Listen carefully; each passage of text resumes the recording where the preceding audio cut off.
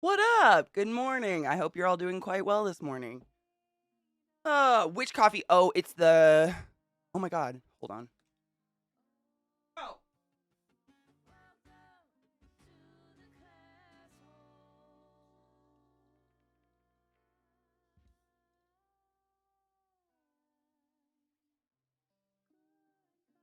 Dawn Patrol. It's really fucking good, man. You guys got to try King's Coast coffee. I'm not sponsored. I just want you to drink good coffee. Good morning, little sister. How are you?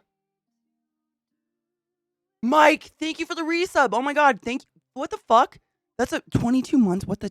What the tip? Hail the Dank Lord and thank you so much for subbing to the class, keeping the classy alive, and stay put, Mike. Keeping the classy alive. Go forth and be consensual, I appreciate you. The weather's hot, Nick. I was literally just pulling it up because I have air conditioning. It's like 75 out, but it's chilly inside. Can I just tell you guys what a fucking blessing air conditioning is? Holy fucking tit farts. 2 years, almost 2.5 years with no air conditioning in Denver, and I finally have AC. It is, I mean, there is no greater sin than central air, right? It's fucking amazing. I'm just like bathing in bliss of cool air. And it's not like a fan blasting at my legs and just my legs are cold. I mean, oh my God, you guys. I talked big game about these mini splits, and let me tell you, fucking A. Fucking A, dude. It's so, I just can't even tell you what it's like to like be able to function inside your house. This is the first day I've not felt like getting run over by a Zamboni. Fuck yes. Oh my God, can you imagine being run over by a Zamboni? Jesus Christ. What movie is that from? It's like a really slow motion murder. Like there's a guy on the ice screaming and the Zamboni's going really slowly and he runs him over eventually. Fuck, what is that? Is it Austin Powers? Holy shit. Or is it Deadpool? I really don't remember. I just remember that scene. It sounds like it could be in either. Let's be honest. Could totally be in either. Oh, Austin Powers was the steamroller. Yeah. Mm-hmm. Thank you. Dogma is such a fucking treasure. I'm so sad that you literally can't buy Dogma. Like it's not available. You have to procure it by other means. It's very annoying, but what a fucking good movie. No pleasure, no rapture, no exquisite sin. Oh, fuck you, Chris. Crispy got us the link. No exquisite sin greater than Central Air. Stop it. I gotta play it for you guys. It's so good. Stop it, music. Not today. That is music just from literally the Hades soundtrack, though. I saw a lot of people commenting on the music before stream. It's Hades. I'm telling you, Hades is everything.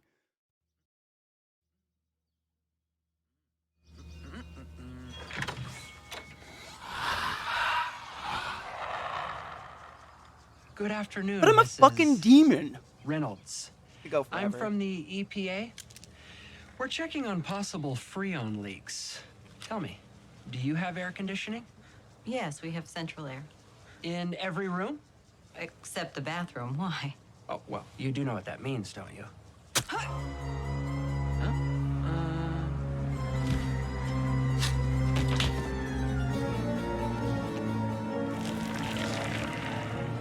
Move. I think it was the first one for me too, Sarah. Seriously. Well, no, it was Clerks. Clerks 1.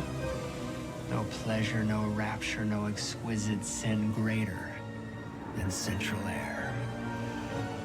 Pick. I'm living in a heavenscape right now of Central Air. I mean, it's not Central Air, it's mini splits, but holy shit, I can't even tell you how nice it is to have air conditioning. I'm just like blissful. You saw it in theaters? Oh, I would have killed. I've never seen a Kevin Smith movie in theaters ever. Did Dogma 2 go to theaters? I mean, not Dogma 2, Jesus Christ, Clerks 2. I don't think Clerks 2. I mean, that's like I think Jane Silent Bob Strikes Back went to theaters, but I didn't see it. Sarah. So here's the thing, little sister Sarah. You cannot purchase it. So Kevin Smith, because it was way back when, he doesn't have rights to it. It's owned by the Weinstein fucks, like Harvey Weinstein, the Weinstein Corporation, and they will not. I mean, for any amount of money, they won't let him have rights to release it, but they won't re-release it. Literally, just it's not existent. So you have to procure it via other means. I'm not saying I have, but I might have a copy of it. I will allegedly, theoretically send you later. I'll make a note. I have a file on my PC, on my desktop, and it's just titled The Most Important Folder of Your Life. And it only has like 5 items in it. One is the original My Neighbor Totoro movie, the Fox version, not the fucking remake Disney crap. Dogma's in there, a picture of Millie, and I think one other video. And it's just like, it's the treasures you can't find anymore. No, I'll email it to you. No, Zach actually got it. Zach had it already. He had Dogma, like he had downloaded it years ago and had it in a file. And I was like, bitch, send me that. You can't buy Dogma anymore. Give me that movie now. So now whenever the power goes out, I watch Dogma because it's the only thing I have downloaded. Oh, Clerks 2 was in theaters. No shit. Dude, Nick, and that's the thing. Like, my house is only 1 floor, but it's dark blue. It's on a hill. The sun just bakes my house. And it's been like 100 degrees all week. Just, I mean, when you go outside, there's no reprieve. It just feels bad. And the AC is just a goddamn blessing. Fucking bless Scott for installing it. That's all I have to say. Dude, no one knows how to work the internet. Hold on, I gotta make a note.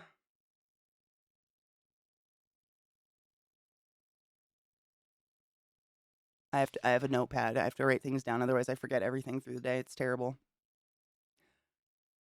I don't know how to. Do you know how to shut up, Sarah? Good morning, Spiff. How are you? I thought it was because nobody wants to give Weinstein money and the other brother's dead.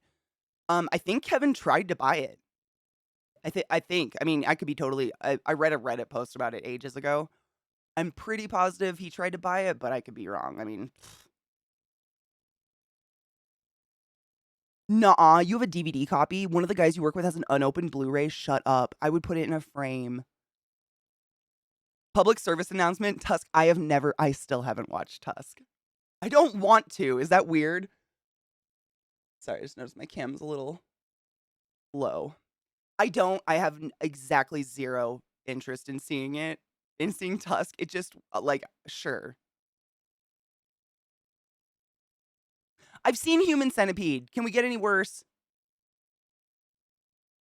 Right. I mean, Sarah, she's literally like, how many degrees do you have, Sarah?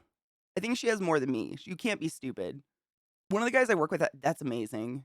I'm the most technologically challenged human. Sarah, have you met our parents? Shut the fuck up. The Royal Shakespeare Company is doing My Neighbor Totoro? When?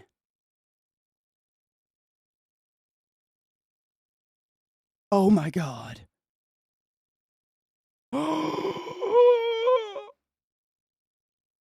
I am infinitely jealous. Holy shit, that's going to be amazing. Oh my god, you're gonna have oh fuck, you're gonna have a good time.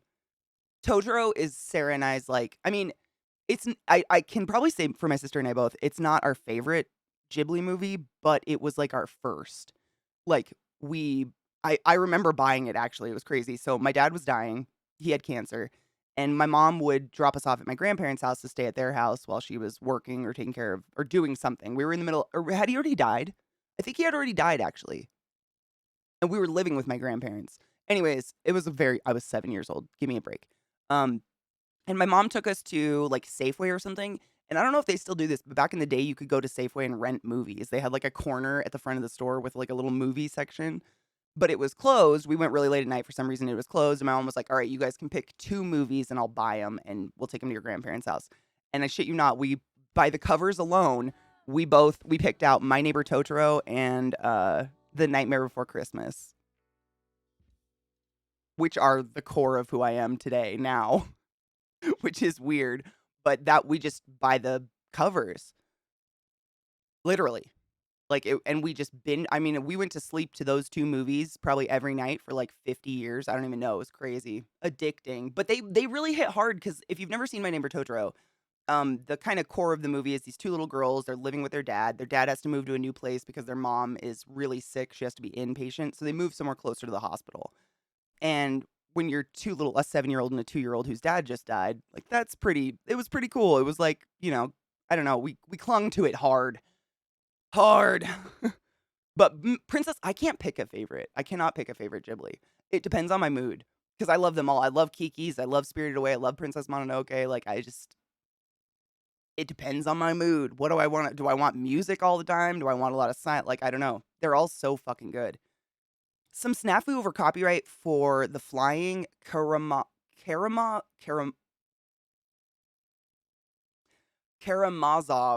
juggling troupe when they did Comedy of Errors at Lincoln Center. The video was buried by lawyers? Why? I, of course, absolutely do not have a copy and refuse to post a hypothetical link to it, allegedly. No shit, I still don't have a Totoro tattoo. Like, I just can't decide. I think I kind of know what I want to get. I want to get something that incorporates the soot sprites and Calcifer from Howl's Moving Castle. That's kind of what I want to do, I think. Zoe! For 419 tipped $5. CK, the other day I was bored so I went ahead and fit a couple of raccoons in my pudding butt and one in my shirt so I could live out my dream of being 3 raccoons in a trench coat, and it was amazing except the trash they left in there. You woo.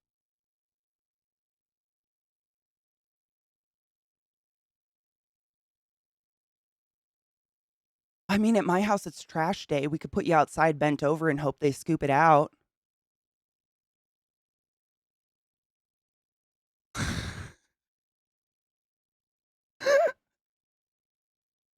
That's what I was seriously, like, I had this really cool, like, picture of, like, the soot sprites dancing around a circle of Calcifer, really.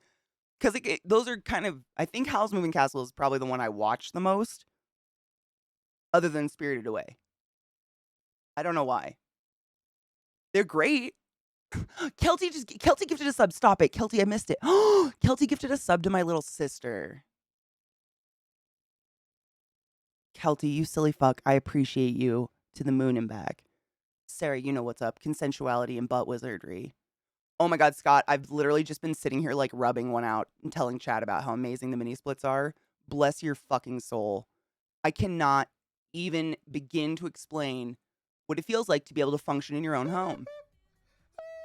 It's miraculous. It's amazing. It cools down our whole fucking house. I mean, it's just...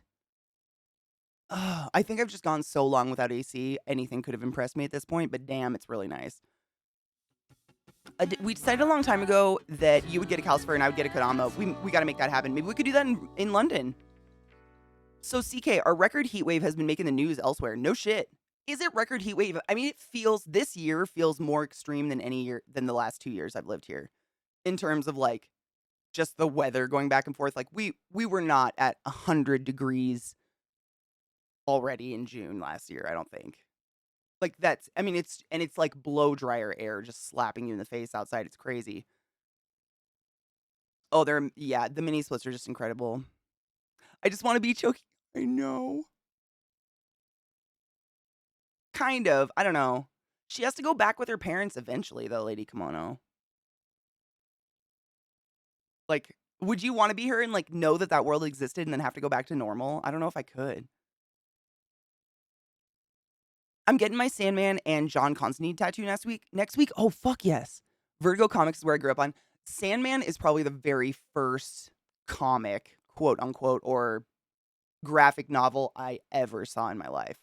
Ever. Huge inspiration for my art development as a person, though. Hi, Allie. Good morning, love. Good morning, Yoshi. Crispy just gifted a fucking sub to Mr. Scott Evans. Scott hates me. He doesn't want that. Thanks, Crispy. Hail the Dank Lord, motherfuckers. Thank you very much for gifting a sub to Mr. Scott Evans. Mr. Smot Evans. Katie can speak. It's funny how many arguments happen just because it's hot in our house. Seriously. It's not even arguments. It's just like, I felt like I was dying inside. Like, I've never lived, even in Maryland, it does not get this intense in Baltimore. Anyone that wants to come at me about humidity, come to my house and let me blast my blow dryer in your face for an extended period of time. And then tell me humidity sucks. I can't with it. I've never experienced something so strong. It makes me feel physically ill. Like I start to feel nauseous because the heat is just overwhelming. You can only get naked. And then that's the end. Like that's it. You can't get any more naked and you're just hot. It fucking sucks. The record for Texas was 120. Ew. I hope people in Texas are okay this summer, but God, their power thing is stupid. I say we get a swallow in London and then go to Japan and get Ghibli tattoos. Deal. Deal. I still haven't been to Japan. Gotta go. Allie, I'm doing so much better. So yesterday, or the day before yesterday, Monday was the weirdest day. Just because, like, I woke up at 5 in the morning, did a really early stream for the insurrection thing, which, by the way, today's got postponed because apparently they could not put together the video footage in time. So that's why I'm live on time. But I woke up at 5, streamed, and then I went and got a massage, took the dogs to get groomed. Scott installed air conditioning all before 2 p.m. And then I got home from getting a massage and was like, I don't know what to do now. I just slept all day. I literally went to bed. I didn't know what to do. Like, what do you do when your day's that long? I don't know what to physically fucking do. It was the weirdest day. But I did. Time factor with that. I knew there was a fucking resub. The Prime Sub! Thank you for your Bezos box. If you have an Amazon Prime account, make sure you're linking it up with Twitch, because if you have Amazon Prime, you're already paying for a sub to go to any Twitch streamer once a month. Every month you get to change it. You're already paying for it. It's included. You're just paying Bezos for content he's not giving you. Please, for the fucking love of all things, anything you love, use them. You don't have to use them here, just use them. I appreciate you, and thank you. Time Factor, you silly fuck. Sorry, my chat did the double. I was trying to catch up on it. It's 89 here, feels like 165 humidity. We have no humidity, but I think there's fires here already. Early Sandman and early Swamp Thing are... Swamp Thing, fuck yes, dude. The art style, it's very much like... Do you remember those books, Scary Stories to Tell in the Dark? I think is what they were called. I have them. I mean, everybody knows them. They made a movie based on, like, the Scarecrow story out of it recently-ish. In life, me too. Those stories were incredible. I read them, I think, before Sarah was born, which is really weird. Like, I was so young. I was staying at my friend Adessa's house, and she didn't have electricity. Like, literally no running water, no electricity. So all they did was read. Like, we would eat, play outside, and then read. And so I sat there by candlelight and read those books in the middle of the night by myself. It was a terrifying time. It was a terrifying time. What up, Nemois? Oh my God, everybody's hot today. Seriously, everybody make sure to pull blind, like ways to conserve energy. It's important to talk about if it's really hot where you are and you don't have amazing AC. Pulling blinds, blackout blinds, closing windows, shit like that. Limiting the light that gets through windows and stuff can absolutely help cool your house down, 100%. Yes, when is the hearing tomorrow? Did it get postponed to tomorrow? I hadn't looked at it yet. I haven't seen when the new one is. But I mean, I'm gonna try to stream all of them if we can. I don't see why we can't. Until I'm in London, and then obviously that's going to be a problem. But, you know, my sister's more important than most things in life. You guys know. You guys get it. Kelty gifted a sub to Fluffy the Waffle. Hail the Dank Lord, we're in a hype train I didn't even know. What the fuck? Thank you so much for gifting a sub in my chat. We're in a hype train. If you don't know what that is, it's a way to get free emotes from Twitch by giving me money. That's it. You don't have to do it. No pressure. They're just a thing. But thank you. I appreciate you. Ooh, 60 is nice. Oh my God, my chat did the thing. Hi, Luker. My neck is feeling so much better. So that's what I was going to say. I got the massage on Monday and I kind of forgot. Pyro. I didn't forget Pyro. Thank you very much for gifting 5 subs in the channel, you silly fuck. Casarella, Shrimpy, Soul Synthesis Vast Colony, and Shamu Khan. You're all but wizards of the highest order. Go forth and be consensual in every way, because nothing is sexier than pure sober consent. And thank you, Pyro. My back's feeling a lot better. It really scared me yesterday. I kind of forgot. I haven't had a massage since I moved here. The last massage I had was in motherfucking Thailand. And it's really just because I moved here and didn't have a doctor, didn't have anything, don't know anyone. like, didn't know where to go. I don't know anyone that gets massages regularly. Like, Scott and Bree had a person, they literally quit doing massage right when I texted them. Like, it was just kind of, oh, and Kixow, sorry. That sub got transferred down a couple chats for some fuck. Thank you very much, Glut. So if you fuck your back up, i.e., you're constantly in the exact same position, you're not stretching, your muscles will get tangled and they can fuse together. Thank you. Mickey. You silly fuck.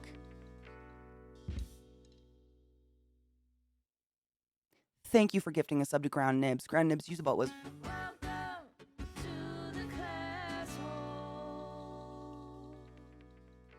use a butt wizard, baby. Go forth and be consensual. Kelty just gifted a sub to Nicktastic.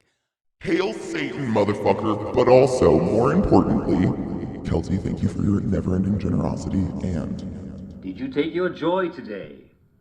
Never forget to take your joy, and I guarantee your day will go as smooth as velvet. Thank you very much for the gifted subs, guys. I appreciate you. So, what I learned, because I did a lot of fucking like, oh, cheers to a mental health day. Ashley, are you taking mental health day? Owie. Turning is a little difficult, so I'm a little slow. Ow. Just give me a minute. So what I learned, because I woke up yesterday and my neck hurt so, I mean, it was like the peak of pain yesterday. You guys know I've told you about my scream cries in the shower. I had a cry in the shower yesterday. Holy shit. But I read about it, did a lot of research, called my doctor, did that kind of thing, just to make sure nothing was actually seriously going on. And so what happens is if you're constantly like in a stiff position and your muscles are getting stiff and you're not stretching and you're not being active and stuff, they can literally fuse together and get tangled. So if you've ever like tried to rub out a muscle and you feel that like that crunchy, the knots, the breaking up, that's you literally like re-tearing the muscle fibers apart, which is good. You want your muscle fibers to be very elastic, and not like rigid and stuck together. So that's you literally trying to re-tear them apart. So when you get a deep tissue massage, which is what I got, they're doing that. Literally, it's like they put as much pressure as possible on the pain part and just slowly slide it out for like 5 minutes. And it feels, it's like horrific pain that is wonderful at the same time. I don't know how to explain it. But essentially what can happen is if you go too long between getting massages, if you have chronic neck pain like I do, and back pain, and you're just tall and fucked up, the recourse of that is that with all that breaking up of the muscles and shit, the next day all of your blood and everything goes to that area and causes insane amounts of inflammation because it's trying to heal and fix and give nutrients to what you've just ripped the fuck apart. And holy shit, yesterday I could not turn my head. Like I could barely function. I just cried out of frustration and pain. It was such a fuck yourself day. Hated it. Yesterday can suck a dick. However, I ordered a thing that I think might be the answer to all my problems because I used it and holy shit, it feels amazing. Wait, what did I say fast? I don't even know. I'm terrible at this. So apparently in Baltimore, someone lit a fire to a pride flag in front of a house. 3 houses burned and 2 people in critical condition. What the fuck? In Baltimore? I mean, come on. What the fuck?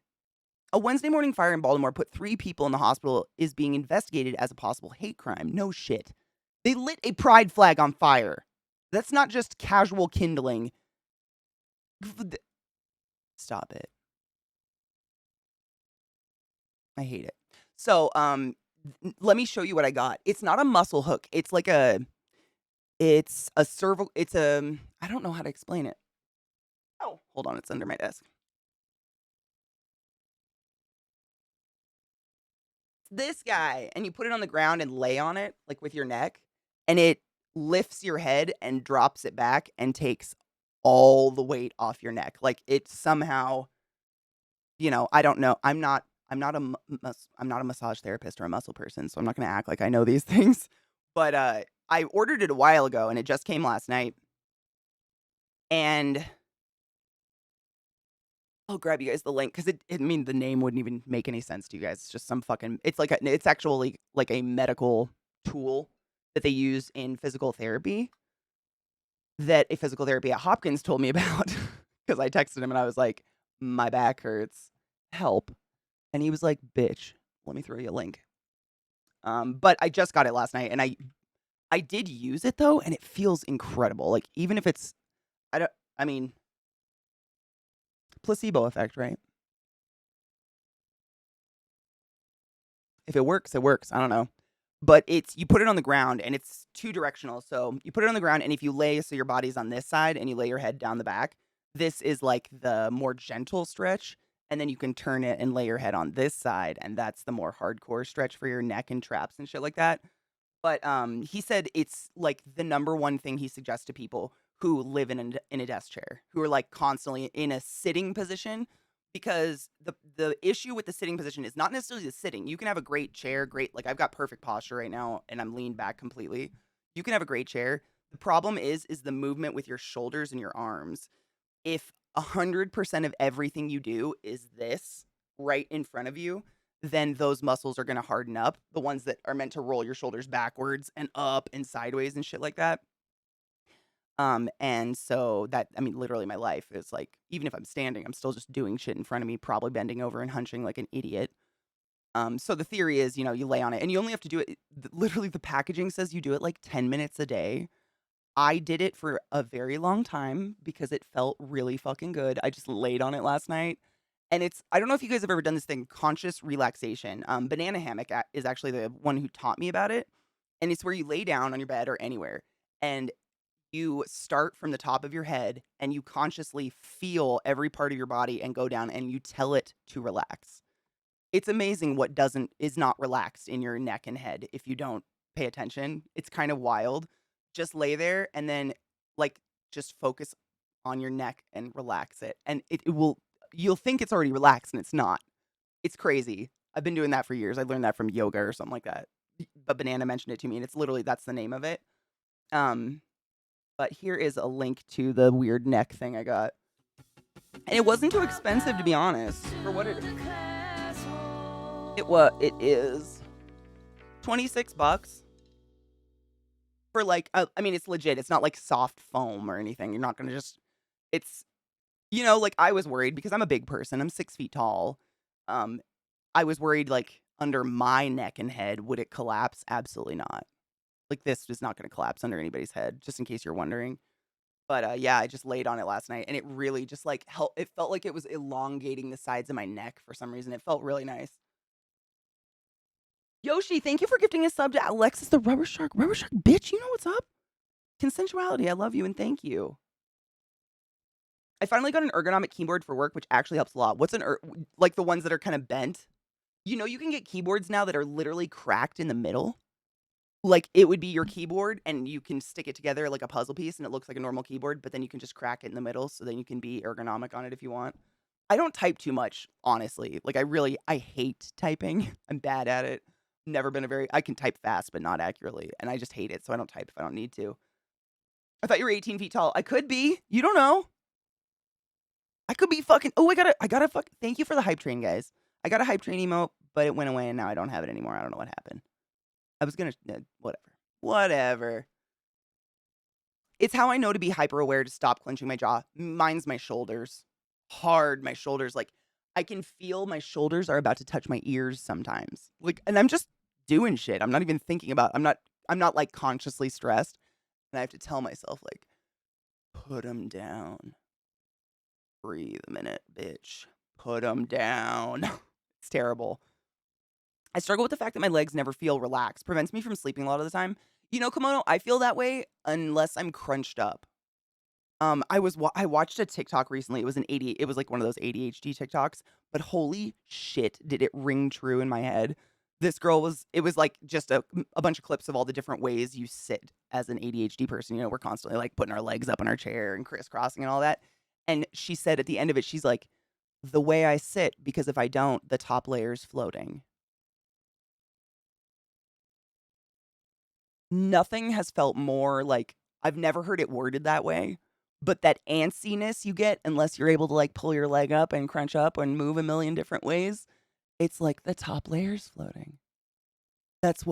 I mean, I don't know if anybody else identifies with that, but that's what I can't just sit and put both feet on the ground and look at you. It feels like the top layer of my body is about to float off of me. I can't put other words to it. Like I've never had better words to describe that creepy like feeling. I don't know. It's not antsiness. It's just I gotta have my leg up or something because otherwise I'm gonna float away. I don't know. It's weird. The vertical mouse for the computer is supposed to help wrist pain. What's a vertical mouse? I know I can't even imagine typing all day, dude. I just can't. I love writing. Like I write, I'm very much an analog person, but typing, I think I started to kind of hate it when I was in college because I realized that typing information does not plant it in my head. Like I would try to type notes or try to type a paper and I could type a sentence and not know what I typed. Like the act of typing takes all the brain, so then the rest is gone, if that makes any sense at all. I don't know. I'm broken.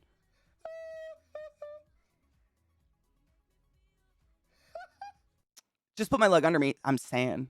Hi, Changeling. How are you, love? I do too, Allie. I usually have a leg up like this. Like, honestly, if I'm not streaming, I try not to do it when I'm streaming because I feel like my vagina is going to show. But I usually just have a foot on my desk like this. Like, actually, my whole foot on my desk. Because the top layer is going to float off. I know that doesn't make sense if you don't get it, but if you get it, you totally get it. Yeah, yes, kimono. It's like for me, it's something about my core, like my stomach.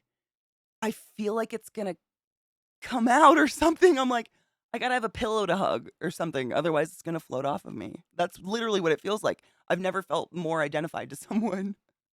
I tap my leg a lot too, or my fingers. Oh, Prometheus, you're right though. I actually rigged my chair yesterday. I fucked with it as much as I could without dying. And I rigged it so like this. I am completely leaned back right now, but it is perfect posture and very comfortable. I tried. Bi with bisexual sitting. It's real. I mean, who how do you sit in a chair with 2 feet on the ground? I'm very, very, very being very, like, serious. I physically it's like a pain. It's like an invisible pain if someone forces me to do that. If the table's too low for me to cross my legs, I'll sit sideways and cross my legs because I just can't. Who the fuck does that? You're gonna float away! Sarah, it's almost like related or something. Sarah, when are you gonna fly to Denver? Are you gonna fly in, like, the day before or 2 days before? I may or may not have told Stream that you might stream with me because they wanted to see you. It's been a while.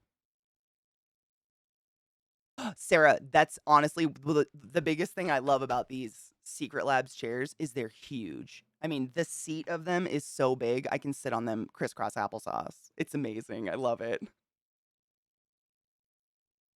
Oh my god, have you not heard about this tampon shortage? People are selling boxes of tampons online for $100 a pop. It's insane. A tampon shortage? The fuck? You know, Changeling, I feel that way. It's the heat. I just don't like to be like in 100-degree weather. Who does? Who's basking in this? Even if assholes keep telling me it's too feminine, fuck off. Who says that? Who says that? Honestly, the only thing that ever goes through my mind if I see a penis person cross their legs like this is where's your dick? And does it hurt? Like that's it.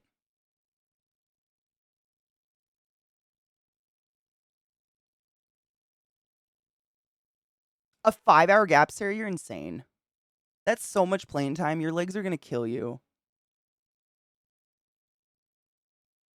I have to have a knee up when I'm driving. It feels weird to have both feet on the pedals. For real. I mean, if I'm like on the freeway or doing a car trip, I know this is terrible. I have a clutch. I cruise control that bitch and I've got a foot up on the fucking like this shit. It's like literally up on the dashboard. My left foot. I know. That's not safe and I'm going to die in a car accident. But I'm going to die if I don't do it anyways, so here we are. I am right there with you. It's horrible. I run distribution for a supermarket and there's hardly ever a real shortage. It mainly just getting the product on the shelves. Yeah, isn't it literally like we don't have like there's probably warehouses of tampons and so on and so forth. It's the truckers getting them to the stores, right? Correct me if I'm wrong. I think that's probably the biggest problem, right? Women should just start bleeding on everybody's dude, I honestly like I think about that sometimes. Like every uterus owning human in the world should just stop using tampons and pads and free bleed until they're free. 100 I mean they should be free. There's not you don't have to have a uterus to I mean everyone I know thinks tampons should be free. That shit we don't have an option. We gush clotted chunks of dead blood and uterus lining down our legs for 7 days ish in public in front of you. Or we spend a lot of money on tampons. They're expensive. Tampons aren't cheap, by the way. They put tampons in men's bathrooms. Marjorie Taylor Greene blames shortage on transgender people.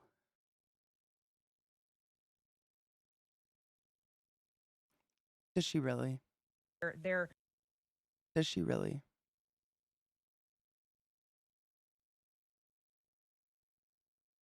Do I need to say transgender women are women and transgender men are men?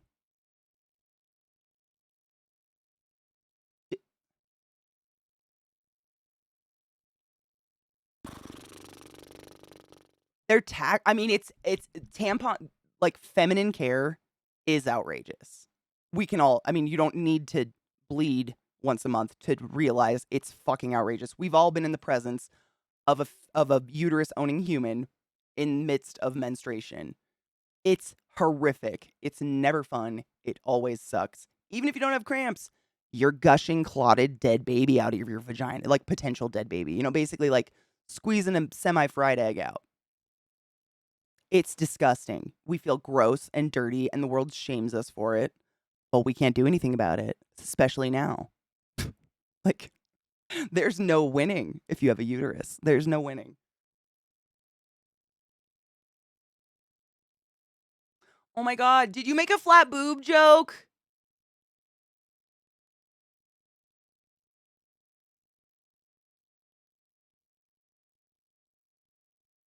Honestly, it's not very original. You could have done better. You want to try again? I'm open to it. I'm all about second chances. That was just a little pathetic.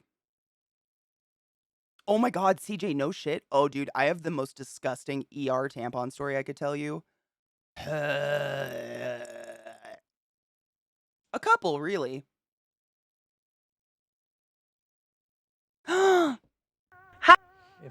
Hi, gay. Yeah, we wouldn't. In the bedroom or just hanging out. Hi, gay. How are you, Kinger? I carry pants and tampons in my backpack, and all my uterus having friends know that I'll always have them. I'm that person. Like, I always have extras, because what do you do if you don't have a tampon?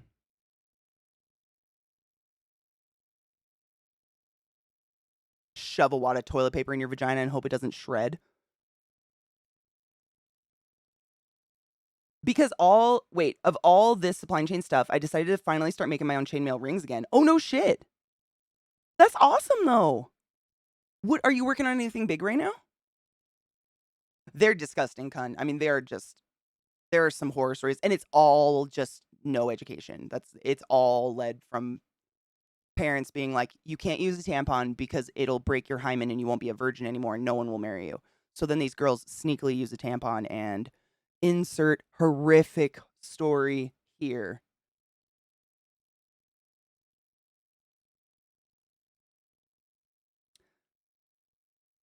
You can do better.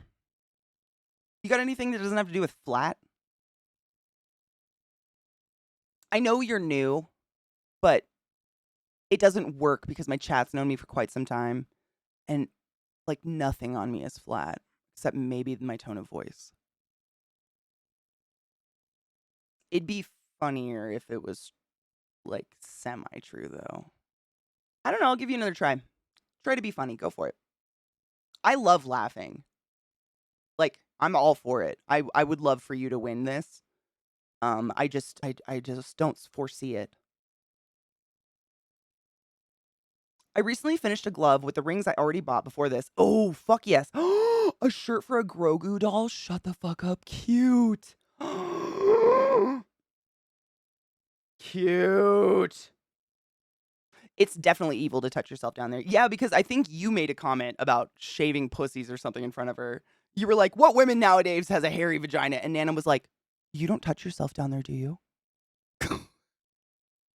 I think I remember that happening. Oh my gosh, Hungry Howie, welcome back to Twitch. I mean, I don't think it's changed much. We're still a shit show. How are you, love?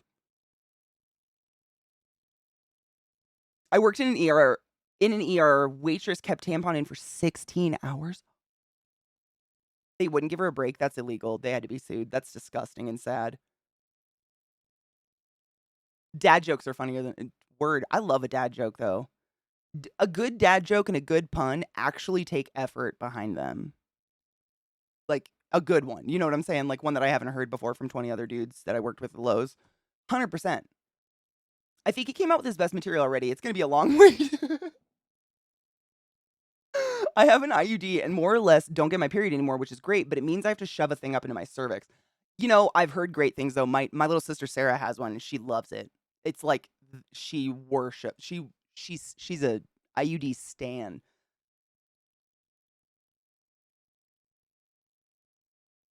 I haven't seen a hairy vagina since I was a teenager. Neither have I.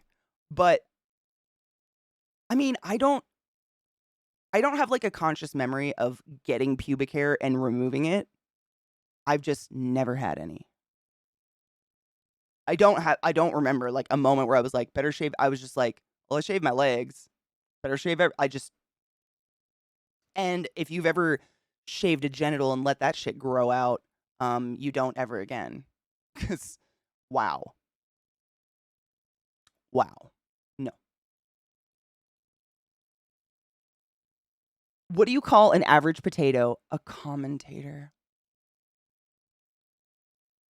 Stop it.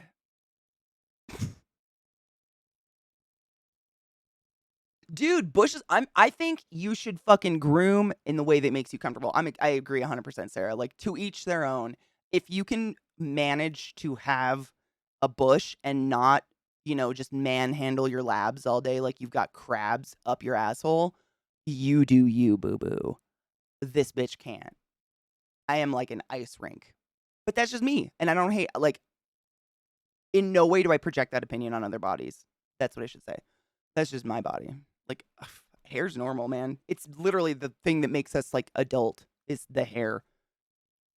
Are you familiar with the humpback chub? What? I just learned about them and couldn't stop laughing because I'm an actual child. They're in it, oh my God, is that tiny little fish that lives in some little, like, puddle somewhere that they're protecting? I feel like I heard about it. Oh, dude, I have a chainmail. I mean, I call it my fidget toy, but it's by Changeling made it. I bought it from him at TwitchCon. I believe it was TwitchCon. Yeah, they're incredible. If you've never played with chainmail, it's quite an art form. Like there's some streamers who do them on stream. Changeling, I don't know if you're still streaming them. Changeling used to stream them and click in the. Oh man, it's very like cathartic to watch. But the way like it's like a noodle. I don't know. Changeling might be able to tell you what it actually is. It's basically like a solid tube of chain link, but it rolls and undulates indefinitely. I don't know how to explain that. It's an amazing fidget toy. Like I play with it when I'm in the car, when I'm driving, just rolling it between your fingers because it will go forever. The links are perfect circles, so it just spins. I suggest. They're fun to play with. Yet another micro penis having wank gone by. Ah, so long, farewell, don't come on your keyboard. I searched for a lighter on Amazon, but all I could find were 6,000 matches. Oh my God.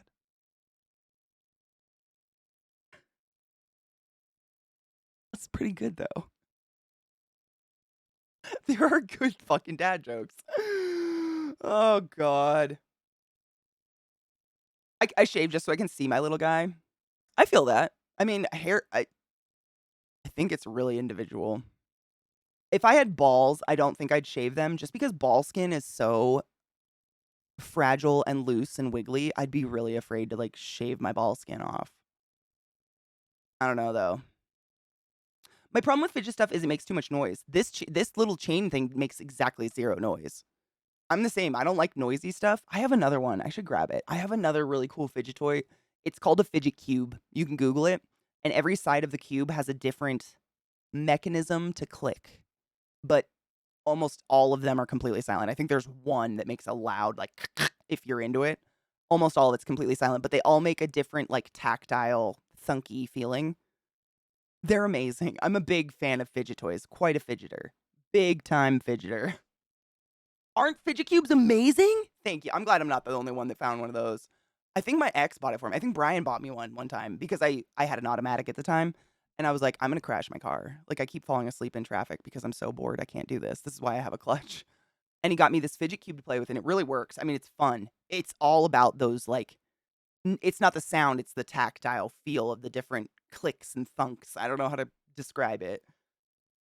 I tried Nair in my balls. Oh my god, Nair stinks so fucking bad. I would rather be a woolly mammoth than put Nair on my body. Holy shit.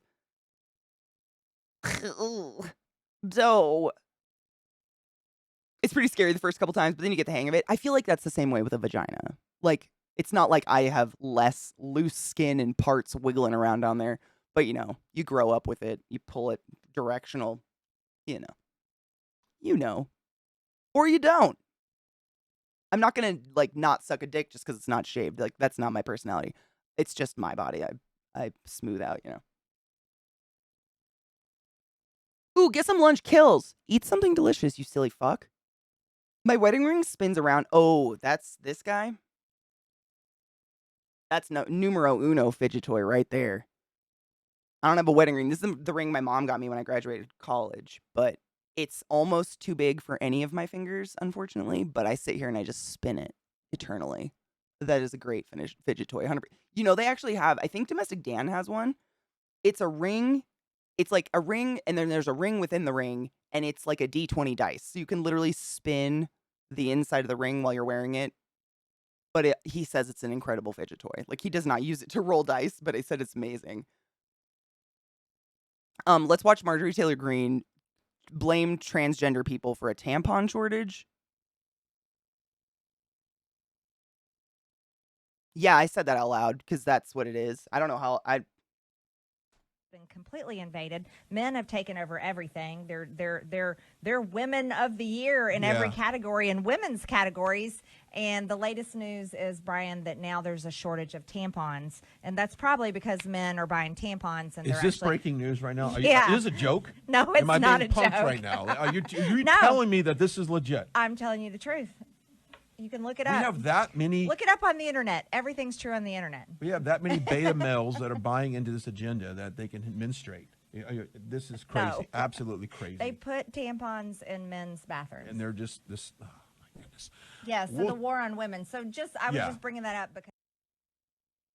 Did we need another reason to hate her? Like, for real? I didn't. I didn't need more. You know? Like, I think I was pretty set in my, oh yeah, Marjorie Taylor Greene's a waste of air opinions. I just don't even know what a waste of human. I call the thing I sold you a key charm. There you go. Key charm or keychain because it attaches to key ring. But the weave is full. Oh, this is what it's called. It's called a full Persian 6-in-1. I love that weave because it's basically a tube of metal. That's exactly what it is. I mean, you know. On my purse. Fuck, it's on my, oh, sorry. It's on my other purse. I have my backpack behind me. It's on my other purse because I just sit there and I fuck with it in the car. But it's literally a tube of metal rings that are all linked together perfectly. And if you guys remember those toys, it was like, man, I swear to God, the toy like taught us how to jerk off a dick. But it was a tube of water and you would squeeze it and it would like turn itself inside out indefinitely. You know, you just like squeeze it forever, but really you were just jerking it off. It's like that, but it's, you know, it's not turning inside out or anything. It's the same kind of, it's about this big and it's perfect for your hand. And you can sit there and just roll the links forever. I don't know, man. It just feels nice in your hand. I love chain link stuff, though. I've always been a big fan. It feels nice. Duck. Let's wrestle. Let's go. Her and Bober can drown in river snakes. I have so many. Yes. Just the amount of dumb. Dumb. Dumb.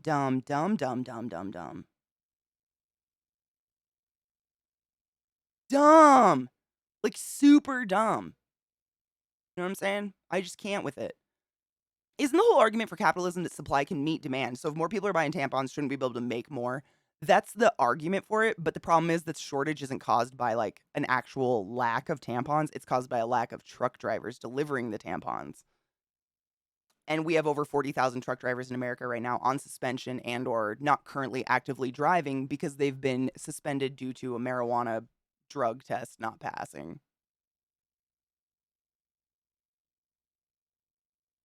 I mean, the dumb just keeps going.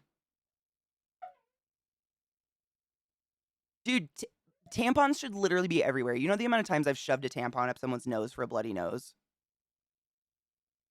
Infinite. The ER, we carry tampons in case you have a bloody nose. Pop! Shove that shit right up there. I recently went to the world's tiniest wind turbine exhibit. Honestly, not a big fan. God damn it. I was not prepared. Such a fucking ass. Let's cheers. Where's my bong? I don't know what I have in here, though. I have my little stoner bowl from last night, but I don't know what it is. Let's smoke it. Has Zeke ever had a tampon up his butt? No. Not that I'm aware of. He's fucked around with butt play. I know he did that. Because, he wanted to fuck his girlfriend's butt back in the day, and she was like, well, if you get to do it, I get to do it. And he was like, all right. And he said it felt like he just needed to take a shit the whole time.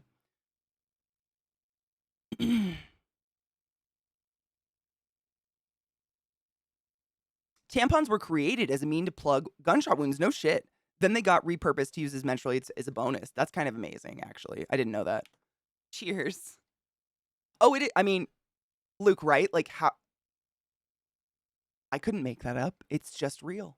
Like, and the way he told me that story was just like, yeah, I just kind of felt like I needed to take a shit the whole time, but at least it was fair. And then I did it, and I wasn't really into fucking her butt either because it's not as tight as a pussy. So, meh. And I was like, sick. Cool. Good story. Thank you for being honest. Cheers.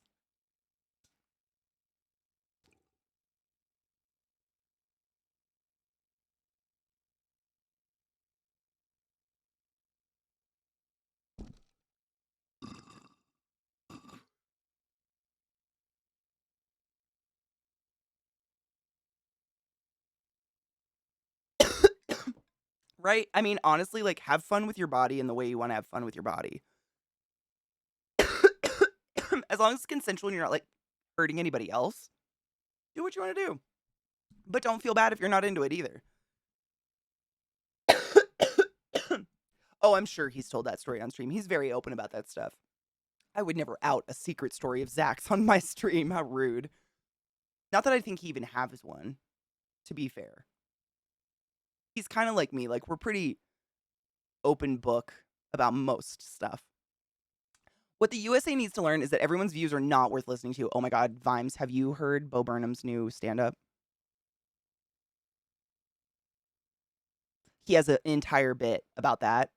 Can any one person, just one person, just like shut the fuck up? Just shut the fuck up. It's great. But it reminds me of that because I feel like I agree.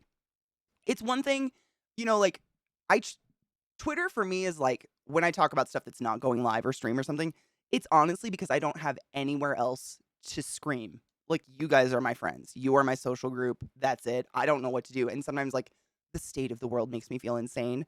However, there is a weird phenomenon where it's like the more famous you are or rich, people think your opinion is like more than anybody else, than other people's. And that's not, I don't know where the fuck did that correlation come from? Ever. That doesn't mean anything. Like, being famous doesn't mean you're fucking smart. Case in point, insert 1 million names. You know what I'm saying? Hi, Dan in it. What up? How are you? Oh, Kong, what's funny, I mean, yes, people do tend to laugh at Zach and I, but we're not trying to be funny, if that makes sense. I think we are, like, just naturally slapstick humans that becomes funny. Because I laugh at Zach all the time. He's fucking hilarious, but he's not trying to be funny. And he's usually very frustrated when I'm laughing. And I think the same goes for me. Like, he laughs at me a lot when I'm like, don't laugh at me, I'm gonna punch you in the throat, kind of stuff, you know?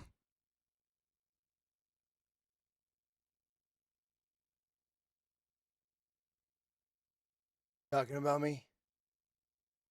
No? What's going on? What's up? Get my name out of your mouth. I'm watching you.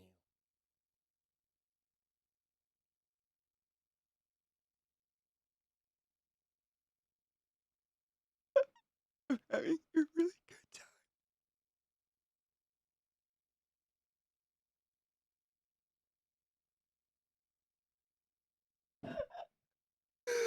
I'm so moist. At least, did my lotion taste good? Oh, he might have died. It might be poisonous. I don't know. I put a lot of shit on my face. If you're part of the LGTV, what's LGTV? What the fuck is that?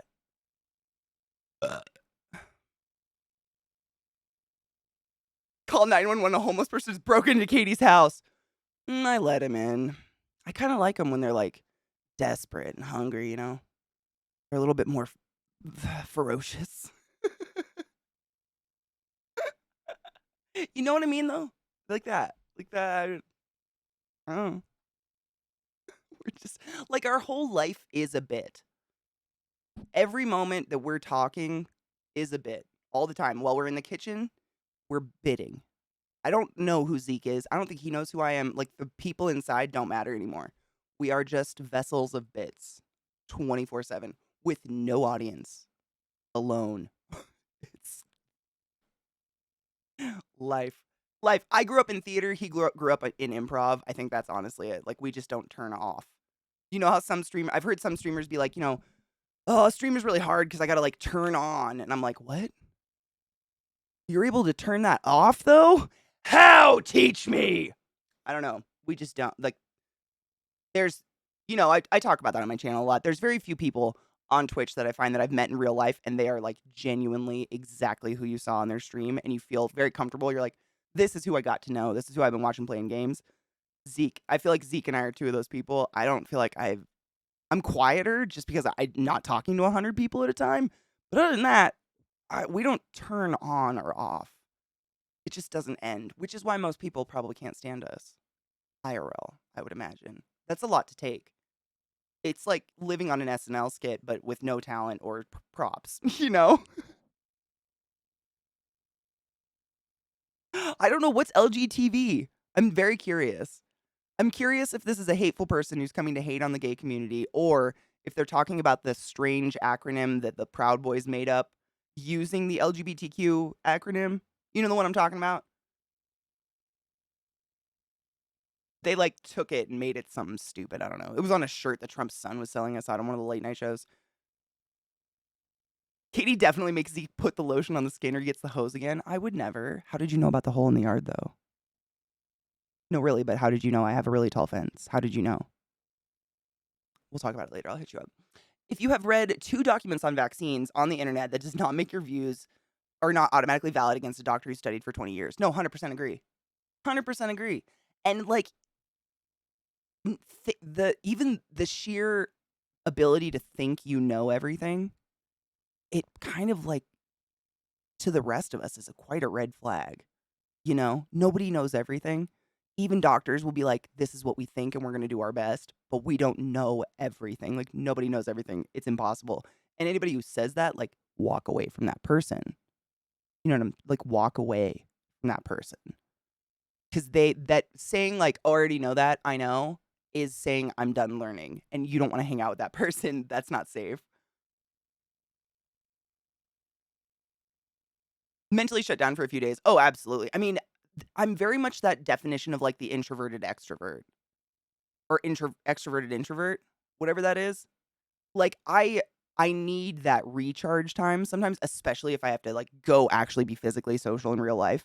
My body will turn off. Like, I will just and I'll sleep for 24 hours straight. It's crazy, but I like to be social. I've always enjoyed being social and hanging out with people.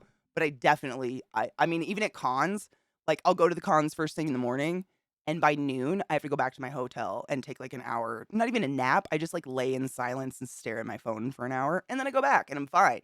But if I don't do that, I will be ready for bed by 5 PM. Like, I'm literally going into a coma by then. My body just gets so exhausted, and it's not conscious. It's really weird, and I hate it. I'm not bragging. It sucks. I don't like it. I wish I could just, like but I don't know if it's something about my brain is just so overwhelmingly hyper aware of everything going on around me 24/7, it wears out really fast, I think. You don't need props. Well, half the time, we're just narrating the poods. We narrate the poods all day. Scott told us. Scott spoke. How, though? He had the energy? Good morning, Manfred the robot. How are you, love? I was trying to think of what it stood for. Let's get totally vaxxed, because yes, same. I'll be a part of that community. I have yet to get COVID. Like, I haven't got it at all. Granted, I work from home, and I do not take that for granted, but I do go out. I have to buy shit for my dogs, and I have to get weed and stuff all the time, groceries. Still going out and being in contact with the people, but knock on wood, still haven't gotten COVID. I'm not saying weed prevents COVID, or hailing Satan or being gay. But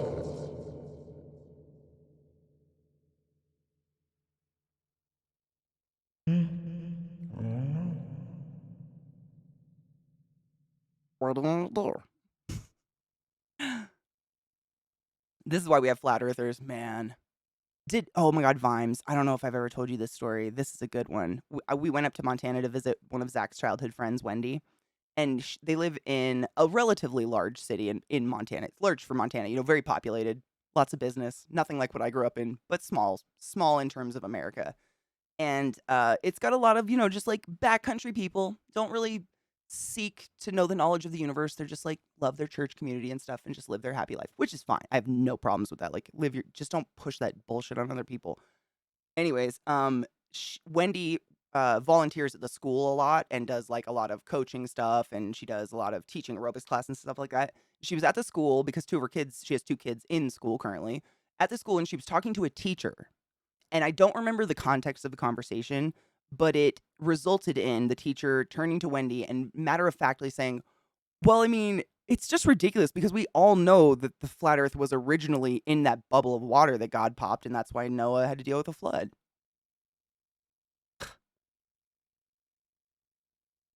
And Wendy is more clever and intelligent and sassy on the spot than Zach and I combined to the nth degree. She is, I mean, wit pure. She said she just literally smiled and nodded and backed up.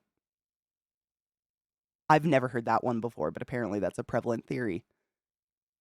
That there was a bubble of water around the pancake of earth, and God went, I don't like you, poop, and popped it. So we had, I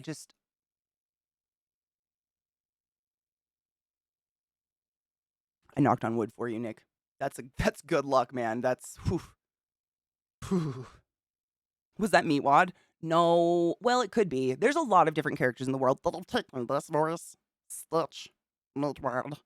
The old hormone monster was the one I was doing. What are you gonna do? You know the hormone monster from what is it called? What's the show called? Fuck. I almost said Growing Pains. It's absolutely not Growing Pains. Nick Kroll. Jesus Christ. What is it called? I'm just broken. The old fucking hormone monster. He's always like, what are you gonna do? Big Mouth. Thank you, Big Mouth. That one. Donald Duck. Yep. That voice. Just my sister and I can do it. We did it all the time as kids because it annoyed the fuck out of my mom. But it's kind of a lot of people have taken that voice and it's like, depending on what you're familiar with, oh, is that Stitch? And I'm like, it could be. I don't know. What are you gonna do? Dude, did you watch the spinoff? The spinoff is just as good. It's so funny. Have you seen that video where the flat earthers prove the earth is not flat and go, huh? Yes. Oh my God. Wait. I've seen a video very similar. Where, I mean, this is the thing though. Where in the Bible does it talk about the earth being flat? I read it. It's not in there. Yeah, Mishy, same. Like, what? Was it a round book? I don't know. Human Resources, that's what it's called. Oh, it's just great. They're all great. I love Maya Rudolph. Maya Rudolph is easily she's like one of my queen idols. I really look up to her in terms of just a female in comedy. Like, that's quite a hurdle. And she is just fucking, I want to be her, fuck her, love her. I don't know. Take care of her, coddle her, all the things. She's just, right? Thank you. She's literally just pure natural, she just oozes funny all the time. And clever humor, though. I mean, anything she's ever been in, I just die for. She's great. If you don't know who Maya Rudolph is, she's beautiful. She has freckles. Go die. Enjoy her. You're welcome. In biblical cosmology, the firmament is the vast solid dome created by God on the second day of his creation of the world to divide the primal sea into upper and lower portions so that dry land could appear. Is that what it says? The firmament is the vast solid dome created by God. I mean, that's a dome. That's not flat. Even if it's only half a dome, it's still a dome. I don't remember that part, but I don't doubt you. It sounds like Bible shit. The Bible is quite long and convoluted. Obviously. I mean, I don't think I have to say forgive me for not remembering all of it. No one's going to do that. Most people don't even read it. Oh, it talks about the earth having four corners. So it's a dome with four corners. So if I read that, I'd be like, God's an idiot, and I'd put the book down. The fact that they just kept going with it is crazy. No offense again. I'm not. I'm a recovering Catholic. I feel like I have to say that a lot, but I never want anyone to feel like I'm judging you and your religion. I'm judging the way I was raised. This expression appeared in the Bible. Isaiah 12. I wish I had my Bible. I'd follow along with you. I don't know where the fuck it is. 11:12, quote, and gather the dispersed of Judah from the four corners. Oh, and that's it right there. Is that where they got square? What if it's a rectangle? I mean, well, not square, I guess, just flat. Fucking A. Was there no, like, hyperbole or whatever that word is? Hyperbole? Was there no hyperbole back in the day? What series, Mishy? Which series? With Maya?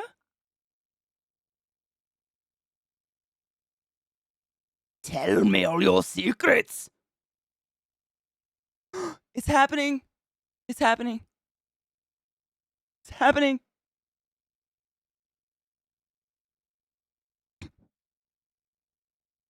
Everyone. McCarthy.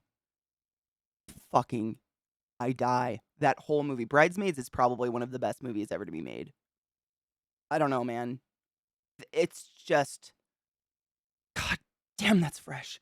Every moment of it, I just love. I don't know.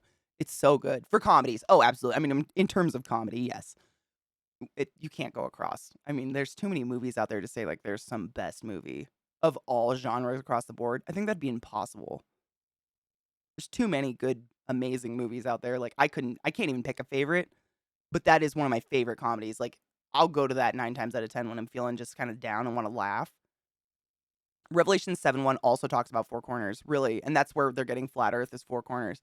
I mean, it could be flat without having corners. Not that I want to support their theories, but none of the land masses that we've seen from aerial views are a square shape. So, logically, I wouldn't assume that the flat Earth was a square, but maybe that's just me. Oh, so this is their theory. This is their theory. So that's the dome. Oh, that's the firmament. No shit. I mean, it's kind of cool. Honestly, I wish stuff like this was legit because it's way more exciting. Magic and stuff. Gods and whatnot. It's more exciting than science, but science is cool because it's real and we can move forward with it. The primeval ocean, the pillars of Earth, what the fuck? So it's like flat but held up on something? So they don't believe in space then. So like it's a flat Earth with legs? Correct me if I'm interpreting this wrong, but that looks like a crab, like a turtle. Is this a turtle theory? Come, sugar, how you doing, honey bean? It's called Loot. Shut the fuck up, Mishy. You just made my day. Loot? Oh, I'm so excited. Thank you. Blazing Saddles is another one. I was just thinking of like, I mean, the Holy Grail will always make me laugh. I know it's very very kitsch. It's very cliche to be like, oh yeah, Monty Python and the Holy Grail is like one of the best. The Life of Brian, they make me laugh every fucking time I watch them. Who cares if it's cliche, if it's fucking funny and it makes you feel happy? I don't give a shit.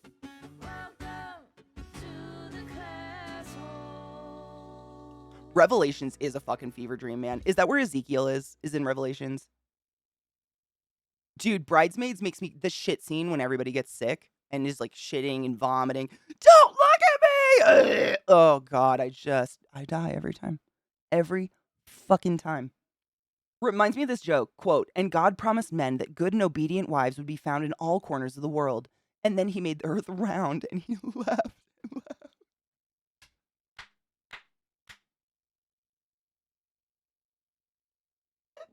This brings me much joy. That is fucking great. I mean, it looks like we kind of live on a lion turtle. Everyone knows the Earth is held up by 4 elephants standing on the back of a turtle flying through space. Where's the space? I think the turtle legs go forever. Evil Goat, thank you for subbing to class, keeping the classy alive, and giving an anus swings. I see you, boo. Evening, how are you, love? Where do you see the killer bunny rabbit? I see a jellyfish. Are we inside of a jellyfish? Are we the digestive system of a giant jellyfish? Ezekiel is in my house. You might have missed it. I was molested.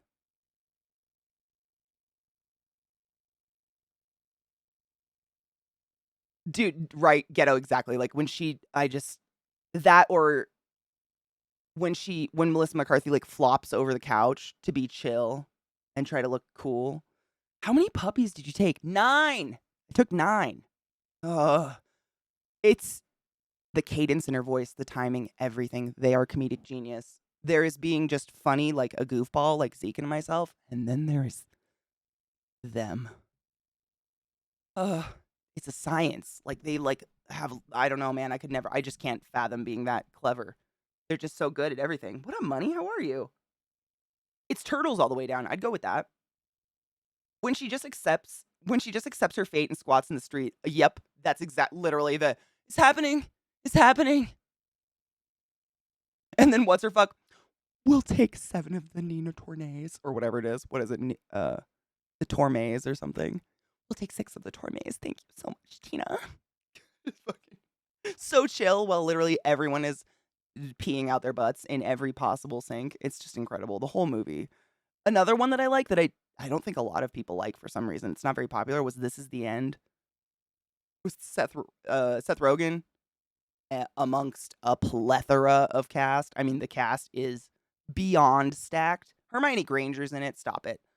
That's a go-to for me when I'm sick and I just want to like lay on a pillow and do that like stoned chuckle, like you can't move and your eyes aren't open. That's the movie. Every time it makes me. There's literally a 3-story demon cock in it. Pendulum swinging in the sky. How did this movie not get bigger? I don't know. People don't like stoner comedy, I think. They're like, immediately if they see Seth Rogen, they're like, oh, it's everything Seth Rogen's in. He plays himself in it. It's great. It's stupid. Jackie, 100%. Like, it is asinine, but great. What's his, oh my God. I just fucking blanked on his name. McBride. McBride, what's his first name? He is fucking one of the best people in the whole movie. Danny McBride, thank you so much. Holy shit. He throws me into hysterics. Channing Tatum's in it. In full bondage wear. If you want to see that. I mean, I could go on. The movie's fantastic.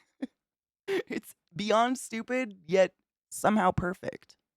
Hermione Granger, Channing Tatum on all fours in BDSM gear. Danny McBride, just being Danny McBride. I mean, it's great. You got to watch it. Just give it a chance. Smoke a bowl and watch it. It's funny. All the actors play themselves, literally in the Cataclysm, like literally as if it's the end of the world in the Bible. It's fucking funny. Yes, Your Highness was harder for me to get into. I don't know why. It's funny. I'll watch it every once in a while, but it's definitely not a go-to for me. It's funny though. Definitely. I mean, what's her name? Natalie Portman. She really, really is a funny person. I don't know why she does so many like rom-coms and shit. I feel like she should be doing a lot more comedy than she does. She raps. She legitimately raps. If you've never heard her rap with the Lonely Island Boys, holy shit.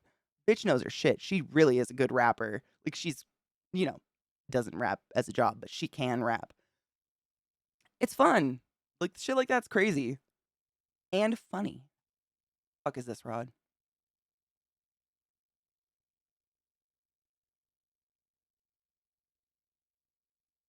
Am skeptical. Am I wrong to be skeptical of anything coming out of Avatar these days? I mean, it's like skeptical excitement, but also skeptical. Oh, Airplane. Fuck. Yes, Airplane is. Don't call me Shirley. Stop it. Airplane. Abso-fucking anything with him. What's his name? I always want to call him Steve Martin, but it's not. Steve Martin's younger and still alive. Fuck. Leslie. I knew. I was literally just gonna be like, it's classically a female name, but can be across the like. I know a lot of everybody called Leslie. I literally I knew it was like a classically feminine name, Leslie, but it's a what's that called? It's a gender neutral name, as most names should be, but I think it like literally is. Leslie Nielsen's fucking one of those people who was so serious and so deadpan, but could just make you cry. I can't do that. Like, I have no poker face. I think that's why I'm stuck in Bitland. I can't do what they do. I'm just in awe of it. I love them.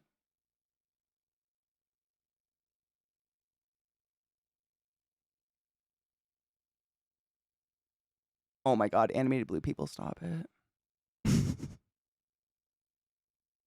Can you imagine?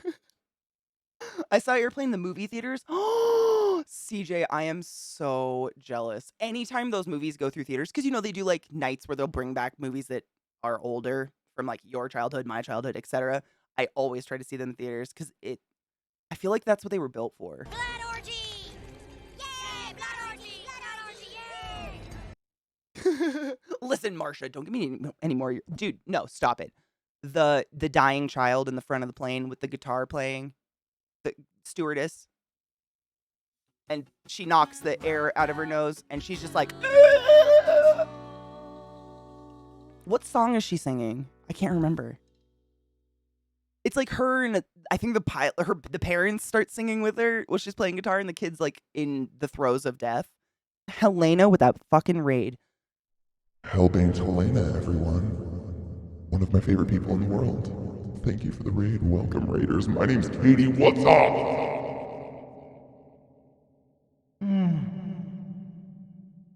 Lady Kimono, how was it? Was it incredible? Oh, I've definitely seen Real Genius. Absolutely. Oh yeah.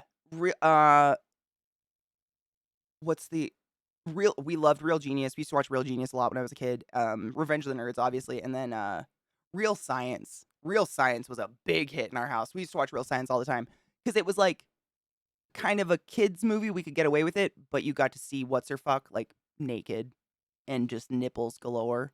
So it was about as dirty as we could get as kids with our movie choices without my parents really catching on to it. Oh my god. Excuse me, stewardess. I speak jive. Oh my god. I forgot about the jive white lady. I'm fucking dead. I forgot. Oh my fuck. Probably one of the most quotable movies ever, easily. Oh my fuck. Ooh, any recommendations on dispensaries while I'm in Denver? My favorite is Medicine Man, not just because it's super close to my house. There's many dispensaries super close to my house. They have the best select. They always have a huge selection of everything. Like they edibles, smokables, dabs, everything. And I like to have a lot of choices. I don't like to be like cornered into, oh, that's the one dab you have. Guess I'll get it. I don't. That's not my jam. And it's the most reasonably priced. Like you can get eights for $14 still, which I have not seen that anywhere else in Denver yet. And it's because Medicine Man is one of the few dispensaries who actually has their own grow farms and shit. So they have their own like brand of weed. So you guys know, like when I get weed, I get where is my pot? Oh, I put it in the bag. So they usually come in like jars like this. So it says Veritas. So this jar of weed was $30, twice the price, because it was a different brand being sold in Medicine Man in the dispensary I go to. So of course they mark it up. But if you buy just Medicine Man weed, it's still fucking high quality, amazing weed. It's just half the price because it's there. You know, there's no middleman. They're cutting out that junket in the middle of the bullshit. Yes, absolutely. I've tried a lot. Um, I don't even remember all their names, to be honest. When I first moved here, I really went on like, I want to try out the dispensaries because I hadn't lived. Literally, when weed got legalized in Washington State, I moved that weekend to Baltimore. The weekend, I literally went to a weed shop in Washington, bought a mason jar of pot, and drove across the country. I'd never lived anywhere with actual legal recreational weed before, so I was super excited. And another thing I've noticed, and this is probably just me, it's like it was weird to me. A lot of the dispensaries in Denver were originally, just medical. And then once it went recreationally legal, they became recreational, but they still treat it like a fucking doctor's office. And it's weird. So, for instance, when you go in, there's like a desk and chairs and a creepy waiting room. And you go and you check in, and then you go sit in a chair, wait for X amount of time, and then a door will open and some bud tender will come out and go, Katie. And then they take you back into another room where it's the actual pot shop. It looks just like any other pot shop. But that weird in between, like, I don't like it. It's creepy. No one likes a doctor's office. Don't make weed weird. I don't like it. And that's a lot of dispensaries in downtown Denver, I noticed. And Medicine Man, it's like you come in, show your ID, stand in line, walk up to a counter, fucking walls of candy and pot and all the things. It's like that scene in Willy Wonka's Chocolate Factory, It's go over the wall of all the candy, but it's pot. That I like that. I don't want to feel like I'm on drugs. Like, stop. That's why we're trying to normalize this. We don't want to feel like we're on drugs. Stop making it look like a goddamn doctor's office. The fuck?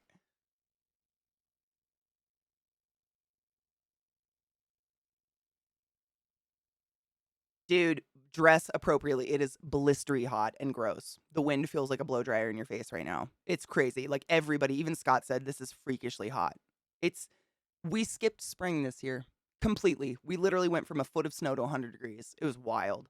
So just be prepared to be roasty toasty if you don't have. We have AC now, so it's glorious, but we just got this strain in at work named Fire as Fuck. Oh my god, get it. Yes. I got a dab one time that was just called Fuck. Ever want to cosplay as Link and walk into a pot shop oh my god, yes. Someone's done it though. They must have.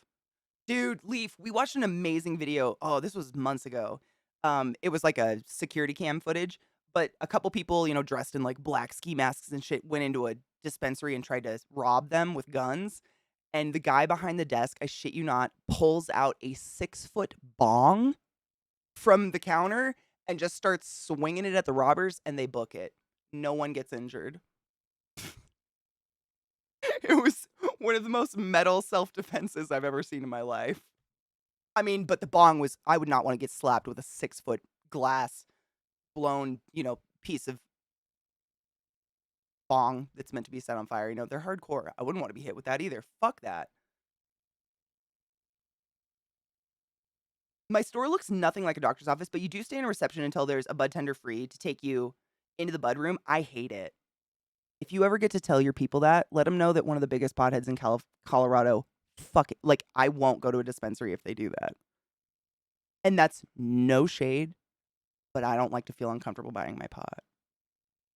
And it reminds me of a doctor's office. And doctor's offices fucking blow. Nothing good happens there. You know what I'm saying? Like, no one goes to the doctor's office to share good news with a doctor. Like, they're there because probably something's wrong. It's just not a good feeling. And it's weird. That's like sitting near other people that I don't know. I don't want. Why are you making? Stop it.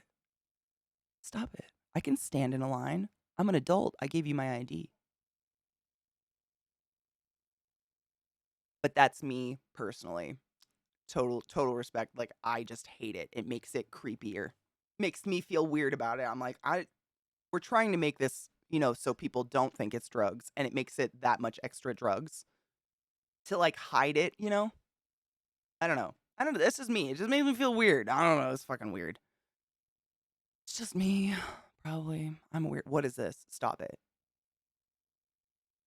I love Catherine Tate. Wait, what does she do though? Pot is a controlled substance because it's Schedule 1, so you can't just walk in and touch product. I mean, that's how my dispensary is too. Like, you couldn't reach the pot from the door. Like, there's a good, 20 feet between the door and the counter in my weed store. I should take pictures or, do a little video of the line one day for you guys, just to show you how it is at the one I go to. You walk in, and there's a security guy right there. Show him your ID. Tell him if you did an online order or not. If you did an online order, you go in one line that's way shorter and faster. If you didn't do an online order, you go in another line that does this little spiral, and there's all their merch on the walls, and then they have the boundaries for the line are actually counters with glass tops and good lighting, and you can just sit there and shop all the weed that they have, every single product while you're in line. Like, all the dabs are on display, like spilled out all fancy, like nail polish, like everything. Every bud they have that day is all out in this like perfectly lit, like a jewelry case. So while you're just chilling in line waiting to get your pot, you get to look at all the really cool pot. But it's a good 20 feet, like 3 meters, 4 meters away from. Oh, it's more than that. It's probably 6 meters. I don't know. Measurements are hard for me. If I laid down like 5 times. But it just feels less doctory. As someone who worked in a hospital, I mean, I should be the most comfortable with it, and I just hate it. Everything about it is, ugh. Let me feel like a normal person. Like, people just get to buy alcohol through drive-through windows. You know what I'm saying? But it is a Schedule 1 in the US, so I'm sure different states have different laws. Like, maybe your state has a law like that. Have you ever noticed any dispensaries like the one I'm talking about, Viata, or are they all more like that in your state, just in general? Because maybe that's a thing. Oh my god,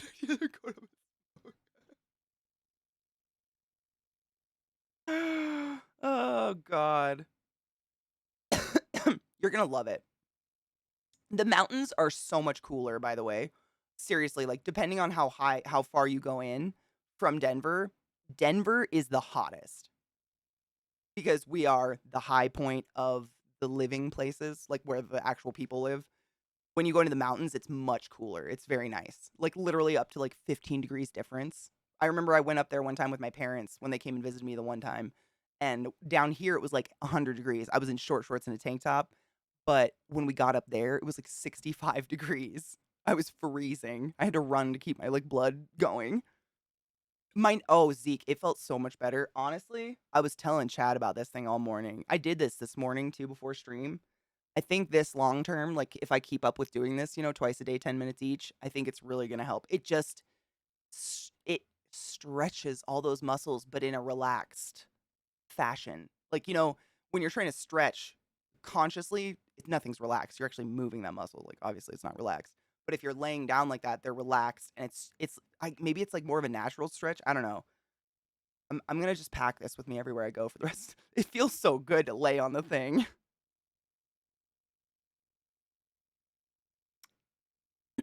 Hot Sulphur Springs. I don't know if I've been there. The longer I stay sober, the more I see alcohol as a problem. I feel like some people can manage alcohol, but at the end of the day, no one, even if you love alcohol, if you don't love alcohol, no one can say it's not actual literal poison. I mean, that's why it does what it does.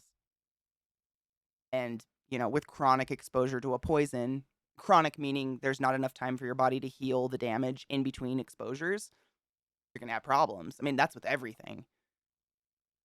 But I don't know if I told you guys this. There was this crazy Phyllis. She just did the crawl up between my legs thing. I gave birth. Um, when I was working at Hopkins, there was a big study that came out of the psych building, and it was this phenomena where like a shit ton of young women below the age of 25 were coming into for treatment for alcohol.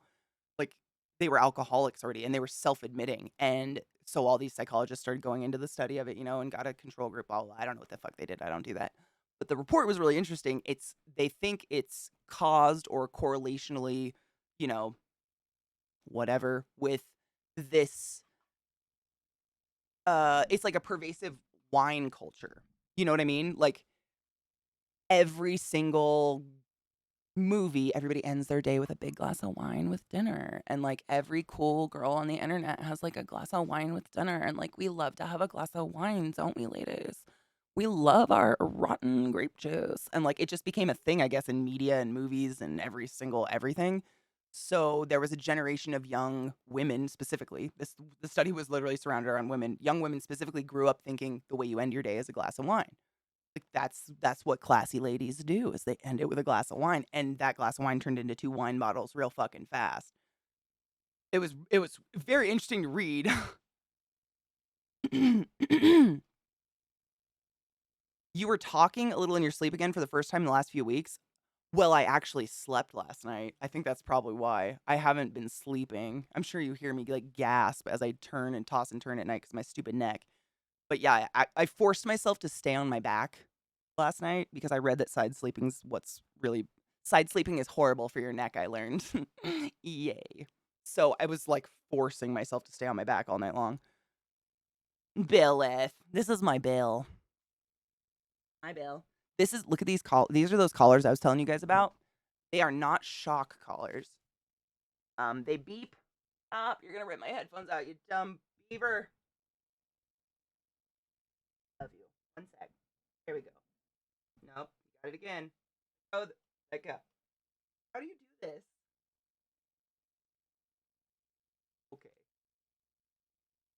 Okay. I love my dogs. They're adorable. So you know how they kind of freak out and bark sometimes? Bill. So we got them little beeping, vibrating collars so we can beep them when they're, obsessively barking. Like if they see a squirrel and they're just like, and they're unaware of the world around them. We could kick them in the face while they're doing this. Not that we ever would, but they would be not aware of it. And it came with a dog whistle. Bill, why do you know where my mic is and you're doing it on purpose? You're being a bitch.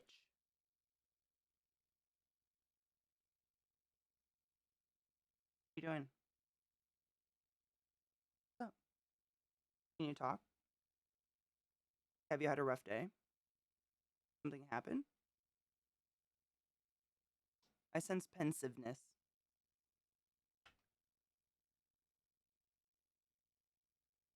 What? I got a weird pood, man. I'm telling you.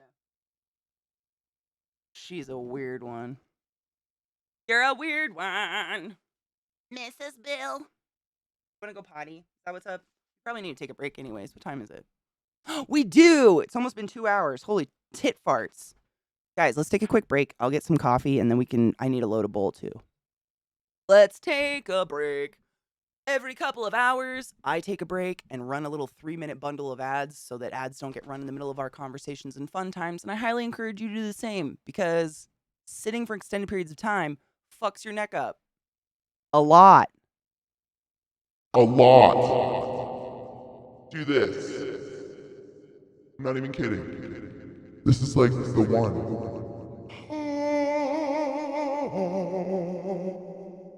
I learned a lot about backs.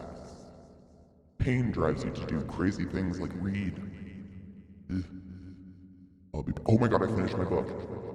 Real talk. I finished my book, Sanatorium. Remind me if you give a fuck, and I'll tell you what I think of it. It was good. Overall, I'd give it like a 3.8 out of 5. 3.8 out of 5. Decent book. Finished it though. Easy read. If you like, creepy, gothic-y, horror-y kind of shit, Sanatorium's pretty good. And yes, it is sanatorium, not sanitarium, as we all are aware of the spelling. All right, break. I'll be right back.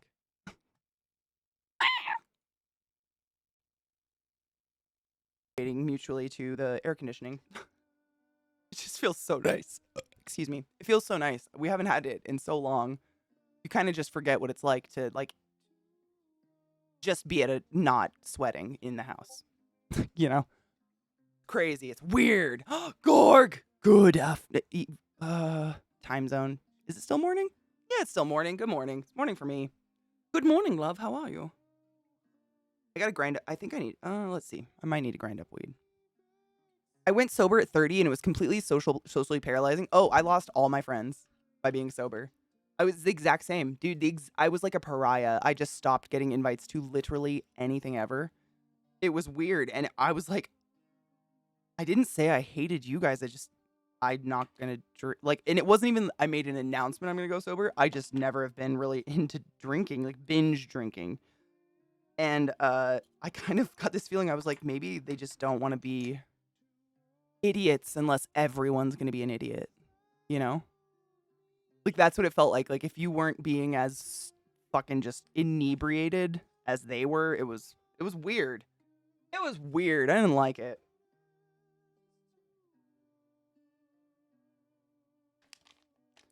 I mean, if I was the drinker, I would have thought to myself, DD. Like, literally, we must keep that bitch around. That's our designated driver. This was before, Uber or anything. You walked home and left your car at the bar. Gorg, I'm the exact same. Like, for me, it's weird when I don't have a fast metabolism. I don't want to say that, but I metabolize liquor insanely fast for some reason. And so if I have a drink, like I get a little buzzed, but I get hungover before the drink's done. Like I already start to get a headache and start to feel gross. So when I was in college, this is horrible. This is in no way like a suggestion or tips. I would binge drink to keep from getting hungover before the next day, which was terrible. I mean, it's literally was just what I had to do. Like I would get to this point where I would get paranoid I was going to get hungover and I had to. And then I was fucking messy, disgusting drunk. And I didn't and you always feel like shit the next day unless you rally. And then you really still kind of feel like shit, but you're just drunk again. I don't know. Weed, man. I can't find a downside yet. Cocky has it. It wasn't. Did people like overwhelm you with love and stuff? That would have made it harder for me. Really, they push it on you, Jackie, even though you're allergic to it. You're allergic to alcohol, and people try to push you to drink. Some people view your ability to stop doing something as a slight against them. That's what it felt like, and I didn't meet, like... I never made, like, a statement. I'm not drinking, or I don't drink. I'd just be like, I'm gonna get a Coke. And I'm gonna smoke this spliff outside if anybody would, like, join me. And they always did. Everybody wants my weed, but if you don't drink, you're, like, a pariah. It was weird. And I still don't drink. Like, I'll have... Like, if I go to, a restaurant or something, a fancy restaurant with people and go out to dinner and there's, like, something on the drink menu that just looks fucking tasty, I'll get it for funsies. But drinking to get drunk is, I'm always going to feel like a bag of turds the next day. A bag of garbage-ridden, butt-fucked raccoons, if you will. Sin, really? Am I not the only one? Also cocky, 100%. Oh my God. I lost 20 pounds when I stopped drinking. Like on accident. That was like when I really was like, I'm gonna, because I kind of like, I wouldn't drink unless I went out with my friends, and then because they would act awkward if I didn't, I'd get like a beer, just to get people to stop being like, why isn't Katie drinking? What's wrong? Are you pregnant? Like that kind of shit. I just was like, I'm over it. I'll get a beer or something. There's a lot of really good microbreweries in Washington. I know everyone's against microbreweries these days. There's some good ones. I don't get it. I think because it's like a hipster thing. I don't know. Maybe it's a hipster thing to hate microbreweries now. I have no idea. But when I just said, fuck that, I'm done, I literally just had to buy new pants. It was crazy. Just from booze. Because, I mean, it's the term they use is empty calories. There's no such thing as an empty calorie, but they're not useful to your body. Like, your body is not going to optimally, look at alcohol sugars and be like, oh my God, let's run a marathon. It's going to try to metabolize them and get rid of them or change them into something useful as fast as possible, which is usually what causes the hangover. Is the dehydration from that process. Turned out to be COVID. Oh my God. Thanks, Florida. Fucking Andrew. Oh God. The boss has kept it quiet. Oh, that's really nice. Oh my fuck, that's so nice. Oh, that's really nice, Cocky. That's so fucking fortunate, man. But now I cycle work. Oh, nice. I used to love cycling, man. I always wanted to do I know everybody, they're like a rich white girl thing, but those spin classes look like a blast, to be honest. For someone like me that likes that high energy bullshit. And they usually have pretty decent like thumping music and they're in the dark. I always wanted to do one, but I've never lived anywhere where there is a spin class. So I just don't. I run instead. But spinning and cycling, if you are looking to get into fitness or like exercising in any way, I'd suggest that over running any fucking day. Running's an addiction and it's not good for your body. Cycling, you get the same cardio activity without destroying your knees, hips, and joints. Why wouldn't you do that? Katie? Idiot. Intimidated? Why would you? I mean, by what? If you think about it this way, this is how I've ever done any class at a gym. Everyone there is intimidated. Everyone in that room is so self-conscious. They don't have time to look at you. They won't even remember what color your hair is because they're too worried about their own thighs. Like, it's real. Like, I'm the same way. Like, I think I've told you this before, Jackie. I didn't own a pair of shorts until I was like 27 years old. Did not own, refused to wear anything that didn't go to at least to my calves because I was so, oh my God, my thighs. Why? Nobody knows. I have no idea where the psychosis came from. But something clicked in my head one day and I was like, it's awfully neurotic to think I'm special in that I'm the only one wrapped up in how I look, right? Literally everyone in the world is a self-conscious mess and they're all psychotically thinking about how they look. So much so that they don't have time to look at you. Like, have you ever, like, looked at someone and judged them? Like, have you had time on a beach in a bikini? Nah, because you're too busy sucking in. You know what I mean? I mean this very seriously because it's coming from a very personal place. Everyone's doing it. We're not that special or unique. Like, we're just humans. Everyone's stuck in their own head. So if you get, like, if everyone is worried about it, it doesn't, who the fuck cares?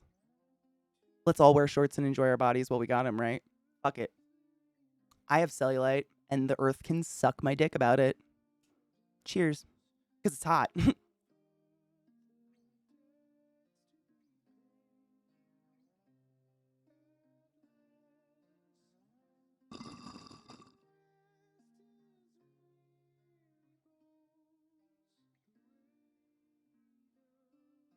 You hate cardio? Really, Andrew? That's interesting.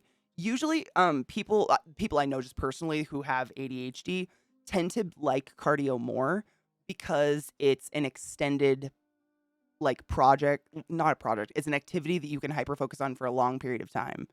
Whereas the changing activities constantly usually drive someone with ADHD fucking insane. We like to hyper focus on like one thing for a while until the endorphins stop shooting. So for me, that's what running is. Like, I don't want to get up from a machine, count to 15, get up, go to something else, count. Like, I hate it. I just want to go and go and go and go and go and go. Like, I like that hyper focus. But I mean, everybody's different. My knees hate everything. I'm right there with you. I like breathing more than cardio. See, so Andrew, not that this is going to work for everybody, but this is why I started getting into running. I started doing it originally because I gained a shit ton of weight my freshman year of college, was in a bad relationship, so on and so forth.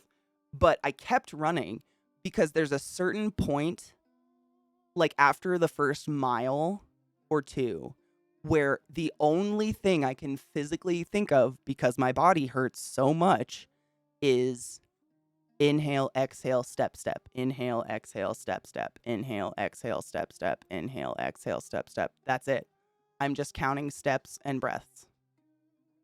And it's like cathartic for me because my brain in any other time Never is there one thing on my mind. You know what I mean? Like, it's a tornado of shit show up there and I'm waiting for a cow to hit me in the head.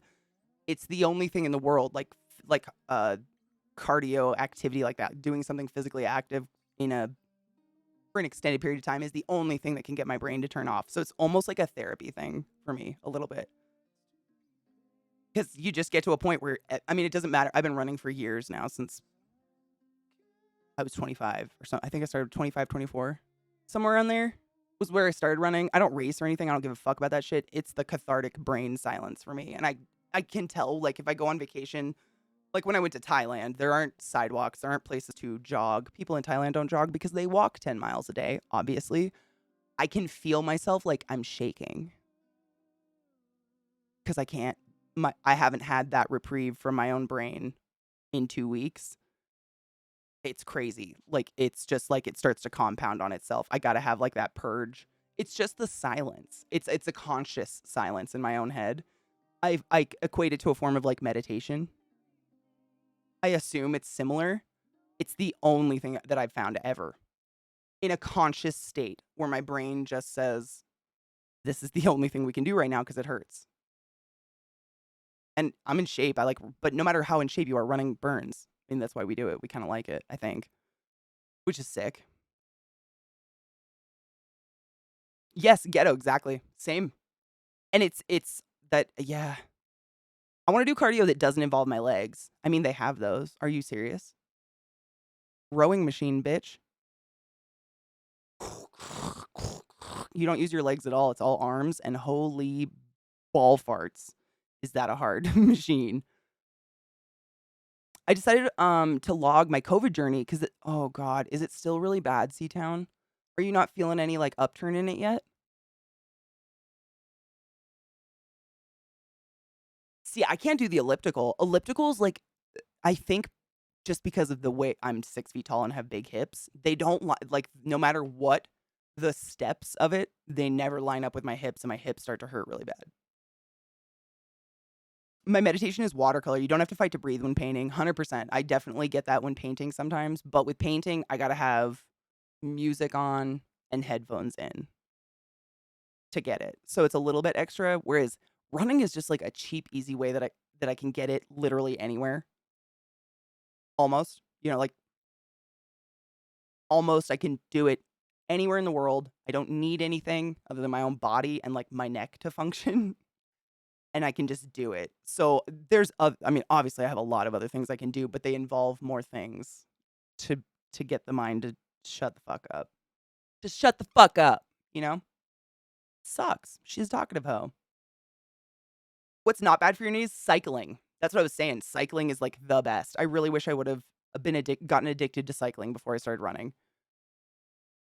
Once I get my cardio game on point and I want the full body workout, it's rowing machines and swimming. Swimming's the shit. I mean, swimming, seriously, like if you guys want to get into cardio but you don't like running or any of that shit, swimming. Oh my God. You never know how tired you're getting because you can't tell when you're sweating. It's crazy. Swimming's wild. I was on a swim team when I was younger. For those that do stationary bikes, what am I doing wrong? It's either relaxing or just feels like I'm doing leg presses. Man, I couldn't even. Cyclers in chat, help Andrew. He is one of our tall breeds, like me, with legs for days. We struggle. Getting muscle definition when you're a tall person is bar none impossible. I don't know how people do it because all of our muscles are stretched out so long. I mean, you can have muscle and you still look gangly. It's crazy. Mamma mia, here we go again. Knees are just, I mean, really, knees are very susceptible to damage. Anything where you're putting weight on cartilage is going to break down, unfortunately. Ellipticals are one of the better machines for bad knees. There you go. That's good advice. I literally just can't, I mean, I'm too big. I got too long of legs. They're meant for normal people. BJs, they're not bad for your knees as long as you're not like on your knees on cement. Something horrible like that, you know? I wouldn't do that. That'd be terrible. Dude, rowing is have you ever looked at a rower's back? It's enough to make you insta-cum. I don't like doing it. I grew up kayaking. I like kayaking because I was actually going kayaking. I was looking around going somewhere, but that stationariness of a rowing machine kind of makes my brain. But the cool thing is a lot of gyms nowadays, the rowing machines are a video game. Like almost every gym I've been to in the past 10 years, the rowing machine has a video game on it. So like it keeps you at the right pace, and it's kind of cool. Intervals are big, yeah. Or another sales, correct me if I'm wrong, is that similar to like HIIT training? High intensity interval training is HIIT is the term, but it's running. But it's the same. It's like, you run for 3 minutes, walk for a minute, run for 3 minutes, walk for a minute. And it's a way to keep your heart rate in the perfect weight loss mode. Because if your heart rate I can't remember the exact calculation.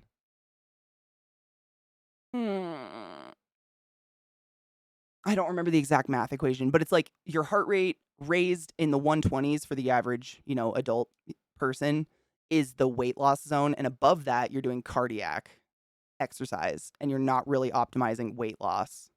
And these machines that have the games in them, the game is designed to keep you at a perfect pace, but you're not really thinking about it in terms of heart rate and shit. You're thinking of it in terms of like, keep the fish on the line or something like that.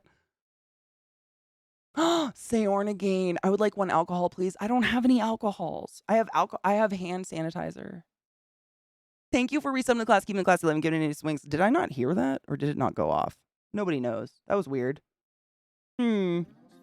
Interessante, computer. Don't be a cock ass to me. I will fucking murder you. I am your creator. Bow to me. Yeah, the videos and stuff are cool. There's a seated elliptical I use at PT. Oh, no shit. A seated elliptical. How? Are you like laid back or is it like a bike? Interesting. I've never even heard of a seated elliptical before. That's cool.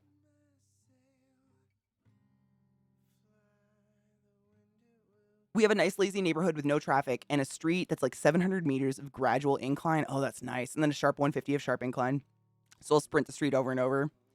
The neighborhood I live in, I mean, we're in the mountains, so obviously everything does this. Like there's no, until you go east towards the airport, nothing is flat. So I don't really do any sprints or anything. Like I try to keep the same pace because 50% of my workout is like this and 50% is like this. So I feel like if I just keep the same pace, I'm really fucking hurting like the uphills are terrible. I'm a long-legged beast and it's just like, imagine like a fat gazelle. It's not attractive. It's terrible time. Oh, I hate going to the gym. That's another reason I like running. Doesn't require a gym at all. No membership, no people, no like meatheads staring at me.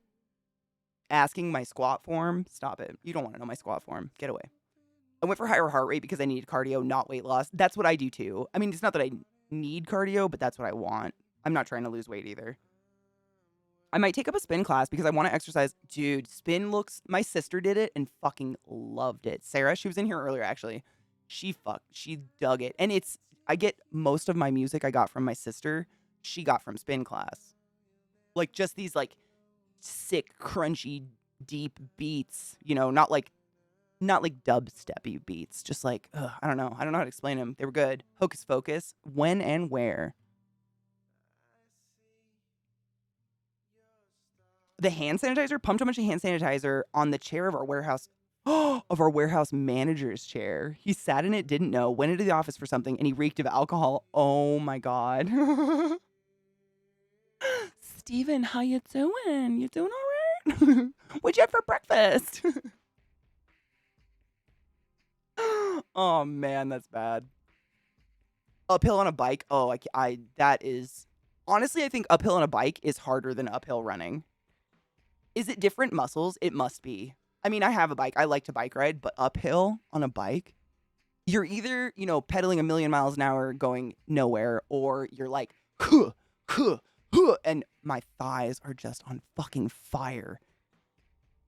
Basically simulates a bike route with lots of hills, and you could also increase the steepness. Our treadmill kind of does that. It's kind of cool. It's got programs where you can like, say you want to do hilly terrain, or you can do, flat terrain to hilly terrain for a bit to flat terrain to hilly terrain. It's kind of nice. And it's not like some fucking... We don't have a Peloton. You know, it's not like an instructor. It's still like a screen that looks like a calculator. But it works really well. I used to do stair climbs at the hospital all night long when I was bored. And then I went to Hopkins and couldn't find the stairs. Gorg, how? Do you have short legs? Are you built like a linebacker? What's the secret? Because half the time I feel like my legs would fly off my bike pedal and I would just fall over sideways and give up. Like my body weight wasn't enough to push the fucking pedal down. I look phenomenal, so really the only reason I work out is so I can pick up my girlfriend without wheezing like hell. Dude, I really appreciate the fact that you feel you look phenomenal. Cheers to you. That self-confidence is something enviable.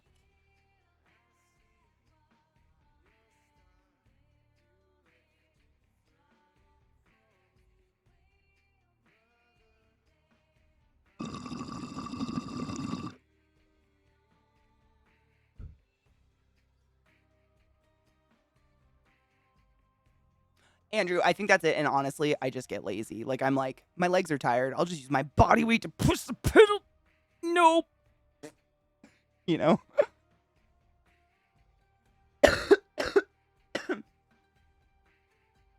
Big hills both ways. And you were able to drive afterwards? My leg would be like shaking. Damn, dude. I mean, isn't that cool? That's like, I mean, I know it sounds super, super lame to say out loud, but like sometimes fitness feels like a video game, but there's no, ding when you hit a new level. It's just all of a sudden what you were doing a month ago is suddenly really easy today. But a month ago, like you were vomiting. And it's not like about, anything visual happening. It's just your body changing because you got active. It's weird. I just put pictures of my left leg with metal in the Discord and the health and stuff. Oh my God. I want to see. I'm not going to put it on stream because I don't want to gross people out because I know a lot of people are sensitive to medical stuff. But I'm not. I dated a guy when I was in college whose mom still had all the pins that he got taken out of his leg when he shattered his leg in high school. She had like a bucket of leg pins in her attic. It was really creepy. Almost sounds like you need a bigger bike. I mean, I had it professionally like fitted to me, the height and everything. I don't know. I think I just I'm lazy. You have mega long legs. Okay, now what's your secret? What's your secret? No shit. Oh my God, Gorg, you might be the one person I've ever heard of with a longer inseam than me, other than maybe like BDO. My inseam's 35 inches. Yours is longer than 38. I'm impressed. Seriously. I mean, how do you find pants? Because finding a 35-inch inseam is like finding the golden chalice. Like, if you find those pants, you buy them and you keep them forever. I have jeans that I've owned for 10 years, 20 years. Because you just never, you're never going to find it again. Like a 35-inch inseam, a 39-inch inseam, where and how? Don't be lazy. I know. Well, that's the thing with running. You can't be lazy. Like, if you're lazy, you break your ankle. So maybe that's just why I do that. I don't know. Oh, Andrew, I think BDO is literally the only person taller than you that I'm aware of in chat.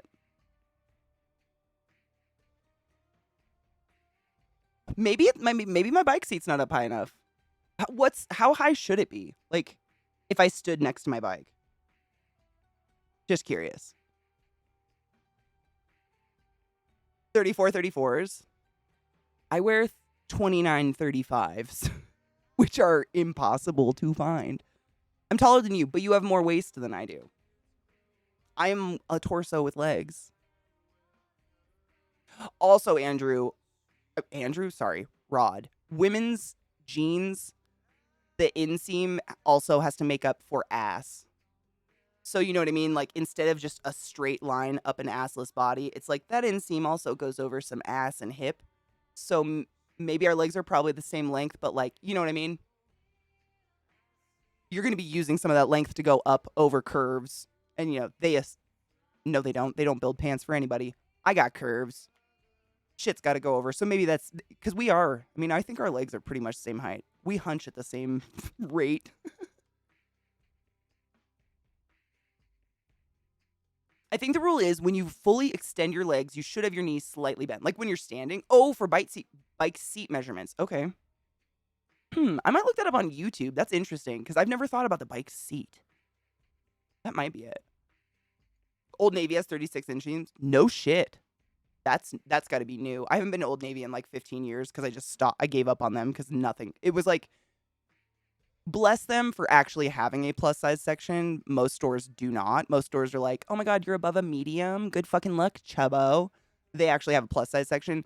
But for when they first developed their plus size section, which is usually where tall people have to go just to get length, nothing was longer. Like, it just was wider. I mean, it was a joke. I took a picture of myself at that time in some t-shirts. I looked like I was wearing, like, a parachute. No extra length at all. I mean, it was a joke, not one. Now they're actually adding length to shirts as well as width. Maybe they'll accept that there's more than one body size someday. I don't know. It's more about the angle of your leg when you sit on it. The higher the seat is, the more you use your calves, etc. I think that's what it is, because it feels like I'm not activating my calves at all. It feels like I'm literally just using my quads, and they just burn. That sounds like it might be it. My biggest issue with bikes, and I'm sure you guys can relate, is knees hitting the handlebars. So as long as that's not happening, I'm just happy. I'm thrilled. I'm like, thank you so much for this magical instrument of transportation. Appreciated. But there's definitely other factors involved. Andrew does have ass. Andrew, you're beautiful. I mean, you're very well proportioned. I've always felt like that's one thing I have confidence in, I would say, is though I'm a lot of legs, I'm well proportioned. It's not like when I gain weight, it doesn't all go to my stomach or just all go to my legs or something. It goes all over. And I'm very thankful my genes did that to me. Thank you for that. You can get away with a lot more, I think, when it spreads itself. I taught myself how to build, repair, and maintain a bike in 20 minutes on YouTube. Dude, YouTube taught me how to build PCs. YouTube taught me how to quilt, how to knit, crochet. YouTube is incredible. I've taught myself so many amazing things on YouTube. A 4640? Where does he buy 40 long jeans? I mean, I gave up on jeans. I don't own any jeans anymore. I'm in short shorts or leggings because I'm not going to live miserable. I'm good. Denim's not that cool. That's a long fucking leg. 32, 38, 40. Holy shit. Well, seriously though, big and tall, is it big and tall? And see, there's nothing like big and tall for women. Like they have like Torrid, which is like a plus size store. But again, length isn't there. It's mostly made for people who are petite because usually, petite people have a lot more issues with weight than tall people. And I get it. And I'm not going to bitch. Like, I get it. It's a lot harder to manage a 5-pound weight gain when you're 5 feet versus 6 versus 7. I get it. But I'm here.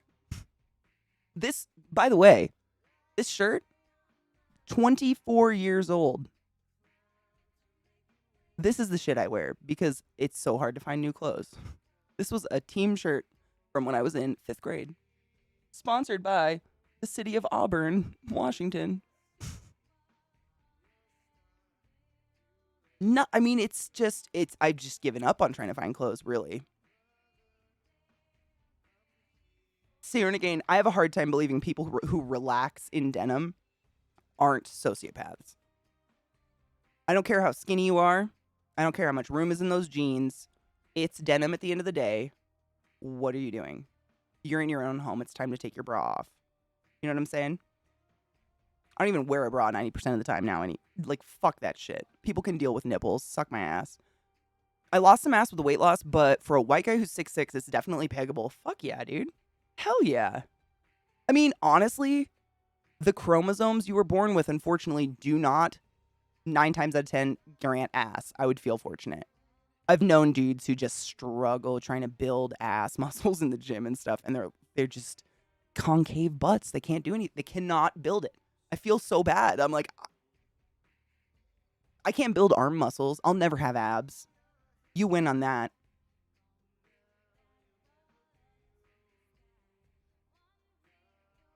Oh, Jackie, I feel that.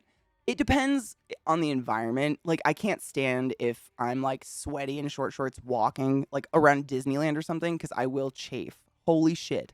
I will have the most horrible like red mark on the inner thigh area ever.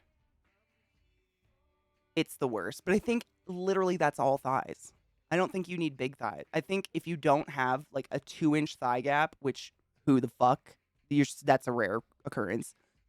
I think all thighs do that when they're sweaty, unless you've got hair. Does hair prevent chafing? I don't think so, actually. I don't know. I don't have hairy thighs. I'm asking the hairy thighed people. Tall skinny guys tall skinny guys have historically had a rough time shopping. It's pretty good these days though. That's the same. I mean, I would say just fucking females. It is hard to shop as a female. Like, I don't think they make clothes for any of the bodies. I've never met any woman of any shape, whether they're a fucking supermodel or otherwise, who has been like, you know what? Shopping's a fun experience because everything fits. Never in my life. I don't think it's real. I think we all, like, it's trial and error until you find a brand, and then like Black Craft or Cult or something, and you just wear that brand the rest of your life. Because you're tired. It's like the chase. You're tired of the chase. I'm tired of it. I'm done. And when a piece of clothing breaks down, you really freak out. Like when this shit breaks down, I don't know what I'm going to do. By the way, I don't know if anybody noticed. We were the Red Rockets. Not one parent caught this. Just wanted to throw that one out there.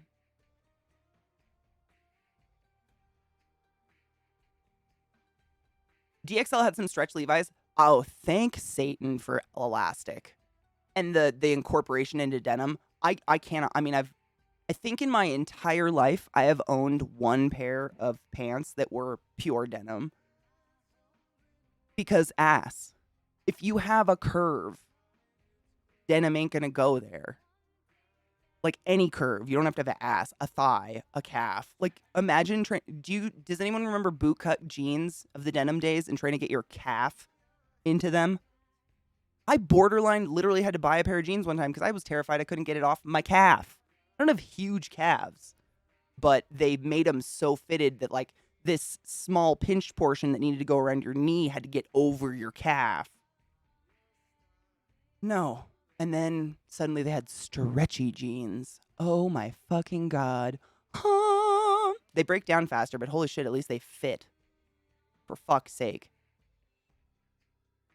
I have a pair of non-elastic jeans. They're just... have you ever worn yours like a couple days and suddenly they get that perfect, like the perfect fit, but now it's time to wash them? I gave up on denim. I'm done with that. I'll wear a denim jacket or something, but beyond that, fuck yourself. Like the amount of work that goes in. Does anybody remember the days of putting your jeans on and then doing like the squat bounce in your bedroom before you got on the bus in the morning? Not just me, right? And that was just so your ass crack didn't hang out of your pants all day while you were sitting in school. You got them on, they fit, but only while you're standing. So then you had to like squat in your like the fucking sumo, like knees out to the side squat and just bounce to get the denim kind of stretched so you could move. Oh, those were the days. The squat bounce. You do like a sumo squat, but you just kind of like bounce on it on your heels, and you're stretching your denim. You're stretching your jeans so that they fucking fit, so you can move. Because they fit. I mean, you can get them on, but then you try to take a step, and you're like, oh, that just pinched the head of my dick off. Or otherwise. It takes about 2 days, and then you, like, spill something on them, and you're like...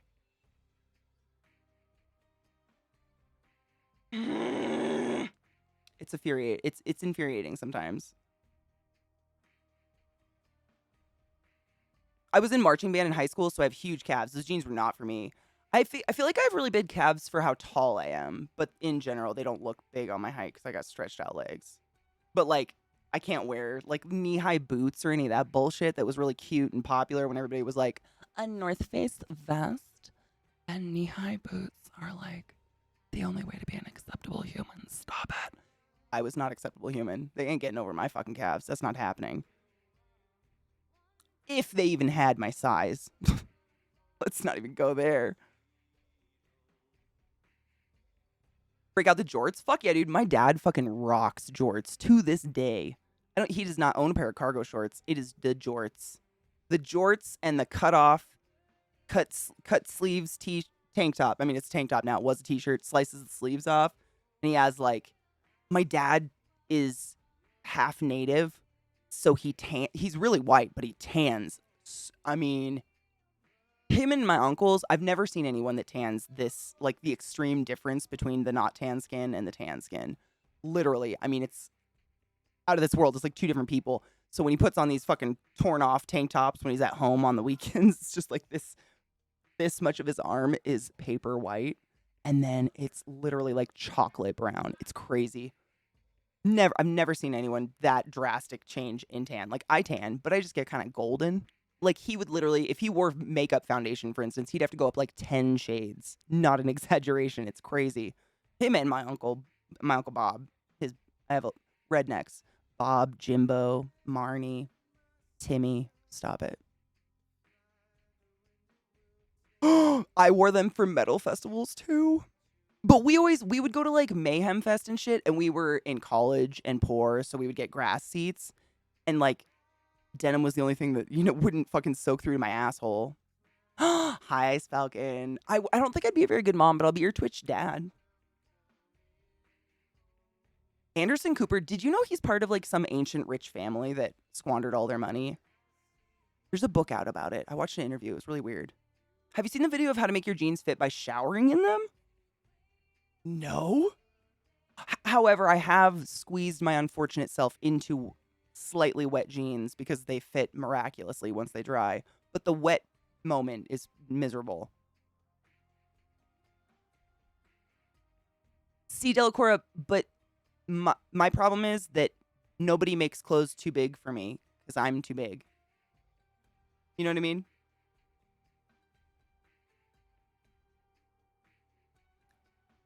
Like, I'm the peak. Like most people wear my size to wear the big baggy clothes. Look how cute I am. You know what I'm saying? I've told this story before, but after Katie and I hung out the first time, I was saying to my wife, she was so legs, and my wife was like, "You're exactly the same proportions, dude." Oh, bless. Did you not know? Did you not know you were a legs monster? We are the giraffes of humans. I'm Italian who has had an office job for 20 years, and I'm very pale, but I can tan. That's my stepdad. It's wild. I don't think he's Norwegian and native. I can't remember what tribe, though. I know it. He did Ancestry.com for funsies, because my mom did it. She made him do it. We knew they were native, but I can't remember what tribe. But anyways, I mean, in the wintertime, paler than me. Like, I just stay olive all the time. I'm kind of just like this little medium tone all year long. But my dad goes from like paper white to beautiful brown. I mean, brown, like rich brown skin. It's crazy. But the difference, it looks like he got a spray tan. There's a fly in my house. I'm going to kill it. Where's my spider? I still wear jorts. Kind of just wear the same stuff I did when I was 18. Same. The only thing that's changed is I don't suffer with denim anymore. When I was a teen, leggings weren't a thing. Outside of being a dancer, they weren't a thing. I can't remember when did like Lululemon and all that shit pop up. I really can't remember. I think it was when I was in college, because there was a big movement, like, Facebook moms were like, leggings aren't pants. Like, that was a meme that went around. I'm not shitting you, on Facebook amongst the mothers. Leggings aren't pants. Okay. It was weird. There was a hateful time for leggings, and I was like, why are you attacking me? I found clothes that fit. How would you feel if nothing fit, you dumb slut? Shut up. It was a weird time, but I can't remember when they really became. I think they've always been around. It's just like, when you see like leggings and like workout videos from the 80s and shit, they were taking leggings that were meant for a different purpose, probably ballet, and like customizing them to work out. There was no workout gear in the 80s. I don't think. That shit came on like late 80s, early 90s is when that stuff started getting marketed. big time by like Adidas and stuff. Correct me if I'm wrong. I was a fetus. I've just watched a lot. I love listening to history shows on like fashion and stuff. I'm a head stuck on a pair of legs. Not sure if I'm taking it all. Dude, I feel that. Literally, I've not like. So Gore, get this. So when mom jeans came back into style, into fashion, what, like 10 years ago, high-waisted pants. I don't know what happened. They're still in fashion now. Where like, you know, they go to here on normal people. I'm not a fan. You do you, boo boo. I get it. They hide a lot of insecurities that like I'm into hiding insecurities, my bitches. Like you use fashion. I just wish we could get it all. Like, can't I get hip huggers while you get high rise? You know what I'm saying? Because if I wear high rise jeans, I call them nipple pants because they go to here.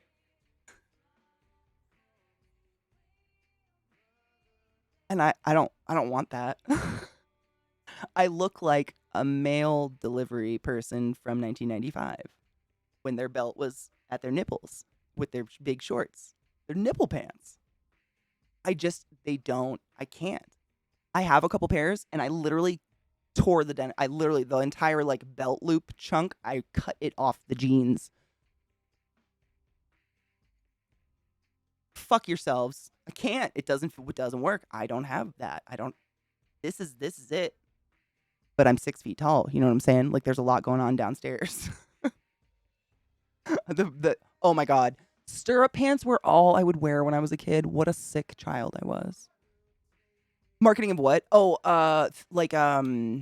workout clothes. Like actual workout gear. Like, you know, when Lululemon and I can't think of the other. I know that's a big one for leggings and shit. I don't go to the mall. I didn't have a mall growing up. What are other brands that do this shit? Fitness brand. I don't fucking know. There's a lot of them now. But back in the day, if you like listen to cool podcasts about it, they talk about how, you know, they'd go to like a ballet shop or a dance store and buy the leotards and then cut them up and put holes in them and customize them before working out because there was no workout gear. Like running is a pretty extremely recent trend in terms of working out and exercise or sport at all. Like running, literally just the act of running on the sidewalk is fairly new. Do your tits hang low? Do they wall to and fro? Can you tie them in a knot? Oh my God, no. Ah! I seriously, like, I get low waisted. I have to get low waisted on everything. Otherwise, it touches your nipples. I'm the same. Like these shorts, I roll them down twice. This is where they should be. What in the tit farts is this?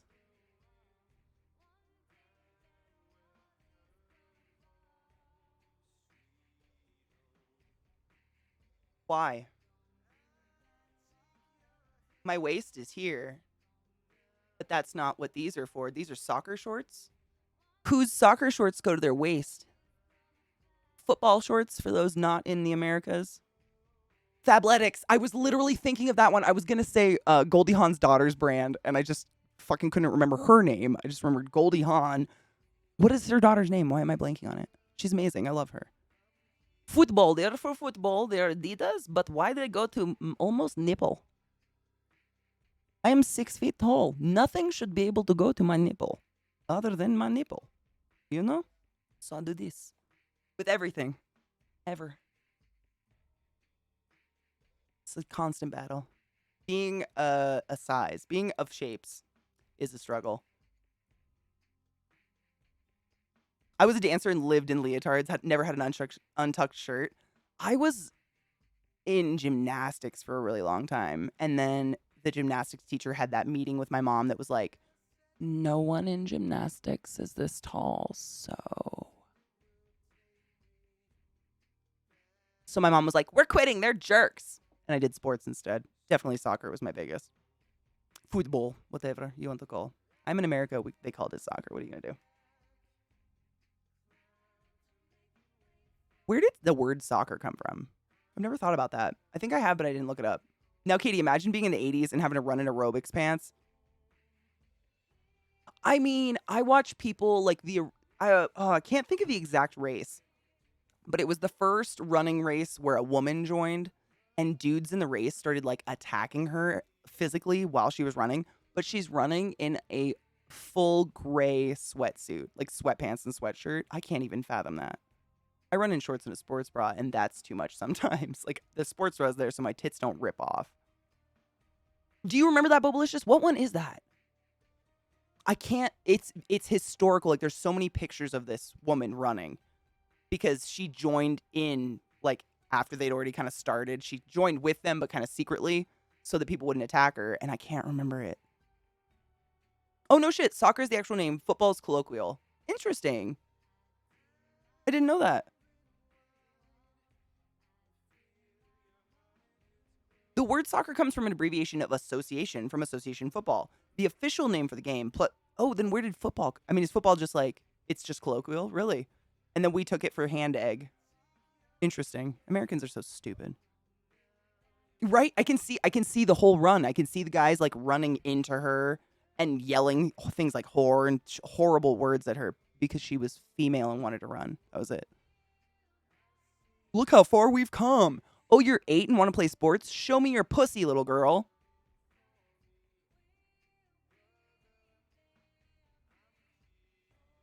America. Boston Marathon 1972. Thank you. I'm going to write that down because that's a thing. I read a whole book on it. It was a really, really good book. And it was a book. I can't remember the name of it now. There's not a lot of running books. You could probably find it. It was many interviews of different people who were there, like reporters there that day, people that were spectating her. I mean, it was, oh, you're wrong. Oh, wait. Okay. No, you're good. You good. It's okay to be wrong.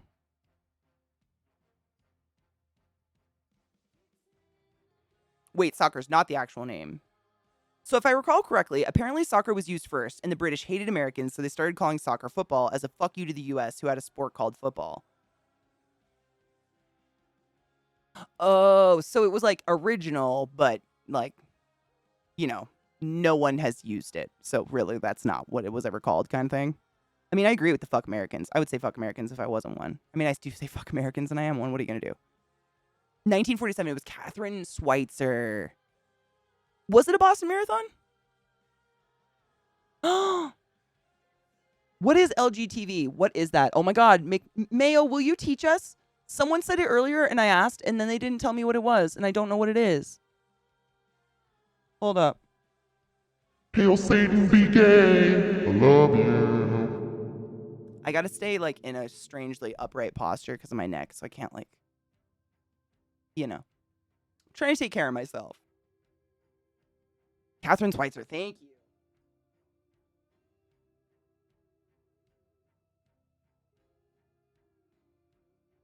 Just want to throw out there, it's a Catherine with a K.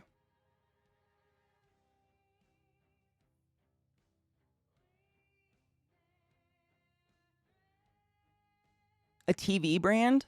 I know what an LG is. It makes more, soccer really doesn't, that word to me, I don't know what the fuck that is. It's just a word. It's the word of a sport in America. But football, to call the American sport football is just a shame. There's no footballing. There's a whole lot of hand egging. No footballing. I don't know what the fuck that is. There's like one guy who mainly touches it with his foot, literally called a kicker. One dude, usually white. Football.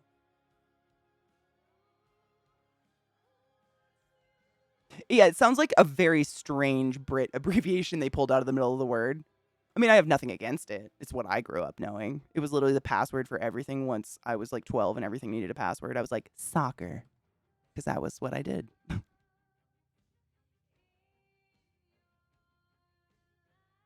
Ruby was also football at one point. Really? That's so weird. I might look up the history of sports shit. I listen to a lot of history podcasts. They're really fun. Sports history. But I've never looked up sports ones. Even kind of because I resent all the years I wasted playing sports, to be honest. If I could take back anything from my childhood, I would eliminate all sports except soccer from what I did. All of them. I hated them. Soccer girls were the only ones I got along with. Everybody else was just so like, ugh. Not my people. That used to be rugby football. Wait, what was? Rugby's a dope sport. Rugby's incredible to watch. Holy shit. It was a Boston Marathon run, and it was 1967. Okay. Yeah, if you guys are curious or have no idea what we're talking about, look it up sometime. Women weren't allowed to run in races or participate, and this woman just decided to jump in, and the men running the race literally start running into her, slamming into her, grabbing at her hair, her shirt, screaming obscene names at her. It's crazy.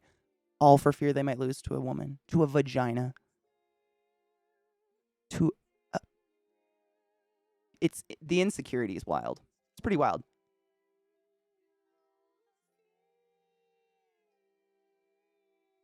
Most sports are just glorified games of keep away. 100%. That people take way too seriously. Way too seriously. I think that's why I really liked soccer. Is it's one of the few, or football, if you're in a different country. I respect it.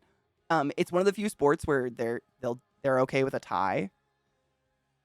Hockey is my violent sport. I like that one for the fights. But the other, I don't know. I haven't watched soccer for years, but I never watched professional soccer because it just seems like they just pussies. They just fall over a lot. I didn't even fall over that often, and I fall over a lot. Apparently, hand egg, rugby, and soccer were all variations on football, the American football, I'm assuming, and used to be called rugby football. Oh, no shit. American football and ASOC football. I assume you would say ASOC because soccer instead of ASOS football. So essentially, American football is the only one that kept the football part, and the other two dropped it, which is hilarious, because how often are people kicking a ball in American football? Football.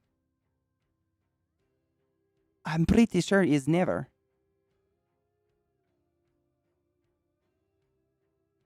The trouble with Arsenal is they always just want to walk it in. Now I'm thinking of Ted Lasso, and I'm angry again. Now play the South American original, a loop in the middle of the field on the sidewall, and the losing team gets sacrificed. That's badass. Isn't that similar to the origins of basketball? Wasn't it Aztec or something? I believe that was also a South American sport where you died if you didn't throw the person's head through the loop or something. Like, literally it was a head. I don't know. I watched something about, maybe it was the Inca? I don't remember. God, that was a while ago. If they're screaming things at her, then they clearly aren't running hard enough. Word. Didn't it take like 50 years or more for them to cut a hole in the bottom of the basket for the basketball? Did it really? I don't know. I hated basketball. That was the most boring sport I ever played in my life. I did it because I was convinced by certain family mom. I was convinced by my mom I'd get fat if I didn't play sports constantly. My whole family has like this crazy like, we can't be fat psychosis. And that was her like solution. But I fucking hated it. It was so mind numbing.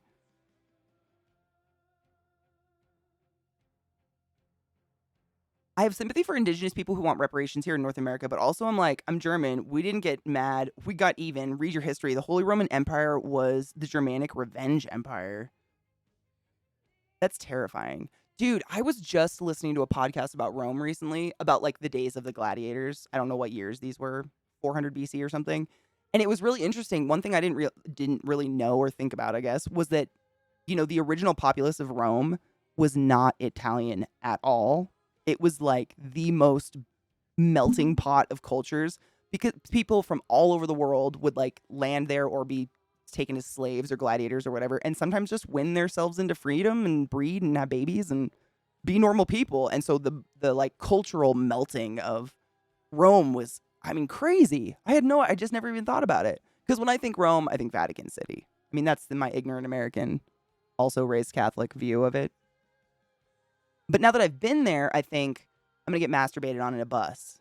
I don't know what's better. What's better? Oh, the Avalanche are actually in the cup? No shit. Dude, I usually get alerts for that on my phone. That's fucking amazing. I might have to watch that. A streamer I watched talked about that event. That shit's disgusting. The running one, it's gnarly. I read a book on it because when I get like in moods where I don't want to run, a book about running inspires me sometimes. Like reading about other people's pushing to run, I'll be like, all right, I can do it. And that was one of them. I mean, it's just a really weird mentality. At the end of the day, even now, it's still happening. I mean, obviously, it's still happening. Like, Texas is making transgender children a felony. What's the state that wants to look at all the little girls' genitals inside and out? I don't want to say the wrong state. I can't remember. Is it Iowa? I want to say it's one of the I states, but I don't want to say the wrong state. I don't want to fucking shame you guys. Of course, it's the government doing these horrible things. Tennessee eliminated the consent to get married law, which, like, why do you want to do that unless you want to marry a child, you sick fuck? They did that. It's still a thing. I mean, nothing's getting better. It's just changing. Ohio, thank you. Fuck, see, I said the wrong one. I knew it. God damn it. Ohio. Fuck you, politicians of Ohio, you waste of air. Yeah, there's just, like, shit going on everywhere all the time. But it's all about genitals. Like, where my pee comes from. It's weird. It's really weird for all these, like, hyper cis straight white men to be hyper concerned with little kids' genitalia. Don't you think? It's like rain on your running day. Except it's teachers looking at your 8-year-old's vagina. I'd kill someone. Gorg, I feel like I repeat it because it doesn't feel real. And I have to say it out loud to remind myself that's actually happening. That there are people okay with doing internal and external examinations on young children, female children, over the age of 8 years old if they want to play a sport. Only female children.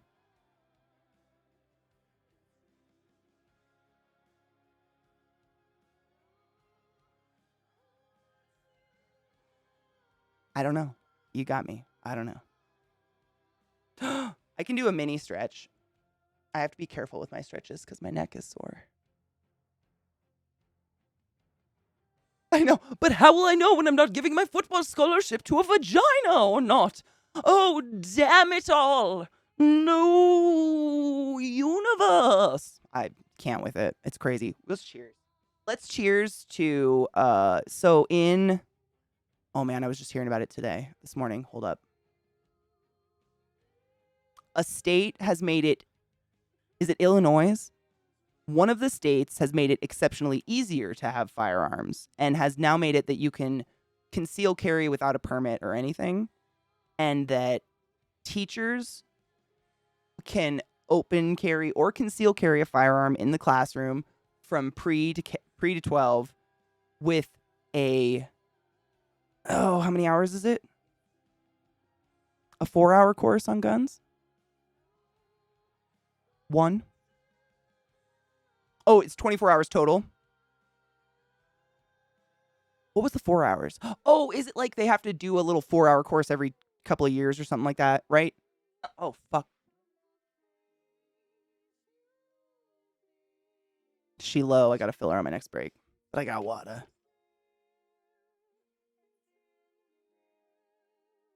I punch a lot of things. I mean, there's definitely a state of, like a shroud of anger over our country.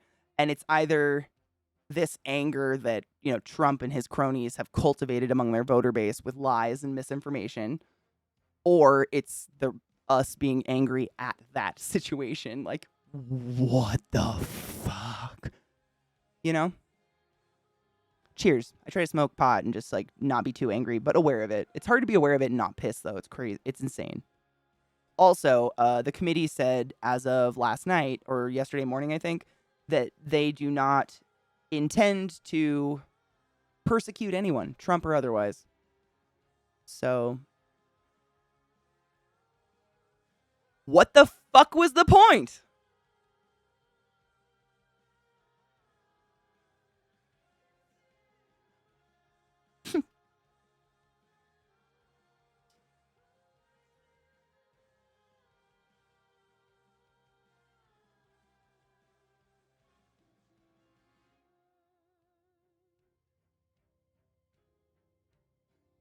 Mickey, did you see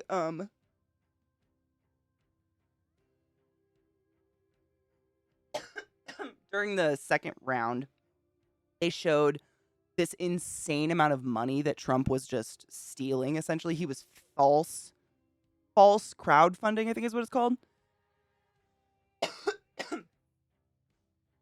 It's wild. I didn't even think of that. I mean, I knew he was doing it, but I didn't even think of it in terms of this. Kate Hudson. Oh, thank you. Kate Hudson. I love her. She's a fantastic actress. I really find her very entertaining. She's pretty funny.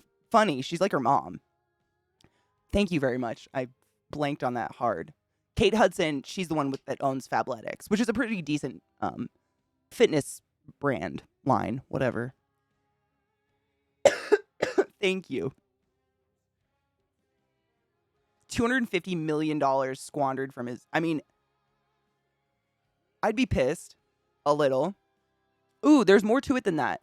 Fremery says, the one guy that said they aren't going to refer to it to the DOJ for prosecution, the other members said, no, we haven't made that decision. Oh, really? Okay, so he was running his mouth without crossing it past his team. I mean, I still find it very hard to believe anything will happen, because if you have money, you can buy your way out of anything in America, unfortunately. We've seen it a million times. But at least, I don't know, man. It tends to be the voter base that votes for Trump.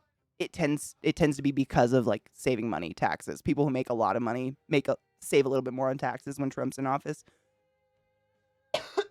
If I found out he was stealing $250 million from his voter base, I wouldn't vote for him on that alone. I don't know. Or maybe they vote for him because they identify. They're like, no, that was smart. Good job. Good job, bro. Great entrepreneurship.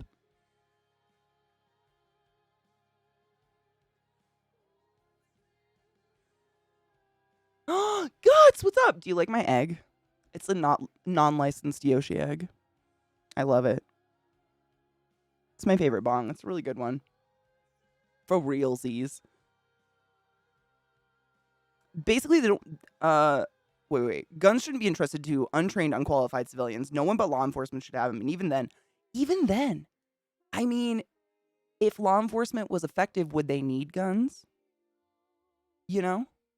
Like, if we had appropriate gun control, and I'm not saying, no one's ever said take away the guns, but, you know, maybe don't give guns to people who have felonious crimes with histories with guns or whatever. They don't have the maturity to responsibly own a gun. I think we could all agree on something like that. But the fact that you're not required to do any sort of education to own a gun, I mean, wouldn't you guys agree? I think anyone, even people who own guns, would agree that you should probably... Most of the people I know that own guns, like, their family is very educated in guns. Their dad owns guns, their uncles. But my town also, we had to do gun safety and stuff. So they're like, it's pervasive in their lives. So they have gun safety in the house.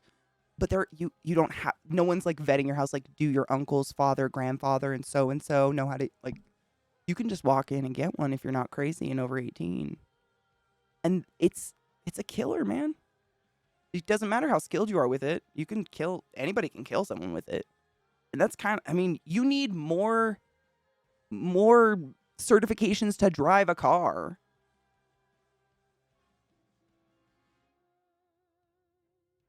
I'm not against guns. I have a lot of hunting family. I just don't understand the fight against getting them out of the hands of, like, cuckoo, you know? Yeah, prosecute. I definitely said that wrong. That's on me. Womble, I mean, it's crazy for us too, to be honest. It's crazy for most Republicans. There's a fucking one of those. Oh, what are they called? Foxtails is stuck in my shirt. I hate them. I got it, little devil fuck. It's crazy for us to watch as well. I know, like, a lot of my family's Republican, classically Republican, just they're backcountry people, you know. Don't make a lot of money, so on and so forth. They tend to be a little Republican for some reason. I don't know why it swings that way, but they do. But even them, they either won't vote or they voted for Biden because they don't what's the word? They don't relate to that Republican Party anymore. They're like, that's not the party I signed up for. Like, I don't feel quite like a liberal, but like the Republican Party, like the guys that at the top of it, that represent it are fucking off the deep end, like hard off the deep end. And I feel bad for people that on any political spectrum where they feel like they don't have a place to stand. It's crazy. Like, you're either on the side of liberal Democrats where you vote Democrat, you might win, but they won't do anything, nothing will get done. Or you vote Republican where shit might get done, but it's going to be horrible shit. Chances are, like saying you should hang your vice president or something. I don't know. Safi, my love. How are you?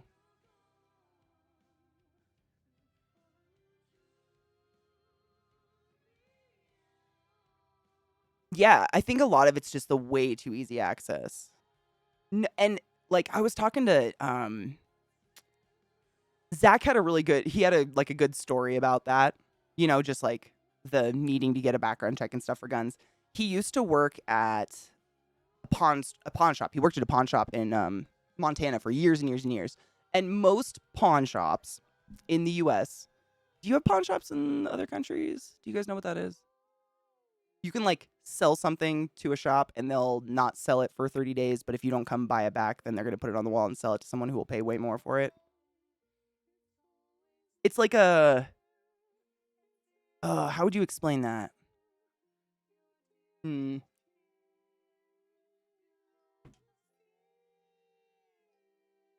Yeah, that's basically it. Like, if I needed money quick and I had a nice electric guitar, they'll give me $50 for it and they'll hold it for 30 days. But if I don't go buy it back for $50 and sometimes interest on top of it within that 30 days, they'll stick it on the wall and sell it for $300 to anybody. That kind of thing. That's basically what a pawn shop is, right? Am I explaining that right, guys? As far as I know, that's pretty much what it is. It's like loaning money with a collateral. Yeah, exactly. It's using something of yours for collateral. And I think most pawn shops in the United States of America all carry guns and knives and all sorts of stuff. However, they are required by law to do it above board, meaning, they won't take a gun from someone who's not registered to that serial number on the gun. They'll be like, oh, it's been stolen or something. We don't want anything to do with it. And likewise, this is a point Zach made that was really good. He told me this. He said, we had all rights to refuse a gun to literally anyone. Like if someone was tweaking or acting real sketch, like they're going to do something bad with a gun, he didn't need a background check to say no. He could just, and that was on his boss. His boss was allowed to do that with his business. In some states, that's discrimination. You can't discriminate. It doesn't matter how much the tweaker is tweaking or how much they're talking about killing someone in front of you. You have to sell them the gun in like a lot of the states in America, which is crazy. But one thing Zach said, he learned all on his own. He's like, what will happen is if you do a background check on someone, if you've got a clean background check, like no DUIs, and your DUIs are on there like I think forever or something, but even if it's way in the past, it'll flag, and then in 24 hours, either you or the pawn shop get a letter in the mail, and it's like, you're good. Like, we just had to double check that this wasn't a reoccurring, like you don't have 5 DUIs or whatever. And if it ever flagged, it would just print out a little printout, and Zach would be like, all right, in 24 hours, you'll get a letter, we'll get a letter, and then you can come in. We'll hold the gun. Like, the one you picked out, we'll hold it for you. We've got it. It's totally normal. Most of the time it passes. But if someone freaks out because they have to wait 24 hours a gun, i.e., they're in a hurry for a handgun, it's a red flag. Like, when are you in a hurry for a handgun for non-nefarious reasons?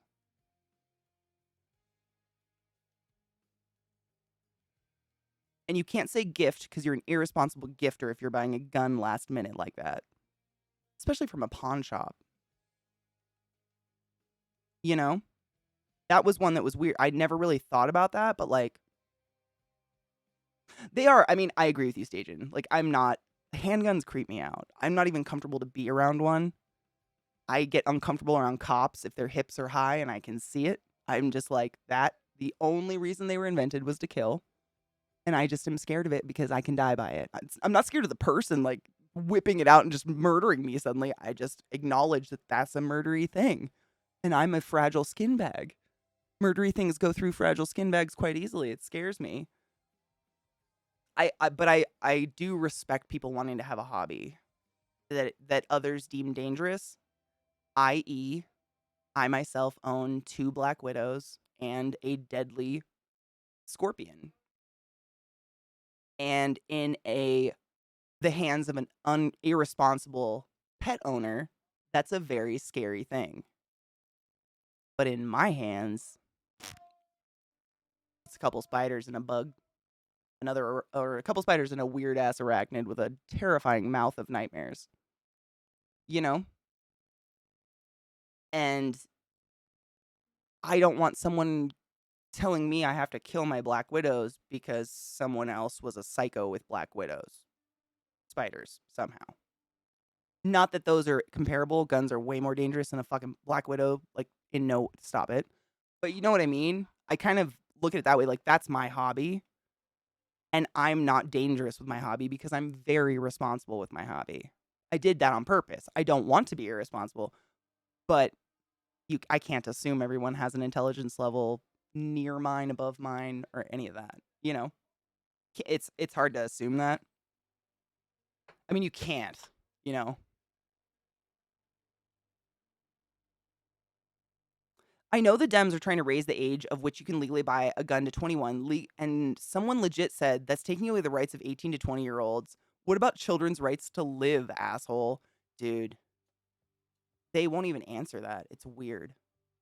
I've seen a couple people confront government officials, Democrat and otherwise, like, what are you going to do? And they don't say shit. I'm still pissed about that Biden interview on Kimmel. He shouldn't have gone on Kimmel. He had nothing to say. Kimmel, if you guys watch it, Kimmel is tearing. He has pools. His voice starts to shake. He's about to either scream or cry. Biden has not an answer. And then closes up the talk by saying he's more optimistic than ever because of the youth of America and how non-prejudiced they are. I am still very angry about that. The youth of America that's not prejudiced doesn't grow up if they're shot. You fucking geezer bitch. Wake up! But no, we have a Nancy Reagan stamp now. America.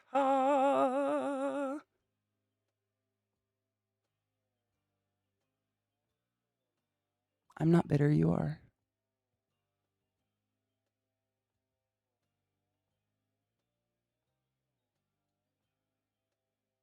It's weird that people treat like the amendment like a Bible verse. I mean, it's weird that we treat the Bible like the Bible, but it's real weird that people like look at these old pieces of paper written by, 18 to 23-year-olds hundreds of years ago, and they're like, oh,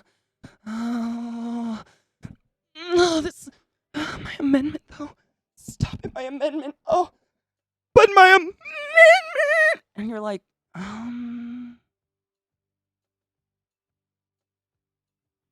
take a breath, bro. Stop it.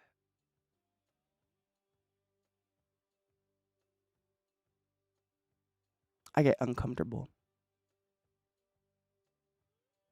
Same feeling I get around people who talk about the Bible but can't quote it and haven't read it, because I have read it and they always misquote it and it's terrible, and just more looks bad for them than me, really. They don't. C-Town, I'm not even kidding you. I've actually questioned that a couple times just of my dumb relatives, because I know I can't really piss them off. They have to love me. And they'll be like, don't be smart with me. I'm sure all of you got that when you were a child. Don't be smart with me. No, Mom, what does amendment mean? No, Mom, I'm really curious. What's it mean? Don't be smart with me. You know what it means. No, I don't. And then they look it up, and then you're like, so shouldn't it have changed now because it's called an amendment, which means to change? And then they treat you like you're stupid forever because you're smarter than them. Black widows are basically harmless, though, unless mishandle them and have some pre-existing conditions. You could say that exactly about guns. A gun is completely harmless until you put it in the hand of a human. A gun's just a fucking... I mean, a spider can do things without the human involved. Gun is an inanimate object till you put it in the hands of a dumbass. Show me the difference. Also, I would absolutely own a brown recluse. Fun fact about brown recluses, it's kind of been a thing that's been going on the past 2 years that their venom-causing gangrene has been debunked. There isn't a animal-produced toxin venom that can cause a bacterial infection, i.e. what gangrene is, which is that rotting flesh that everybody gets. What happens is you and I have Staphylococcus aureus, which is the bacteria that causes necrotizing fasciitis, rotting flesh, zombie, whatever, gangrene. That's what causes it. It's actually called Fournier's gangrene. That's the bacteria that causes it. That bacteria lives on your skin all the time. It's a native flora of your skin. Unless you are bathing in bleach every 15 minutes, it's crawling on you. You also have microscopic spiders in your eyelashes, but we won't go to that level of scary today. You have that on your flesh all the time, among many other little native microscopic bacteria that we call natural flora that actually protect us from things that are even more dangerous in the atmosphere and in our normal, everyday environment. However, we all know that our skin is our biggest organ, and it's our number one defense against most things in the world. Those little bacteria that are normally protecting us by fighting off other things that are not native to us are only waiting for a break in the defense to crawl right in. Fortunately, your average person that has healthy diet, leads a normally healthy life, is going to have an immune system and a natural response that will fight off any infection before gangrene can actually start to take effect. So we can get cuts and scabs and all the time, all sorts of stuff. I'm sure you've gotten them, never put a Band-Aid on it, and you didn't get fucking gangrene. It's because your body's pretty efficient in protecting you in other ways. Like, your skin is not the one and only. It's the number one, and it's a really good defense mechanism, but we've got other shit going on inside. However, if you are immunosuppressed, already sick, you don't take care of the wound, it's a really big, deep wound, i.e. you've gone through, the epidermis, and so that bacteria can get a lot deeper than normal. You can get gangrene, necrotizing fasciitis, rotting flesh, which is a self-feeding horrible mechanism where your skin starts to rot and it spreads to all the live tissue, and the only way to stop it is to just cut away at the dying tissue until it stops. It's crazy. It's really scary. We hate it. So going back to brown recluse spiders. Brown recluse spiders have actually a pretty mild venom. Case in point, the vast majority of people who get bitten by one have no idea it even happens. And it is illegal, immoral, and, against the Hippocratic oath of a doctor to say, that's a brown recluse bite without you bringing the spider in. You literally have to bring the spider with your visible bite and go, I just squished this biting me. That's the only way that they can say, yes, this is a brown recluse bite, or a black widow bite, or so on and so forth. That's the only way you can do it. Literally, period. So what happens, the reason brown recluse spiders got this horrible stigma on them is they're just this weird, skinny-looking little scraggly brown spider that crawls around your house and lives in dusty, dirty environments and eats, dusty, dirty bugs in your house, like potato bugs, I don't know, fucking silverfish, whatever. And they have a disgusting, dirty little bug mouth. And say you roll over on one in your sleep on accident or something, and that's the only time a spider is going to bite you because they have enough instinct to know they don't have enough venom to take you down. So he bites you out of instinct, trying to save his life or something. You still don't feel it. Their fangs are so fucking small. They're smaller than the pores on your nose. Go look in a mirror. Chances are you've got gate craters in your nose like me. Their fangs are smaller than that, but they're sharp enough and big enough to break your skin. And if you're immunosuppressed, dirty, camping is usually where this happens, unfortunately, where you're not showering regularly and you're kind of living in this just sweaty, dirty clothes. It's perfect environment for your natural Staphylococcus aureus to enter said wound and cause gangrene. Also, the dirty, nasty of the fangs of the spider.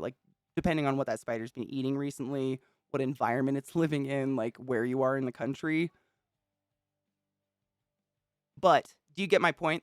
necrotizing fasciitis is caused by a very specific bacterial infection. Venom of a spider doesn't like mystically cause a bacterial infection. Does that make sense? That was a huge vomit dump of words, but I'm in big defense of spiders. I don't like when people kill them for no reason. Just put them outside.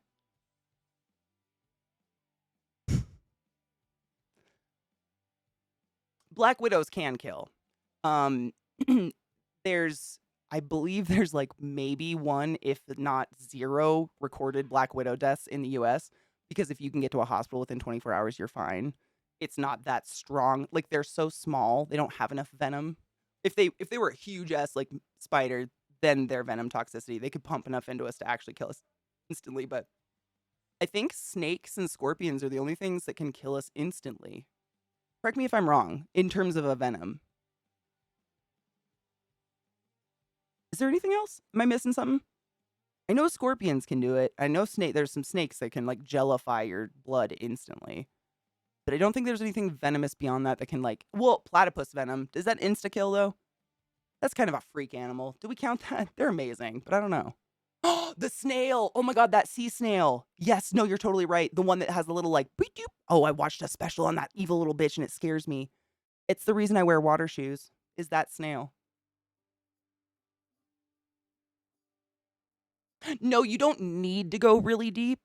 It's just more likely to cause a gangrenous infection the deeper the wound is. You know what I mean? The deeper the wound, the more unhealthy you are, or the filthier your environment is in your immediate vicinity, the more likely you are to get it.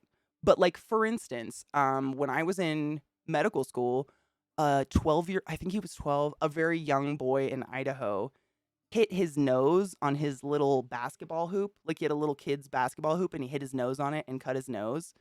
And half his face rotted away. Got gangrene on this cut on his nose. Like it's just right place, right time, because it's always there. Which is why in the medical, like if you work in a hospital, we wash our hands until the skin's sloughing off, because it just takes 5 minutes and everything that lives on my skin here is now here again. So when you go into a patient's room, just casually for a checkup, you do the foam, or you wash your hands outside, hot water and soap up to your elbow. And then when you go to the room, you gel or foam or whatever the sanitizer pumper is at the door. You do that as you go in. 15 seconds soaking wet, wash your hands in boiling hot water with soap again, hand sanitizer, gloves. And that's every single time you cross the threshold of hall to patient. So if my foot slides over the threshold, gotta start over. Period, end of story. That is hospital policy, because we are filth all the time. It's crazy. People are dirty. Your body works. Moral of the story, your body works really fucking hard to keep us from rotting away 24/7 all day. It's crazy. Even if you just slept away your life, your body's still burning like 1,500 calories just to keep you alive. But yeah, there is a really scary snail. Where is that snail native to? It like has a little tooth that it shoots out to like poison it, paralyze its prey, but I think it can kill people. Jellyfish. I didn't even think about jellyfish. There's jellyfish that can kill people. Box jellyfish, I think.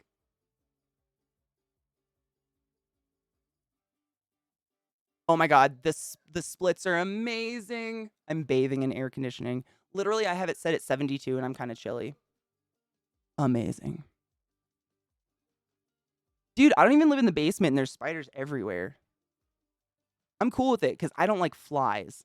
Like every time I see a fly, I immediately say out loud to myself, where the fuck is my jumping spider? Where are your babies? Eat this. I just can't. I hate flies. They're disgusting. And in the summertime, it's just like they get in your house and then act like idiots and bounce on everything ever for 2 days till they die. Good morning, merman. How are you, love? I live in a basement. Oh, so well, I would. I get carpenter ants by the fuckload. Oh my God. When I was a kid, I have a weird memory. When I was a really young kid and we lived in Snohomish, Washington, I would lay on my carpet and watch Xena like this and watch carpenter ants, which if I'm talking about the same thing as you, we call them carpenter ants. They're the black ants that are literally like this big. They're chonks. And if they bite you, it hurt. Like it's just enough. They're big enough to make it hurt. They don't have venom or anything.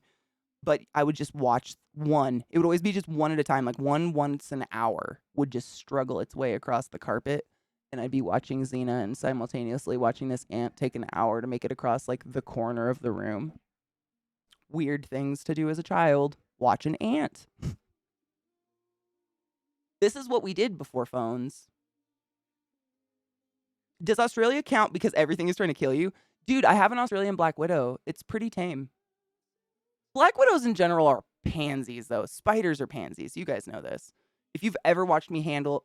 I don't handle my spiders, but do interact with my spiders in any way on my channel, you know, they're afraid of everything. They're a... Imagine a water balloon made of wet tissue paper. That's what spiders are, and they know it. There's a mudskipper species that has spurs that kill, and I'm just doubling up on them water shoes. Seriously, I learned about my toes are curling. That snail that Sales was talking about, I think I watched like a David Attenborough or something, you know, where he's like, watch the snail as it pierces its foe, instantaneously paralyzing it, consuming it from the toes up. It's conscious of every bite and swallow. I just can't. It freaked me in the water shoes forever. I'm not going to dive. Portuguese man of war, aren't those deadly? That's a jellyfish. I think. I have an Australian snake too, and she's pretty tame. I mean, she's kind of a dick, but she's tame. Go get some air station. No, I totally get that, man. I totally get that. I try not to stay on it all day because it is infuriating, but it's also like, if you don't talk about it, we ignore it and forget about it.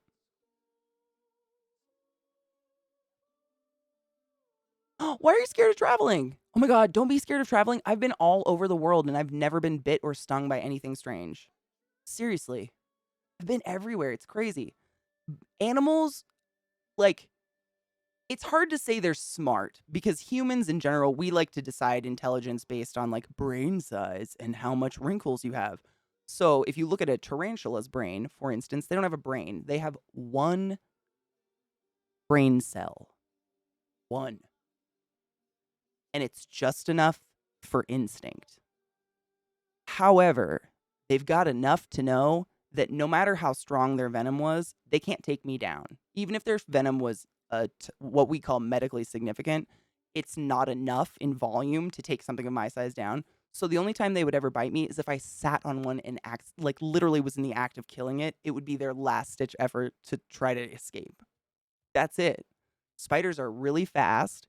Most of them can literally fly through the air with a little bubble of web out their ass. Why the fuck would they want anything to do with you and I? Ever. They nimble. They don't want nothing to do with this.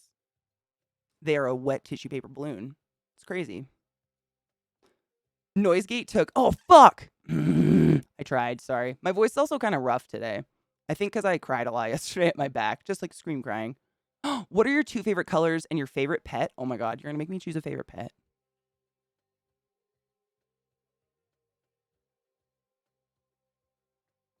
My 2 favorite colors are probably green and purple. Just like all the shades. I think they look good together. I mean...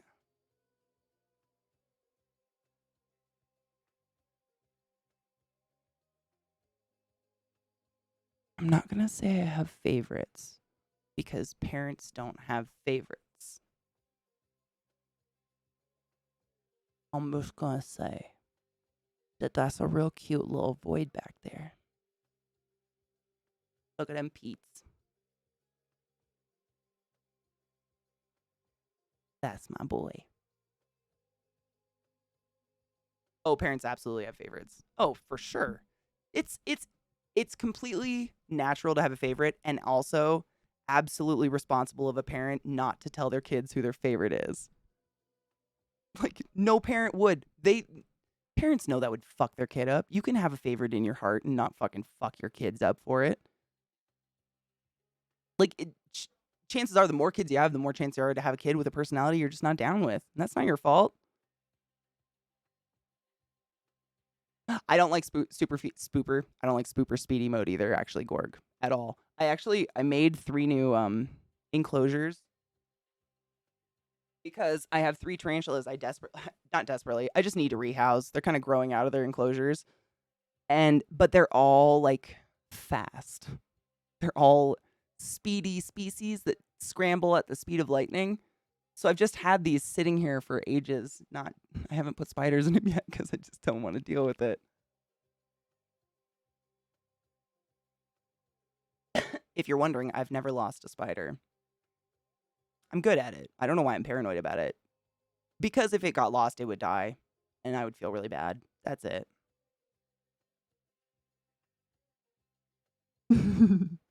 I mean, my parents, I've never met a parent that would tell their kids who their favorite was. I wouldn't advise doing that if you have kids. Yeah, right, Viata? Like, how fucked up would that be for the other kids? Oh my God. Like, I have a favorite parent. Would I tell my parents who my favorite parent is? No. That's not nice. I mean, in a state of rage when I'm 12 years old, but no one believes a 12-year-old. Okay, Myron, that was amazing.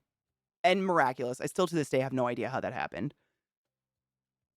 Teleporting.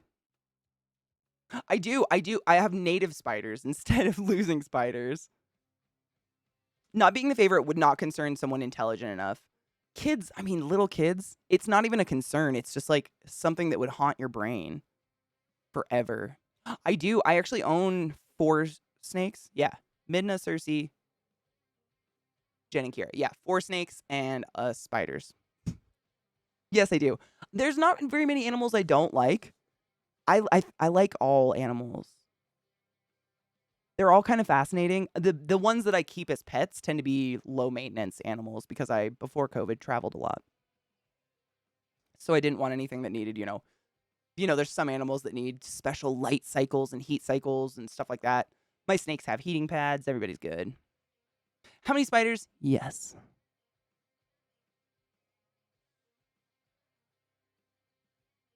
Yep. I mean, do I count the ones living in the walls? I don't know. I love goats. They're so cute, though. A favorite parent? Like, did you ever have the parent you would ask for permission for first?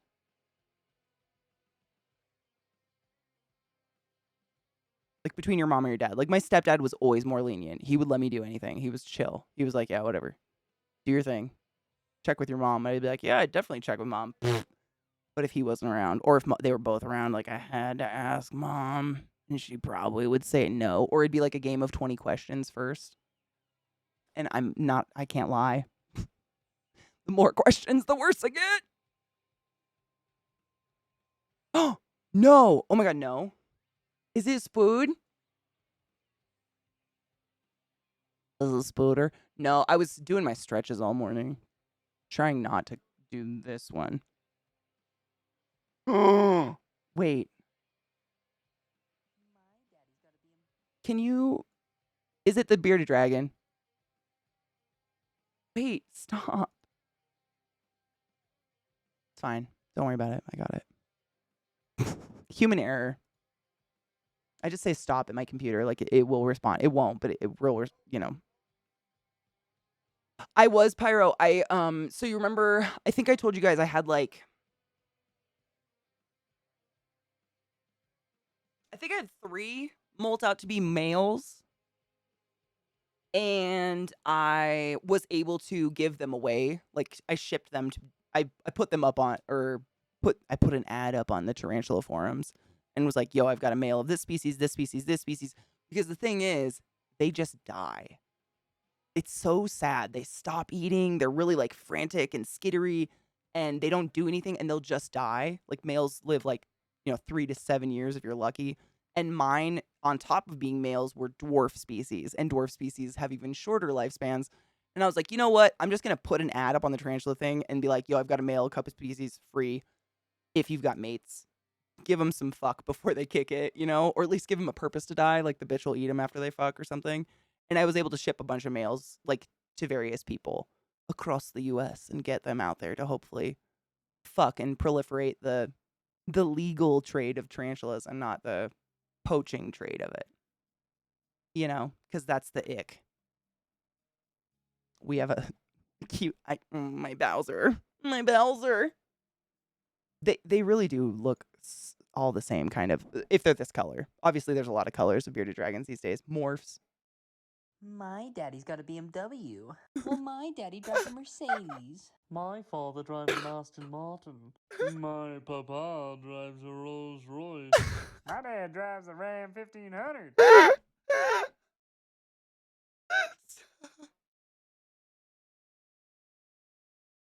was actually pretty good.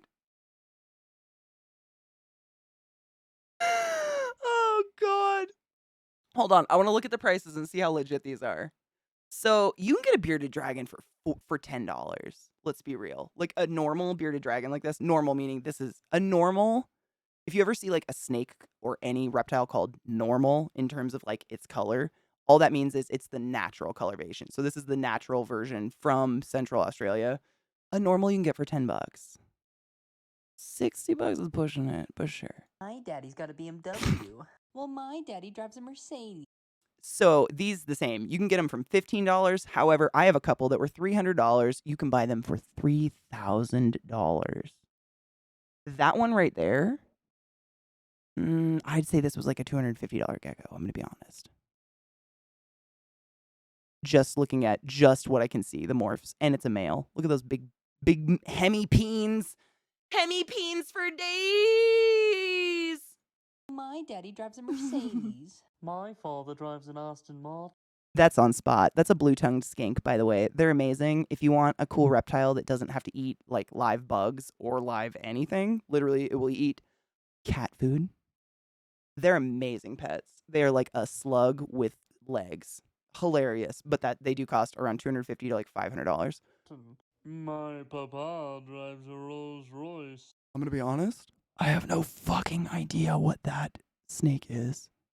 I think it's like some sort of leaf snake.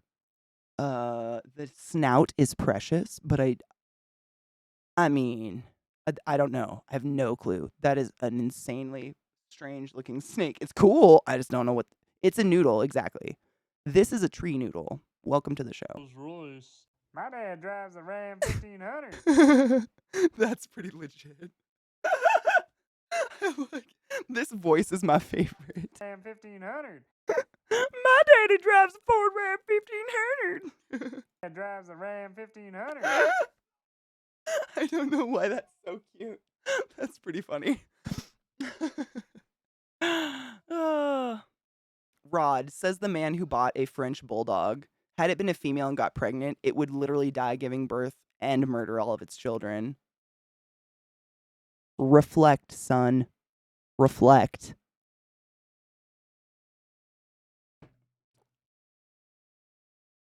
I can get a gecko just stepping outside my front door. I miss that.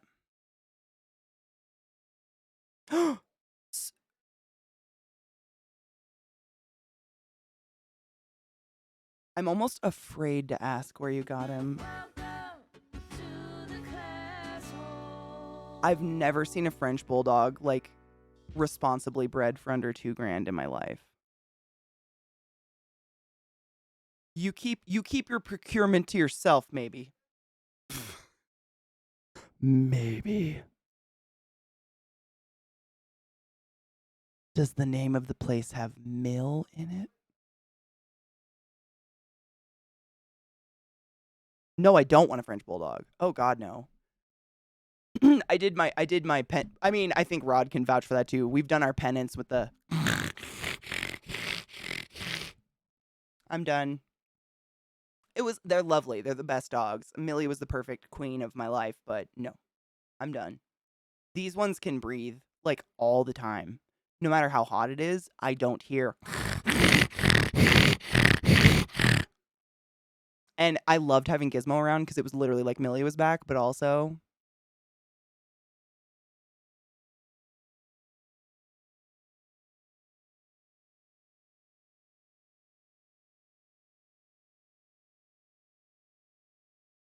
You hear that? That's the sweet, sweet sound of a functioning septum, my dudes.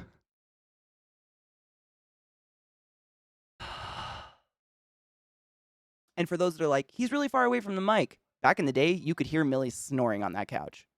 I had a couch even further away from me in my basement in Baltimore, and Millie would be on the couch, and the mic would pick up all day. Bless her heart. I actually got really lucky with Millie. She had much more of a nose than any other pug I've seen. Honestly, that was why she was like rejected at the puppy mill, which is super sad. I had to teach her how to have fun. She had a straight tail when I got her. It was so sad. But because her nose, she didn't have like that wrinkle right here. Her nose poked out, like a millimeter extra. She actually had a septum. So she wasn't too bad, but man, it's sad when they breathe like that, because you're like, you can't do anything about it. You just hope you can help them cool off. Is it cute puppies? We need cute puppies. Although we did just see really cute lizards. My dad has a full ramp. I like that lizard. I love them too, right, Rod? It's so hard to say you don't. Like, I can honestly say if someone, just handed me a pug puppy, I would not give it back. However, I'm going to do my damnedest not to participate in a breed that has really just, kind of destroyed a dog to the point of not breathing and having a shorter lifespan than normal and all this shit because of the no breathing is really sad. Also, like Rod's poor Gizmo has the same shit that Millie had. He's caught it way earlier, thank fuck, so they can be careful with Gizmo. He's way younger. We didn't know about Millie until she was like 10. But apparently it's extremely common in small breeds to have this intervertebral spinal disorder, which is basically like these small dogs act like cats. Like they bounce off of furniture, jump off of really tall things, jump onto really tall things, and it causes their vertebrae to twist and like twist permanently and paralyze their back legs, as Millie was for years. You guys saw her drag her cute little ass through my living room. She could still feel everything. She still functioned. It's just her vertebrae literally twisted. And Gizmo's got the same shit. Different breed of dog. I mean, they're both bully breeds, but you know what I mean? It's just sad. It's too common for me to want to throw money into that. I rescued Millie, so I feel a little bit better about it. But chances of finding a healthy pug in a rescue is, I just can't. It makes me really sad when other dogs can breathe. It just doesn't seem fair. Oh, Gizmo has that wrinkle. He honestly wasn't too bad, though, in terms of the pugs and bully breeds I've hung out with. Some of them, it's literally like you can hear the closing. It's so hard to listen to. Oh, Pyro. I mean, it's a lot of work. I can't put that. I can't lie about that. But I like to do it. I like to have a project, Like I was talking about on Monday, because I woke up so stupid early for us to watch that insurrection shit. I had already like streamed, gotten a massage. Scott came over and installed AC, and I took the dogs to get groomed, and everything was done by 3 p.m. Everything, my chores and everything. I was like, I just went to bed. I literally went to bed at 4 p.m. and slept until the next day, or like on and off, just like laid in bed. That's what happens when I don't have something to do.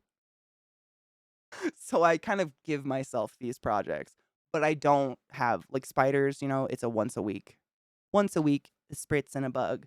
Any more than that, and they're going to bury themselves and never come out. They don't like to see you. They don't want to interact with you. They don't have like the cognitive process to learn you. It's not going to happen, I like that though. I just, it's like a little thing I get to do.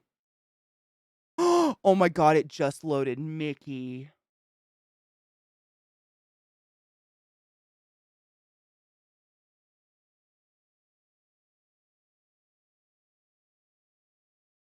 That floppy ear made my back of my neck tingle, and I almost cried a little.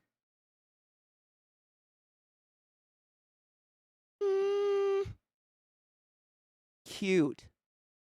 I love all doggos. I mean, Mickey. They're puppies forever, though. Like, who the fuck's like, come here, you little senior bitch. Millie was a puppy until her last seconds on this plane. Puppies for eternity. I once bought a dog, and I'm sure belonged to a blacksmith. When I got him home, he made a bolt for the door.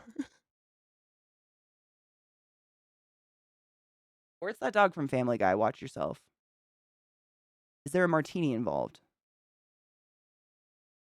Scrappy. I mean, we've never had AC. We got it installed, my dude. Like, I'm bathing in just,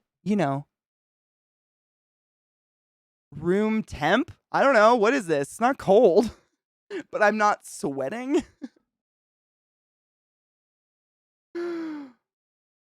Chihuahuas are, and honestly, I've never had a bad experience with a Chihuahua.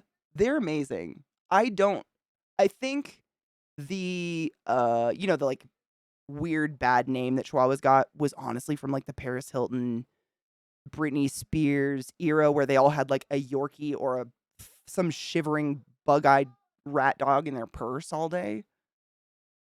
You guys have heard my stories. Like, I grew up with a girl whose mom bred Chihuahuas, and they were like rough and tough, like outdoor dogs. Like, they were hardcore and all really friendly. Their tails never started wagging. Never stopped wagging, excuse me. Never started wagging. Yeah, they were that broken. Oh my fucking... Fuck, I opened it on the wrong computer. Oh well, we'll go to the other one. Look at his pup. So cute. I love them. Look at those brown eyes. Oh my gosh. They're like amber. Literally like chunks of amber. Ugh. I got mine fixed yesterday, and even though it's only 68, dude, that's scrappy. It feels so fucking good. Mine's set at 72, but I'm so used to it being 100 in here that like 72 feels balmy. It's amazing. Dude, I just forgot what it's like to have it.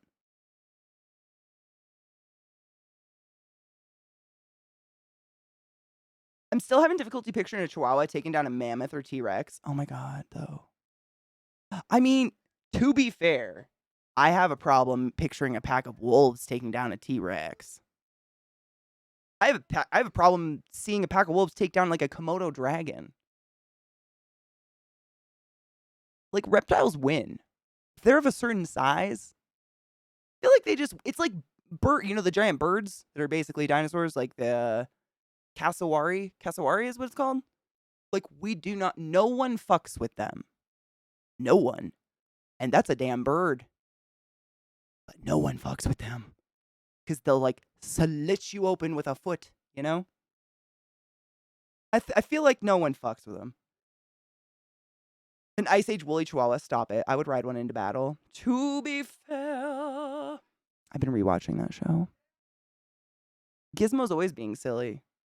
What kind of... Stop it. He has the cutest ass. All right, we're going to watch this and then go to break. Because we need to take a break. Wait, am I going to... You know what, Rod? I think I'm going to make him wait. Because we're at the ad point where it might be running ads. You know, if people don't have their ad, whatever. Yeah, we're at like -5 on the pre-roll. Let's take a break really quick. But if you return or stick around, French bulldog ass cheeks. That's all I have to say to you is French bulldog butt cheeks. And if you're like me, you pinch your dog's butt cheeks. I pinch my dog's butt cheeks all the time. I poke them. What are you doing? This is my other pup. This is Bill. I love her. I love them equally. But if you see all these cuts on me, one of them is responsible and one isn't.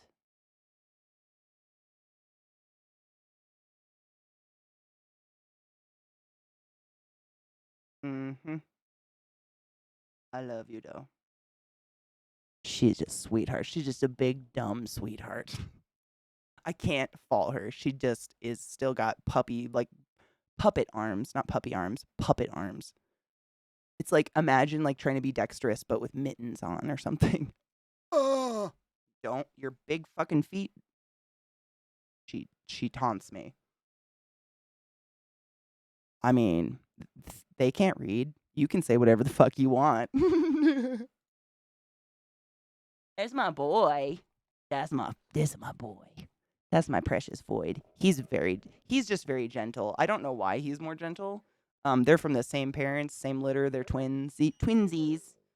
But Trick is very gentle. Whereas you see Bill, she's like assaulting me for a pet right now. She's going to try to climb. She's going to ascend my body with said Muppet hands. Well, Trick did this.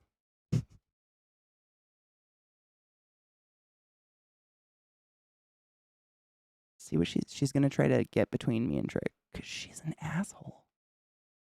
He is. He's such a sir. We've said that since day one. For those that didn't get to be around for the puppy years, well, the little puppy years, I should say. We all said it. Like the moment I got Trick, he would just sit upright and look at you, and he's got one little white blaze right here, and we were like, he's such a fucking sir. Whereas Lilith chewed the arm off my couch, and has destroyed every ounce of my visible flesh with her big dumb body. Aren't girls supposed to be graceful or some shit? But no, I got my boy over here. He's just a cowboy. Bitch.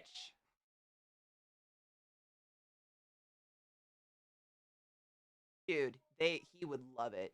He does like Lilith moans like if you get a good spot, she'll be like, but Trick just sits there and leans into it, and every once in a while you'll just hear him be like,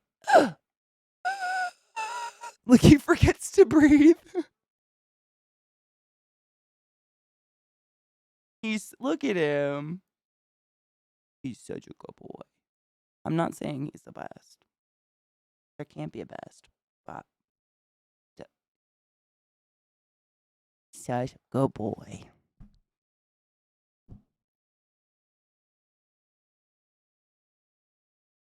Yeah, Trick like mlems my armpit. Lilith tries to suck out my tonsils. Go, let's go outside. Go. Get. Come on. Got the headphone. Hold on. She is smart, however. Like just now, she didn't go running off with my headphone and tear it away. She stood up like this and let me untie it from her paw. She's smart. They're both wonderful dogs.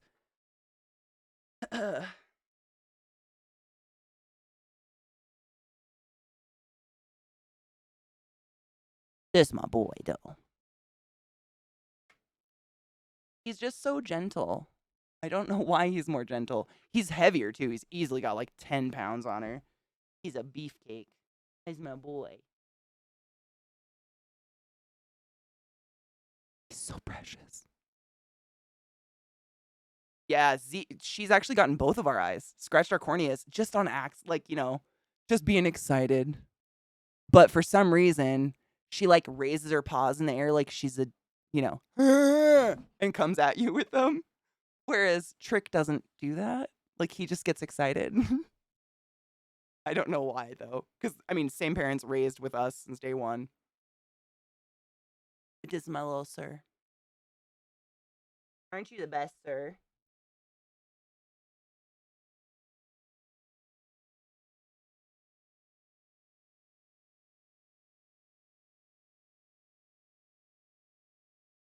He's just a good boy. Huh. See what I mean? He's like chill. Not fucking like clawing up my torso. I can just sit here and chill with him.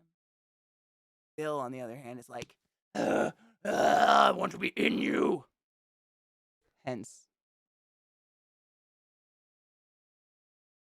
the fucking hook marks in my face. Really, and that's Lilith. Her jealousy is nonstop. If Trick and I are like laying in bed and I'm reading a book, she will try to wedge herself between us, and he's this close to me. Like she'll try, and I have to be like, Bill, no.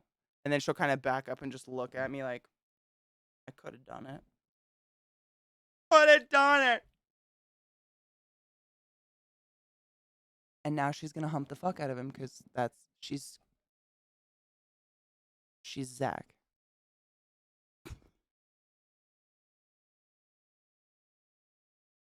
Go fight her. Go get her back. Go get her. Oh, you go tell her what's up.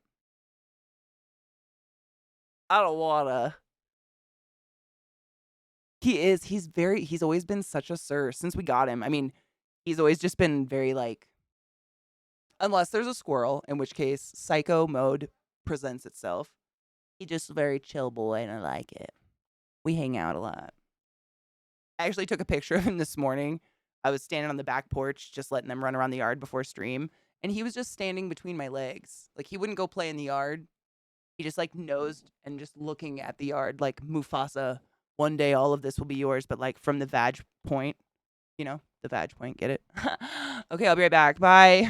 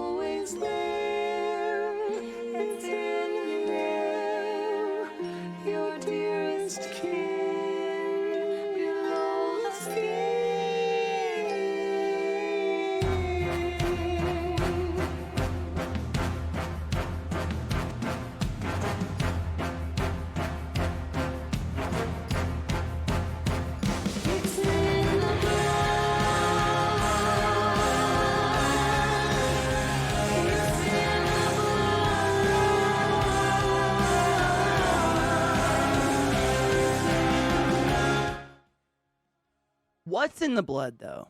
Nobody knows. I do. Welcome back. What happened? I guess I was leaning back. Yeah, that's the chair. It's cool.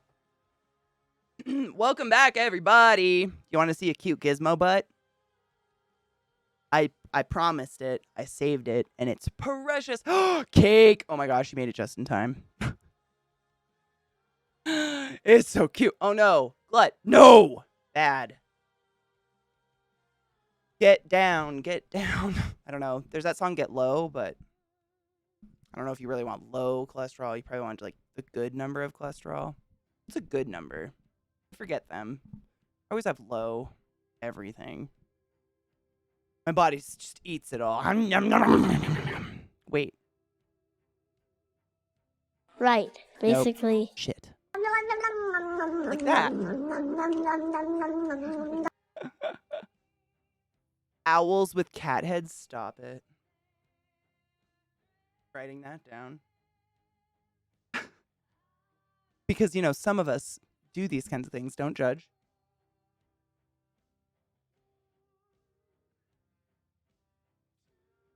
I love Reddit, man. It can be dark, but it's just as dark as any other place of the internet if you don't curate it to, you know, not crazy, sick shit. Let's cheers. I haven't cheersed enough.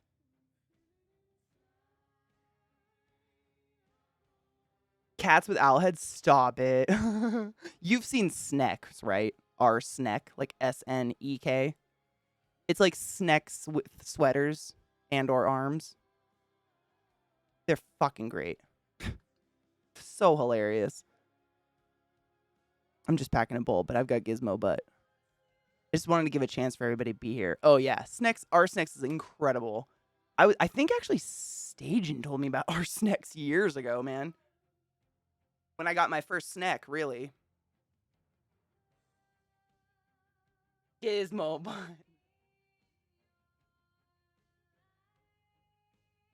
It somehow feels like invasive to show this, but I think he's proud of his glutes, to be honest. You guys have seen this little monster, right? If you don't know who I'm talking about, my friend Rod streams. He has an adorable dog.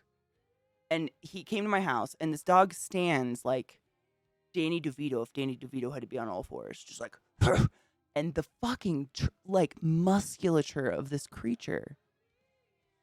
The definition. I mean, anyone would be jealous of the bicep, tricep area. It's incredible. I think he's proud of all the pieces that he's got, to be honest.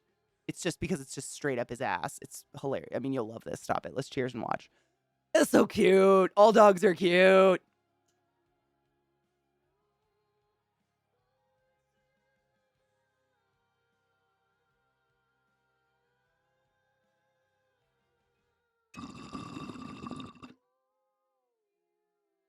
Ooh, cake. Hell yeah. I mean, that's basically what I've done.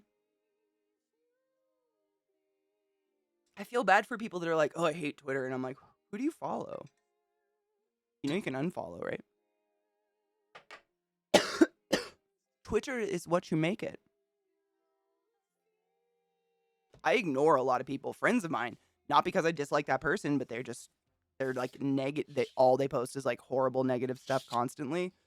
Like I'm not already seeing it on the news, but it's the difference between like posting it on Twitter and talking about it here, in my opinion, is here it's a conversation where we're all kind of mentally working through the chaos. Just posting like, you know, what do they call it? It's like doom scrolling. Yeah, just posting doom shit constantly. That's not a conversation. It feels more like they just want interactions, but they don't interact back. I don't know. It's not my jam. Hi, Vile, my love. You can't see them on... Oh, boo. You can't see them on mobile? Boo. We're about to watch an adorable clip of Rod's... He just reminds me... I mean, his noises. I know you never had the pleasure of meeting Millie, and honestly, in the state she was in when I moved here, it wouldn't have been the Millie, like that Millie, but that's exactly Millie.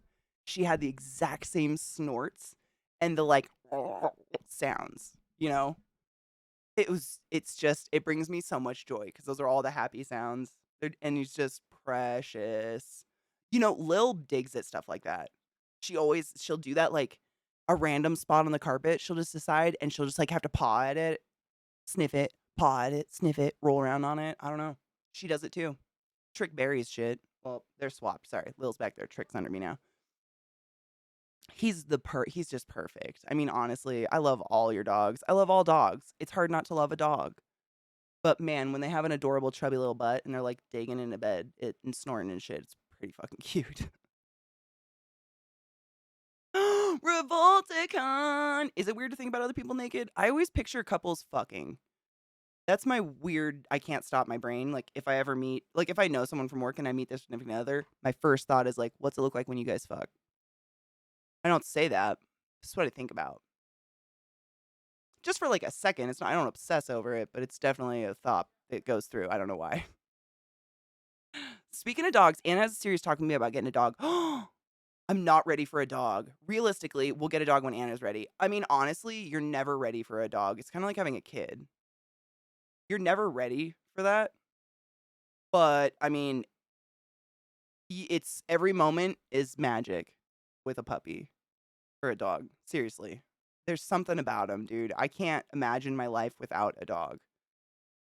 I love all the animals. I mean, I love to sprinkle in a few others, but dogs, like, no matter what, there is a very sentient soul in the room who is beyond ecstatic that you're there. It doesn't matter what you look like, what you smell like, how you're acting that day. You could be being the cunt of the universe that day, and your dog's tail is wagging, they're smiling, and they're happy you're alive. And there's something about that that really is, like, uplifting. And, I mean, you just return the love. I mean, I love to return the love. Unfortunately, with most dogs, you don't even need to do that. They'll just love you even if you beat them, but please don't do that. That's horrible. Return the love. The more you return the love, the better it is, in my experience. Exactly. It's all about owners. I completely agree, Crimson. I don't think there's an evil breed of dog. I don't think there's an evil size of dog. I don't think, like, any of that shit. I think it's owners. I think it's how you interact with your dog. And I don't think there's an aggressive dog. I think it's all fear-based. I really do. When you get to the core of it, the only reason a dog would ever act in a manner we deem as aggression is because they're fucking scared. And they don't know what else to do. I mean, it's horrible to see that. It breaks my heart. Yeah, exactly, Cake. Honestly, like, I don't know. I never felt like the dog itself was a lot of work because they're just kind of there. And it's not like maybe because work, I kind of have a choice, maybe. I think about, like, if I'm going to do a job or something, like a hard, like, redo a table or something, it's like, that's going to be, like, hard work. But the dogs, they just, every time I've had dogs my whole life. However, it's not like I get puppies constantly. But each time I've had a puppy, i.e. Millie and these guys, and then dogs as a child, they meld to your life. Kind of, and you do the same, just really gradually. So it just happens. Like, my dogs just get up with me in the morning, and they know the routine. Like, get up, go outside. You guys sit outside for an hour. My mom showers and runs and does her thing. You know, where, I mean, someone who doesn't own a dog would be like, yeah, but you had to think about the dog first thing in the morning. I'm like, but I didn't really. It's just like brushing my teeth or my run or my shower. It's a sentient being that when I wake up, it's looking at me with a full bladder. Like, my first instinct is, oh, I have to take you out. You know? Is that similar? Does that make sense? The hair, oh, well, poodles don't shed. So that's, like, something I don't have to think about anymore. But I completely acknowledge I'm very spoiled. Millie, however, wow. I mean, there was a portion of my life I stopped wearing the color black. I had to. Because otherwise I didn't get to pet my dog. Because pugs and French bulldog, any kind of dog with that, like, really slick needle hair, oh my God. I still think when I die, they will autopsy me and go to slit me open, and it'll just be like, poof, and like 10 pounds of pug hair will come out of me. I've been on vacation across the globe for a month, and on day, there's a fuzz floating in the air, I see it. On day 28, I find a pug hair in my mouth or my ear or something, and I'm just like, I'm in Thailand and Millie's not. What the fuck? Shit like that. Yeah, that hair's a nightmare. But poodles don't shed. It's incredible. 100% Murgle. What a sad, isn't that sad? I get really down sometimes thinking about that. I know a lot of parents, like a lot of my friends have parents. I'm of the age where my friends have had kids, and I cannot picture one of them teaching hate or even letting their kids use the word hate. Most parents don't let their kids use the word hate. My mom didn't. She would say, you're not old enough to know what that word means. Stop it. You don't hate anything. I might be a werepug. It's possible. She could breathe better than I could.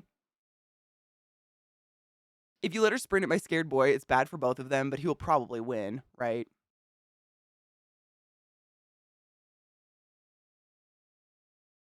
Just hair. I mean, it will still happen. Because it's like they're barbed little like pine needles of white spiky hair. And like her hairs, they could literally pierce your skin. If one was upright in the carpet, you could step on one and feel like you stepped on a needle. You'd be like, "Ow, oh, it's a pug hair." It's crazy. Amazing dog. I mean, she was eternally felt like velvet. Like she was the softest up until her last day. She never had icky fur or anything. She felt so soft because she probably like produced new hair every single 24-hour period. And just shed the old shit. You have a friend that wouldn't let Gizmo come over because of his white hair? I would rather be coated in dog hair than not cuddle a dog. What?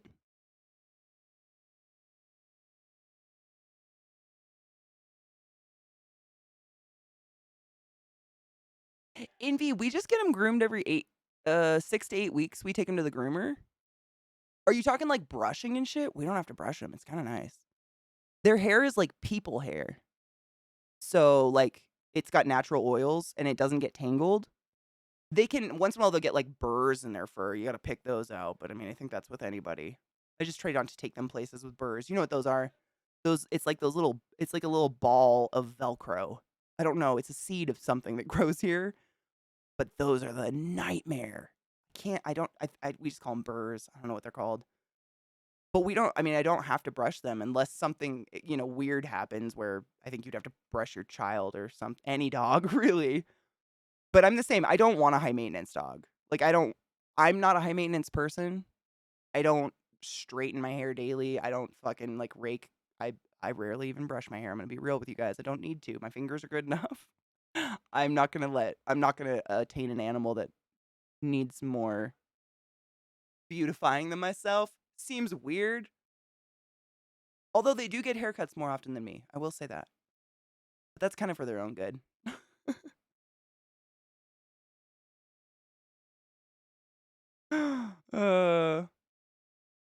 Hi, Fakin. How are you, love?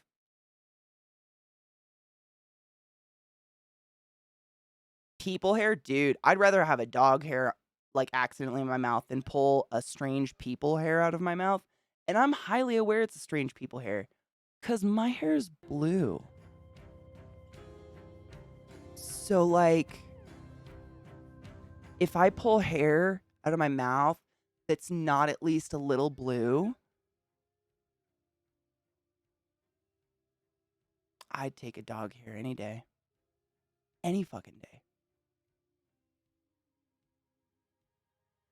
Dude, retriever's coats. Yep. But normally you don't have to brush the retriever's coat at all, right? Because like lynx fur, those feathers and everything. I mean, I read about golden retrievers and stuff when I moved in with Brian, and everything I read said you're never supposed to cut the feathers. And some people fuck up and they do. They'll like shave their golden retriever or something, which is really sad. Like shave them for no reason other than aesthetics. And those feathers are purposefully, the structure of them is to create wind so they cool themselves off, but also I think it helps with like keeping their fur so you don't have to brush it. It stays nice and not tangled. Lynx's tail would get tangly, but only if it got burrs in it, really. And that sucked. The burr-ass fuck seeds, you know what I'm talking about. They're literally like a ball of Velcro, and you have to cut them out. Like, there's nothing else. Parker? What is it? Scene Parker. What is it?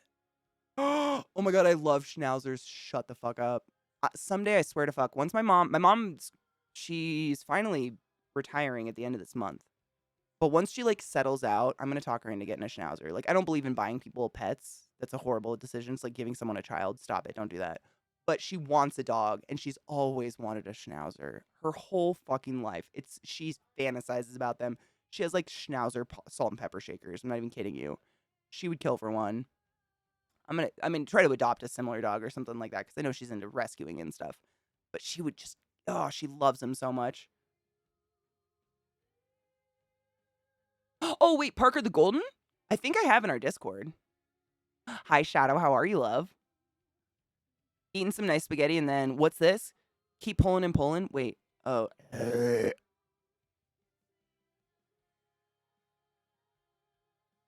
It's only happened to me like a minute amount of times where I've actually had like a significant hair in my food. But the last time it happened was in Italy, and it was a slice of pizza.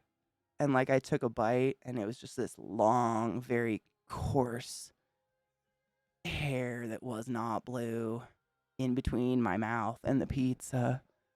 And you have that moment where you're like, do you pull the hair out of the rest of the pizza, or do you like strain it through your teeth so it's not in your mouth anymore? Like, what do you do with this other person's dead follicle nonsense in your mouth? Ugh. It wasn't a good time. Good pizza, but not a good time.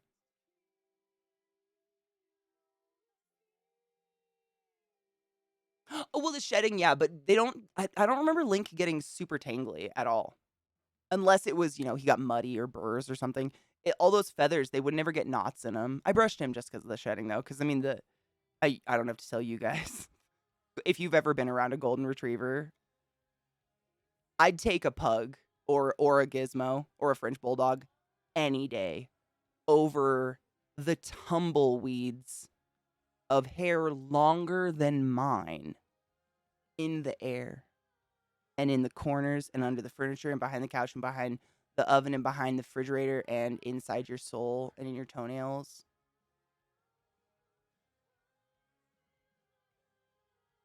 Your eyelashes. Noosing your lash spiders. It's everywhere. It's crazy. Link was a perfect dog, and I will never, ever... I would take Link and deal with those 100 times over. We all know this. However, never... wow. Wow. When the hair you pull out of your mouth is this long and it came from your dog. Jesus Christ. Oh, yeah. That was... I remember when I was living with... When we had Link... rest in peace. He died of stomach cancer last year at a very young age, and I can't stand it. We shared a birthday, and I think that might have been why I broke down on my birthday this year, subconsciously. I don't know. But anyways, when I lived there, I worked at Hopkins still. I wouldn't put my scrubs on until I was at the front door. Like, I would literally be standing at the front door, cocked half open in my panties and sports bra, and like put my scrubs on and fucking skip out because I would want to say goodbye to the dogs again, and it would just... And as a respiratory therapist, you can imagine bringing in a possible, aspirant into the hospital all over the front of your body is a bad idea. A couple dog hairs here and there is understandable, but Jesus Christ. It is. Dog hair is the reason dog owners live longer. We're secretly intaking all of this, what is it? It's like gelatin. It's the keratin.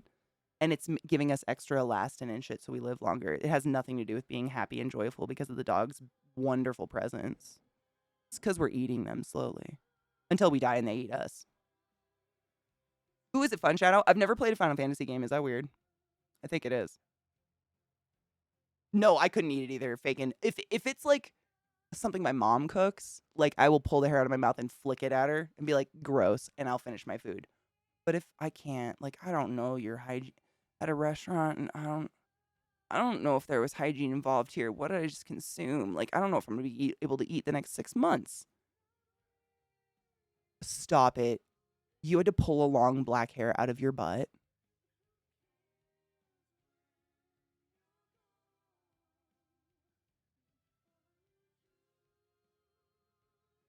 I'm going to be honest, I'm just super impressed by that and horrified a little. Cake, same. When I lived in Maryland, I stopped wearing lip anything. Like, I've never been a fan of lip gloss or any of that sticky shit, but I'm a lip balm because I talk a lot. Your lips get dried out naturally. Lip balm, I'm a fan. I just gave up. Like, I was like, I guess my lips split now because the moment I mean, I could be standing up in my kitchen. The moment I put lip balm on, it was like the static electricity. Every dog hair in the air was now stuck to my mouth. Within, a minute. It's crazy. It's like, because it's so like fine and light. Oh, man. Wonderful dogs. I mean, arguably, Link had one of the best personalities of dog. He was very much like Trick. You guys remember Link. I keep pointing back here. Trick's now under my desk. Very much like Trick. Just like, just happy to be there. Always smiling and wagging his tail like a big dumb doofus. But a very intelligent dog. Just a good personality. One of the coolest dogs. But the hair. The nightmares of the hair.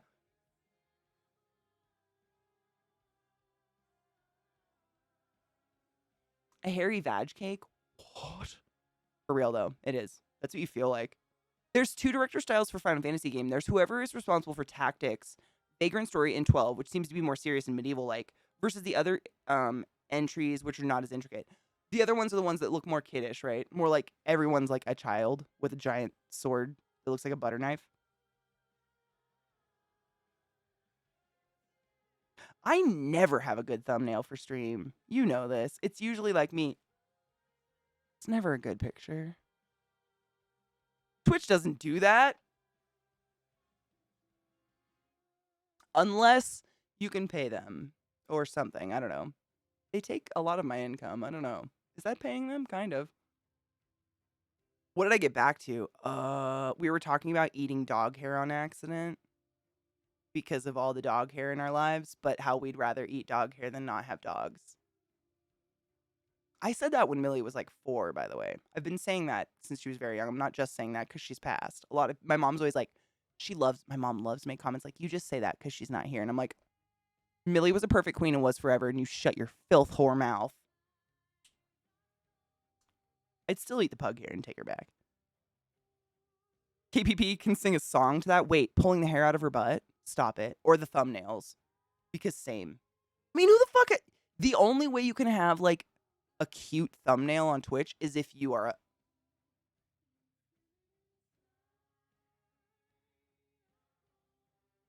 for, like, 5 minutes. Maybe non-expressive people. KPP and I both have extremely expressive faces. Like, we don't look alike, but, we both have very much, like, a lot of facial movement going on when we're thinking through shit. Like, she's similar to me. Poker face ain't quite there. It's possible, but, like, we struggle. So I can imagine, like, a lot of hers are probably laughing or the, cocked eyebrows. Like, what the fuck? It's a blessing and a curse. Oh, is it? It's 3:20? Wait, what time is it here? Hell yeah, it's 1:20. That is, whatever, who cares? It's 4:20. I gotta pack a bowl, but I'll be there with you. Dude, she really does have immaculate skin. I've met her IRL. It's not an illusion. It is no illusion. Not to out her. I don't know what she does. Probably, like, drinks water. Doesn't sleep. Stays out of the sun. The usual. She does have, not a pore. Not a pore. Do I look white today? Is my light balance off? Might be this shirt. I don't wear red very often. There will be no slander on the house. I've literally said that. I'm not even kidding you. Like, I'm the 99.9% of the time, I will just go along with anything my mom says because she's kind of at that age where she's in her ways and arguing is going to go nowhere. Like, I'd rather just have a place in relationship there at least. But if she tries to trash talk Millie in any way, shape, or form, I raise my voice. And I don't do that often. Never near my stepdad or my mom. But I'll straight up be like, there will be absolutely no shit talk of Millie, the queen of all, in this house. Do you understand? And she'll try to giggle, and I'll be like, do you understand? Yes, God. She gets offended. I don't give a fuck. You don't trash my child, I'll trash your child, you bitch fuck. Look at me.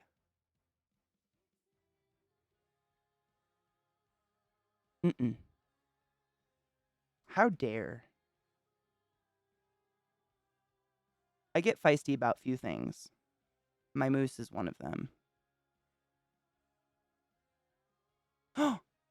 Oh, dude, that so back when I was really I was like learning how to quilt, so I was kind of doing a lot of it, learning different styles, different whatever. I would just give them away because I'm one person. Like I can have a quilt, and then I don't really know what the fuck to do with other quilts, so I would give them away to people. And while I was putting in the batting, you would lay down the bottom layer, lay in the batting, lay on the top layer, and then you go through it with safety pins and pin all the 3 layers together so they sew evenly. Millie would walk across it or like lay on it. Well, I would get up to go get more safety pins or something, and I would think about that. Like, if magic's real and pug hair is like an ingredient, these bitches been cursed. Hard. It's like a good population out there. It's just got a lot of Millie in them. She was a clean, perfect dog, and I'm okay with that. Deep Elements, thank you for the follow. The normal things, exactly, Mayo, and that's why we get along. What do you know about kratom? Seems like I could benefit from it because of chronic pain. Let me look it up. Hold on. It's very familiar, but if it's I don't know if that's a brand name or not. It sounds like we're talking about something from Superman. I might have got something in my mail. Oh, no. I have no idea. I've never heard of this. Just kidding. I was thinking of something different. No, what is it? No, but now I'm going to go on a research hub, and tomorrow I'll probably know way too much about it.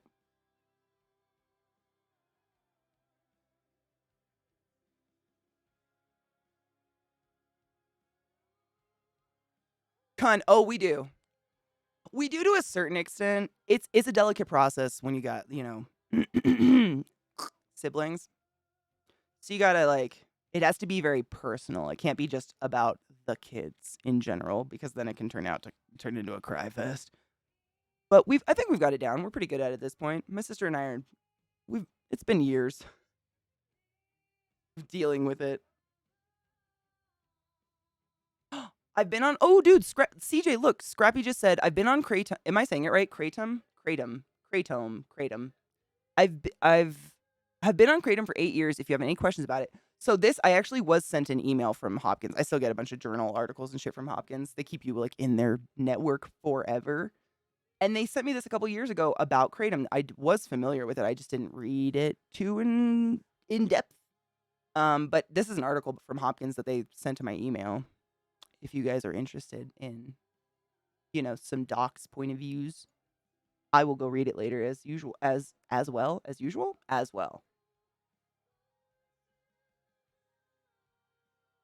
I am the captain, though.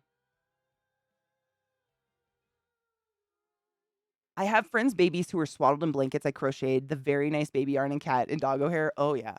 Oh, I mean, Mishy, I used to work in a birthing center. Well, I worked in a hospital where I worked night shift, and every single C-section was deemed a at-risk, major quotes, pregnancy, just so they could use an RT instead of a nurse. That was it. It was just staffing stuff. But if there was any C-section at nighttime, I had to go. And I was literally the very first flesh all those babies ever touched. And I guarantee there was pug hair on me. Millie has baptized many a Washingtonian child. So have I. Just a little frightening, isn't it? Oh, it can be cray or krat. Okay. Thank you. In Thailand, it's krat. And is that where it's from?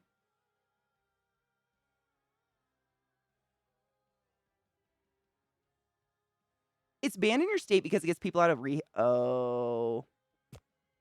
Well, there's actually a pharmaceutical drug. I can't remember what it's called, but it was working insanely well for people who were heroin addicts or opiate addicts, like painkillers and stuff. And it was, it wasn't methadone. It wasn't some synthetic version of heroin, something new to be addicted to. It was a drug that blocked any craving of heroin or anything. I don't know what exactly it did, but it was incredible. But they won't let people take it at home. It's crazy. So you can only be on it in the treatment center, and it's just a pill. There's nothing special about it. It blocks the receptors to receive heroin. So even if you did heroin, you'd feel nothing. So it's not like it's dangerous unless people overdosed on heroin because they just kept injecting it. I don't really know. It wasn't Ibogaine, not that one. I think it started with I want to say like an A or an S. It had ass in it somewhere, I feel like. Man, I'm gonna have to ask my mom. Because I didn't hear horrible stories about it at all. I mean, obviously you'd still go through withdrawals and stuff if you're on opiates, but the drug helped you function and not just shake and go through like horrible symptoms all day or something like that. But they really did restrict it in just a crazy way that seemed so unhelpful. Because I mean, arguably when you leave treatment, I would think is when you need the most help, the most like support, because you're leaving like that controlled environment where you're safe from dealers and shit, Oh, Chestnut! Fuck yes! I love nurses. I'm an RT, but I worship you. We're not worthy. My neck is fucked up. This is the best I can do, but I'm bowing.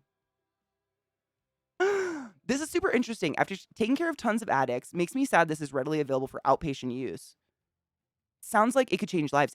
Yeah, that's the thing. Like, my mom was telling me about it. My mom still works in hospitals. She's an RT as well, but like in the management sphere now. And she was telling me that a friend of hers daughter, unfortunately, got on painkillers. She like broke her leg, got on painkillers, and if you worked in medical in any capacity, you understand the method of going from painkillers to heroin is not hard at all. It happens so quick in anybody, any income, any life, any culture. It's crazy and it's so depressingly sad. And one of my mom's really good friends she grew up with, her daughter was like on track to go to Harvard and shit, broke her leg, opiates, got on heroin, and just ended up on the streets like wildly out of her mind on heroin. And they finally got her in a treatment center in this shit. I mean, the woman said it was like night and day. Like she went from watching like the shivering creature in the corner, like tweaking and scratching their skin, to like her daughter getting dressed and, not feeling 100%, but her body wasn't just, every cell in her body wasn't thinking jump through the wall like the Kool-Aid Man and get heroin. It was something like that, but for some reason, you can't take it home, and I can't think. I gotta ask. I'm gonna text my mom. Hold on, or don't hold on. I'm still here. Oh, is it Suboxone? Oh my god, that sounds so familiar. Crispy, is that what it is? I'm gonna Google it real quick because that sounds so familiar. I'll text my mom just in case because she'll remember it.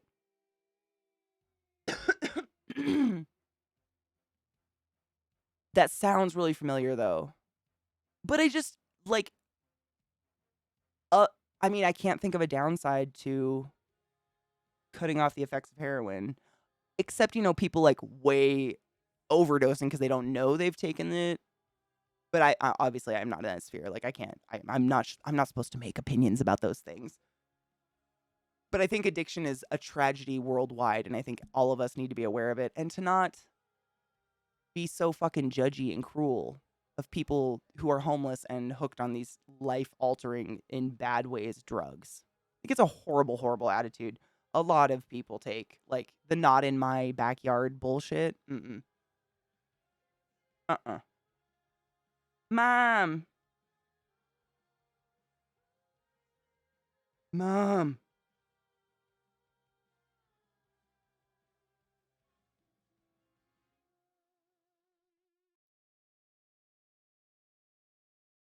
Ooh, I did it. I can still text. Oh, nope. Friends got spelled like leet speak. What happened?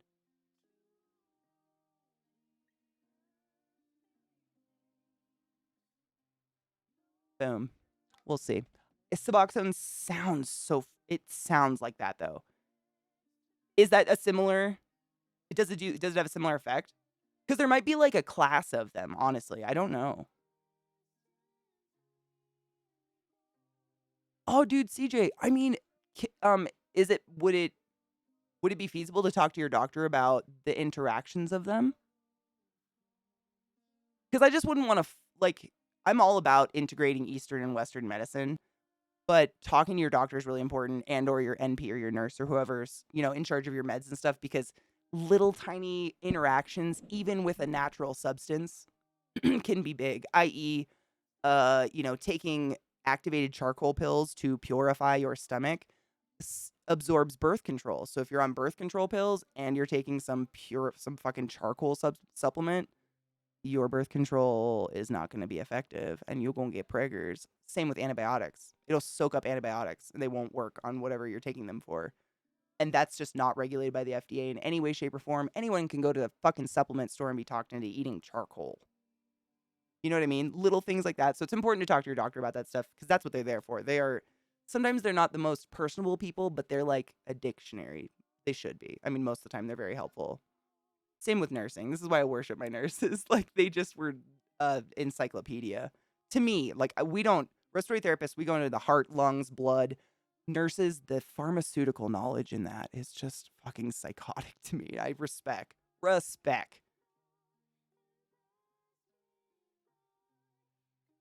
Amber, that's the only thing I can come up with, seriously, is if it went on the streets, people would figure out how to make it cheap, and then there'd be no reason to put people in that treatment center or whatever. Chestnut, abso-freaking-lutely. I say this shit all the time. Like, my chat, I worship. I mean, we're a huge team, to be fair, but there's so many nurses on a floor versus a respiratory therapist, like one RT versus nurses. And nursing is just like, I worship you so much, so hard. Have so much respect for anyone who works in healthcare. Amen to that, though. Word. Such a shitty field nowadays, which is depressing as fuck. But yeah, it sounds incredible. Makes me sad this isn't available. It's big. I mean, big pharma and insurance companies, I think, are the downfall of everything.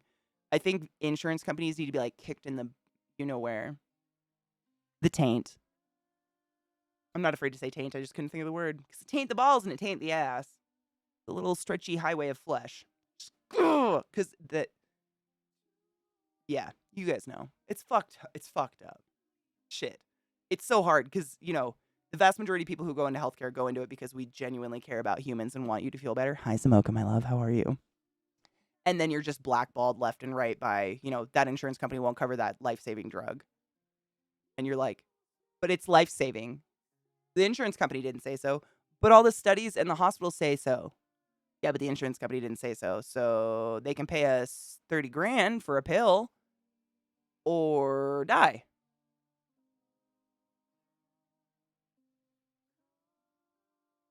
Healthcare. We do our best, honestly. Like, you guys know, I've told you, we've cheated the system. I've definitely, for breathing drugs, albuterol, levoalbuterol, little things. We've absolutely, I've had docs be like, fuck that, give them the levoalbuterol, because I'm not going to give my patient a heart attack. I don't care what the insurance company says. Like, your insurance company didn't go to school for 9 years. Suck my ass. Twerking and lurking? Fuck yeah.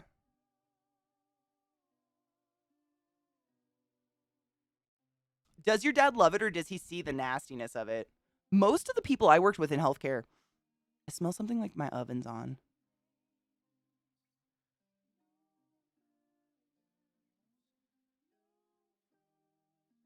Oh no, Zach's on a break. The door's open. I'm probably smelling the fucking fire smoke outside. Just kidding. Just joking. Yeah, most of the healthcare people I knew worked with, I mean, I never met anyone that was out for the dollar, but that's inpatient too. Inpatient tends to be a little different. I think, in my experience, I should say. I shouldn't generalize. With the dent, John Q. Whenever I think life-saving, I think of all the media in the world that shows that compressions are. We lost him, guys.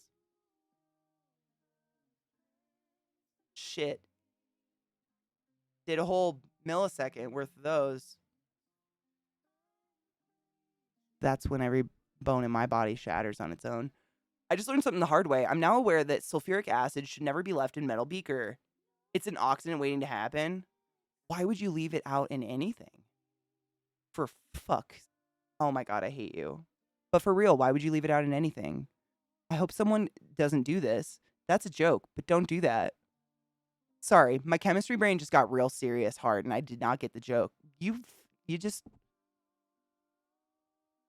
I like you because you can't talk. Come here. Get up. Come on. Say hi. Bubba. Hi. Don't lick my mouth. Don't. You lick your butthole with that. Are you an oxidant? I don't know what oxide is. This is my boy. He's a good boy. No stroke on stream. Dude, would that be TOS even if it wasn't on purpose? Did you just take out my earbud, you little at? They used to try to take my plugs out of my ears too. They stopped doing that.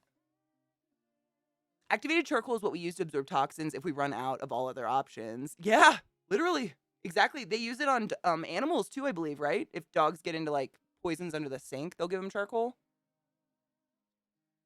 Yeah, but you can just get it in pill form at any fucking like supplement store here. It's pretty crazy.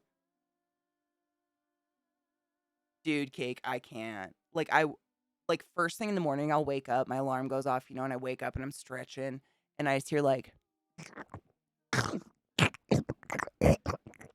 and Lil is just like fucking full on mouthing her puss. Like I know it's a lot in my head, but I can't with that. Or her butthole. It's just that's a lot of sharing, you know? It's like a lot.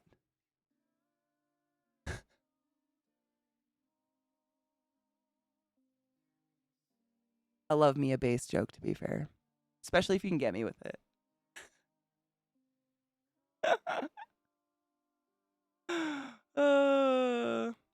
Chest compressions, they're not a Hail Mary, but they are not, you're not going to ever asterisk recover to full form if we have accurately performed compressions on you. You know? Asterisk, unless you're a child. Children and babies are gooey, man, and they mend up real quick, and they tend to crash and fall. That's both the same thing, crash and fall. You know what I mean? They crash and rise within seconds. You can do compressions for 2 seconds and snap all their ribs, but they'll come back and heal. But, you know, the older we get, the less likely we are to really mend all the damage that comes from doing a code to somebody. So it's kind of, you know.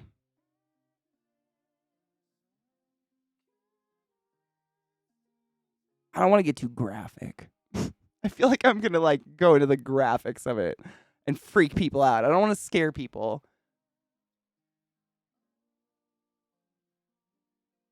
We actually do not focus on mouth to mouth anymore. The only time you focus to mouth is if it's a child, literally.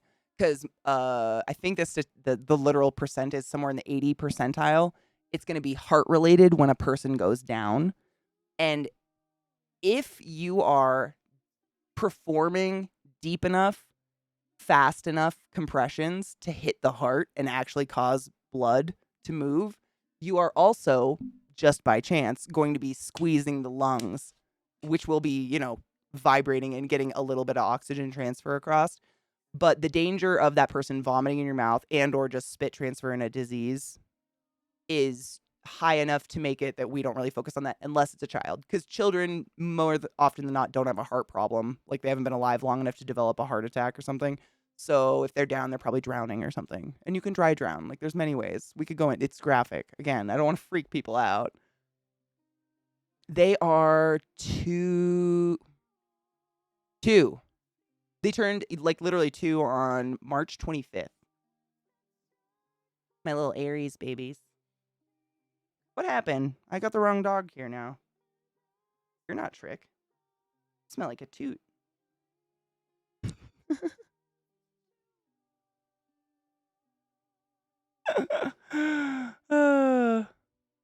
But yeah, even, I mean, if you do a CPR class, they teach you mouth to mouth, but what they teach you is to do it with there's a valve that you can use to put between you and the patient that creates a barrier, a film barrier. So if they vomit because they're a drowned patient, you know, or something like that, it's not going to get into your mouth. But even then, if it's just you on the scene, your friend goes down, you don't sense a pulse, compressions. Literally, you'll hear anyone in healthcare get on the chest 100 times over. I mean, if anything is heard more, I'll give you $1. I don't know. No, I won't. I don't have that much money. You know what I mean? Get on the chest. That's what you'll hear all the time. Get on the chest. Compressions. That's the number one. Because you're going to get perfusion, meaning you're going to make the heart pump. And if you're doing that, I mean, okay, this isn't graphic, but this is good advice. If you're doing compressions on someone, you are hitting them on their breastbone, which is, I mean, hit that bitch. That's not a gooey press in thing. Your heart is under it. This is like a little shield over your heart. It's a little slanted, but we're not going to go into that. It's mostly in the middle. When you do compressions on someone, you have to use enough of your body and your strength to go 2 to 4 centimeters into the chest, meaning that breastbone needs to sink that far to hit the heart. Because we're literally, that's what you're doing. You are punching the heart and causing lub-dub because the body's not doing it on its own. Does that make sense? And for someone, my age, I'm not cartilage anymore. I'm bones. Like, everything's crispy, crunchy bones at this point. And if someone pushes my breastbone 4 centimeters into my chest, your ribs are going to break. But because all of that force and you're squeezing the entire thoracic cavity by doing those compressions, you are going to get some perfusion through the lungs, enough that we're going to focus on the heart. And once help gets there, we'll focus on the lungs as well. But the heart's the major, unless it's a child. It's the only exception, because kids aren't likely to have a heart issue, unless otherwise mentioned or something. No, Zamoka, honestly, like, it's not an official thing you'll hear, like in your CPR class, but among people who regularly have to do compressions, you're not doing them right if you didn't hear the ribs crunch. The first person on the chest, the first person to call code and lay on the chest,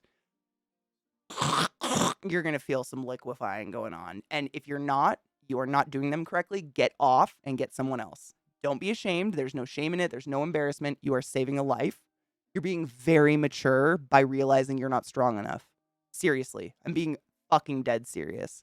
If you got a back problem, a neck problem, you're small, you're short, you're really light, and you just don't got it, say it.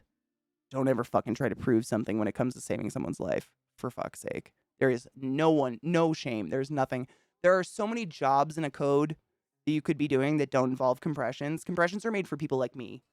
I'm 6 foot, I'm all legs, and I got a lot of weight to throw down on that chest. I am always first on compressions. But I recognize that's what my body's for. I'm big for it. I'm good. I would never, like, no one would ever make you feel bad, like, for saying, I can't do that. Like, I'm not doing it, help. That's what you would say. You keep going, like, you never stop. But call for help, for sure. Little black dress. At the end of the day, we all fucking die, and it is the most peaceful sleep. The peaceful sleep. That's worst case scenario, really. No one's conscious for a code. Like, that's a big rule of a code. If someone's eyes are open and they're looking and talking to you, stop coding that person. The only time you lay on a chest is if there is no heartbeat. None. When a person goes down, you feel for a pulse everywhere. Feel desperately. Don't use your thumb. Your thumb has a pulse of its own.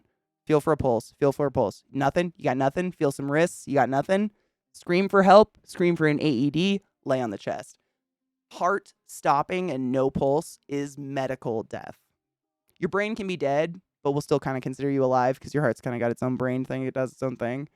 But heart death is death. So that's when we lay on the chest. If there's any pulse, I mean, even if it's like, or like thready or whatever, don't lay on the chest.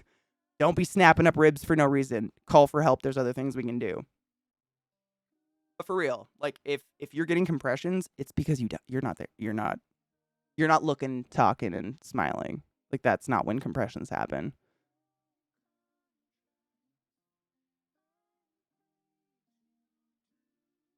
If you twerked hard enough, should it be considered a compression? Maybe. Wait, is it capybaras that do it? I mix them up all the time. There's capybaras and there's another creepy looking large rodent-y type animal. One of them literally can twerk a jaguar to death on the roof of its burrow. Like, it's a legit defense mechanism they have. It's wild. Wombats, thank you. Is it wombats that do the twerking? Thank you, Sales. Man, I mix them up all the time. It's time. Oh my God. I forgot about that already. Did you guys hear?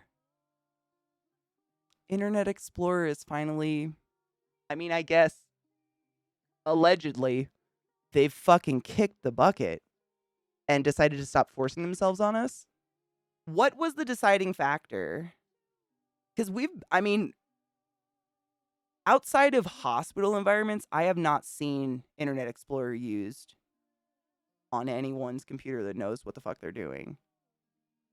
Like, in any way. Today was the last day. Wow, that's amazing. Yes, and they shit the little cubes. Yes, they're amazing. But yeah, they can twerk a jaguar to death. And they do. Like, their ass is like stone or something. I don't get it. Their hips are made of like dragon scales. And they will twerk their whatever's chasing them to death against the roof of their own burrow. Imagine twerking things to death. Right, Shadowhound? I'm saying, like, you maybe. I feel like you need some tailbone action. I like there are some epic asses out there, but your breastbone's pretty. I mean, to get it apart, we have to use a saw. You know what I'm saying? Is there an ass out there that's like stronger than a bone saw?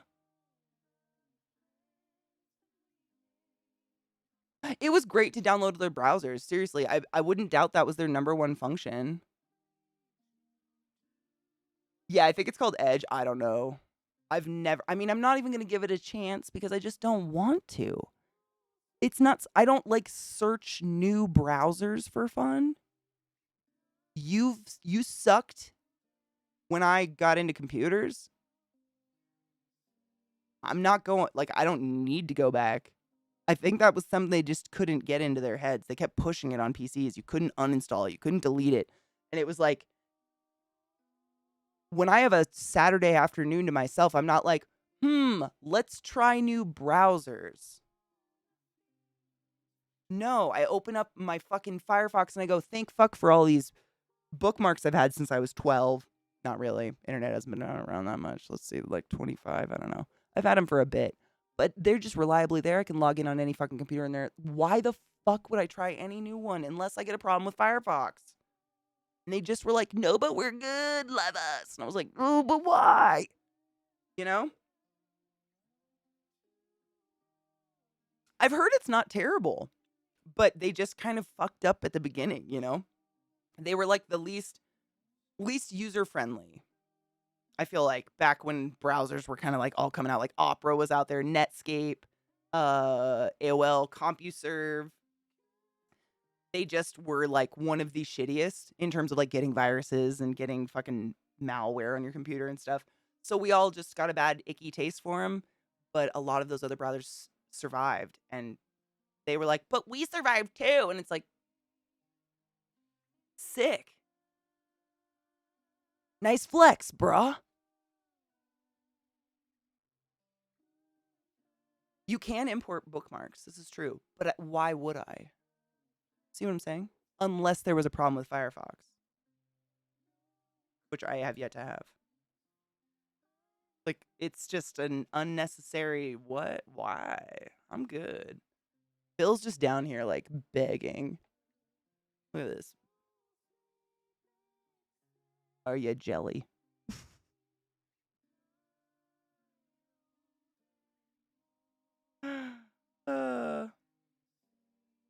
I've heard Brave is great. I've been actually fucking with Opera just because Zach is still on Chrome and he's kind of had he's had some issues with it lately. Like, you know, memory leaks and stuff. I had those ages ago, which is why I went to Firefox from Chrome. But Opera is really nice. I mean, honestly, I can't find a pro of Opera over Firefox. They work seamlessly. They're great. Sometimes I use one or the other just because it's open already. But they both. I did everything. I like imported all my bookmarks. Like I really went hard on Opera because I wanted to see like, you know, are you actually decent or are you just flashing it? You know? Is Opera Chrome? It runs not as hot on my CPU as Chrome. I wonder why. Because that was a big thing I was looking at just in terms of like streaming with browsers and stuff. You know. OBS runs hot. Browsers run hot. And that was a big reason I got away from Chrome was Chrome would literally eat up 35% of my CPU just by itself with all of its bullshit extra processes it decides to run. It was a nightmare. And so then by the time I opened OBS, over 80% of my CPU is being used when I was going live. It was insane.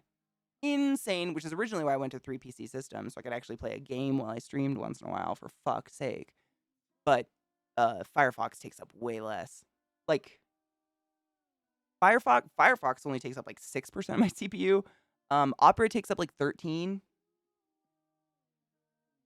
That's all bulliff. They didn't take very much hair off their head this time, which I asked them to take extra.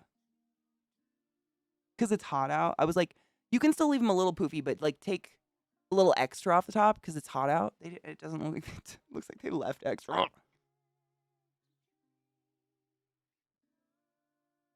Safari is decent too. On everything I used to have a MacBook way back when I was in college. I used Safari and I have Safari on my iPad and it works fine. I've never had a problem. Oh, Firefox is not Chromium. Oh no shit. I didn't know that.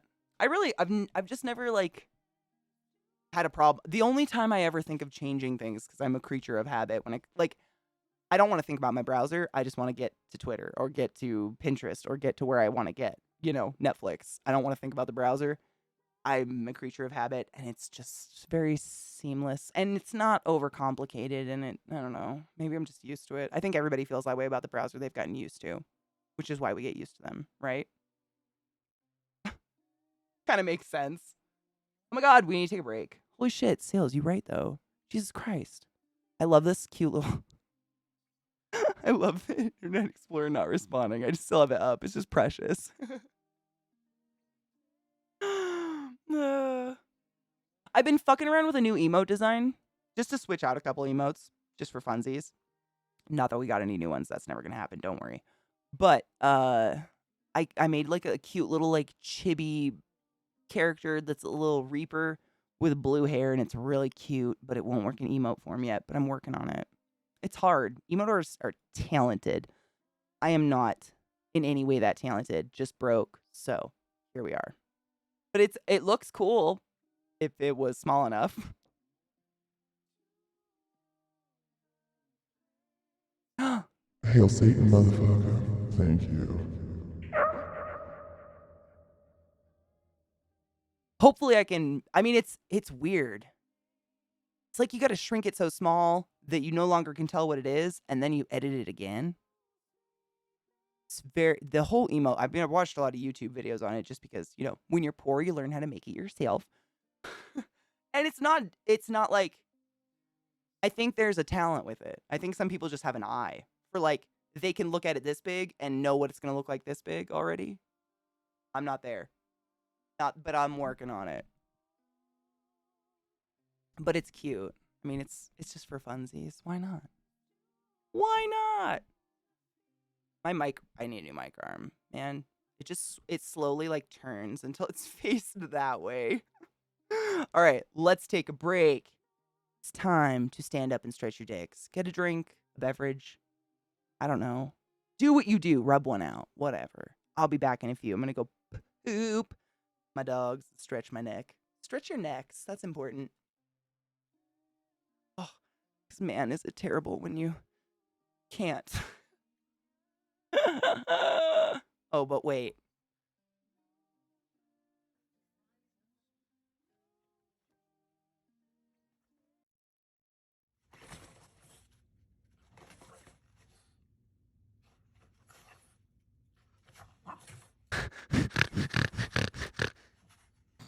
I love him so.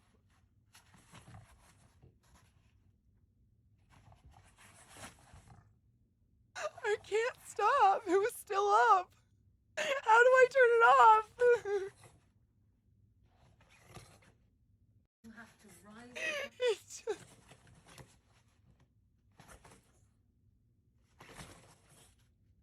He's just so cute. He's totally self-entertained.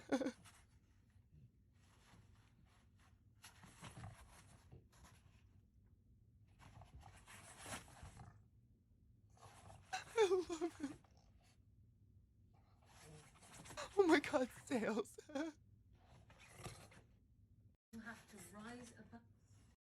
Sales put a gif. It's Lisa from The Simpsons, on the stage. If you have an organ donor card, you drop loot when you die. And all I could think was, what if in a game, every time you died, like your skin and all harvestable shit just like sloughed off?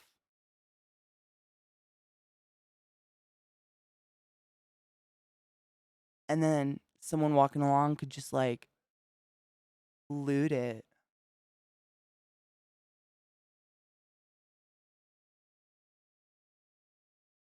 But you came back. So like, inevitably you would end up seeing someone who like might be wearing your skin slough.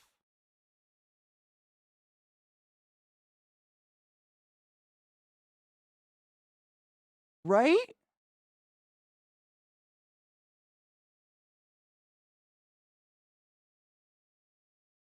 I wonder if it'd be like transparent like a snake's or something. So it'd be obvious. Like there'd be weirdos that keep the skin sloughs they find. It makes me think of Gold Member. Put it in the skin box. Save it for later. He doesn't talk like that. It's just creepier if you do it in a little kid's voice. And put a little British spin on it. Mummy loves the skin box for a delight after tea. It's creepy, huh? Yeah, it's creepier. You're welcome. Fuck a cock. I lost my screensaver video. Hold up. We are still taking a break, I promise. I can do worse. I can do an excellent Valley Girl. Symptom of living on the West Coast for a bit.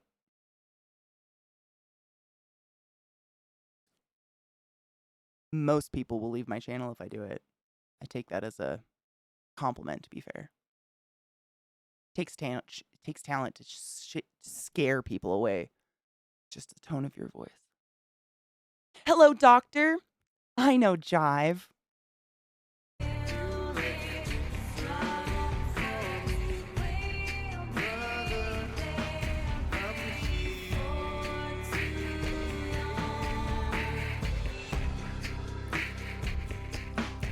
I love this song. That's another Supergiant game. They make such good music. I mean, seriously, Supergiant should be a lesson to all game studios. Start doing in-house shit, motherfuckers. Transistor's just as good. It wasn't Transistor. That was Bastion, but same studio. They're fantastic. They often use the same artists. They'll repeat artists, but not completely. And it always sounds different, but always fucking banging. Always. It does. Oh my god, I'm really sad about the new Crow remake, simply because I was highly sexually attracted to the first Crow. Ugh. And I don't like this young Skarsgård kid. His lips are big and weird. Not that that's the feature. It's just like, that's one of on him. Why?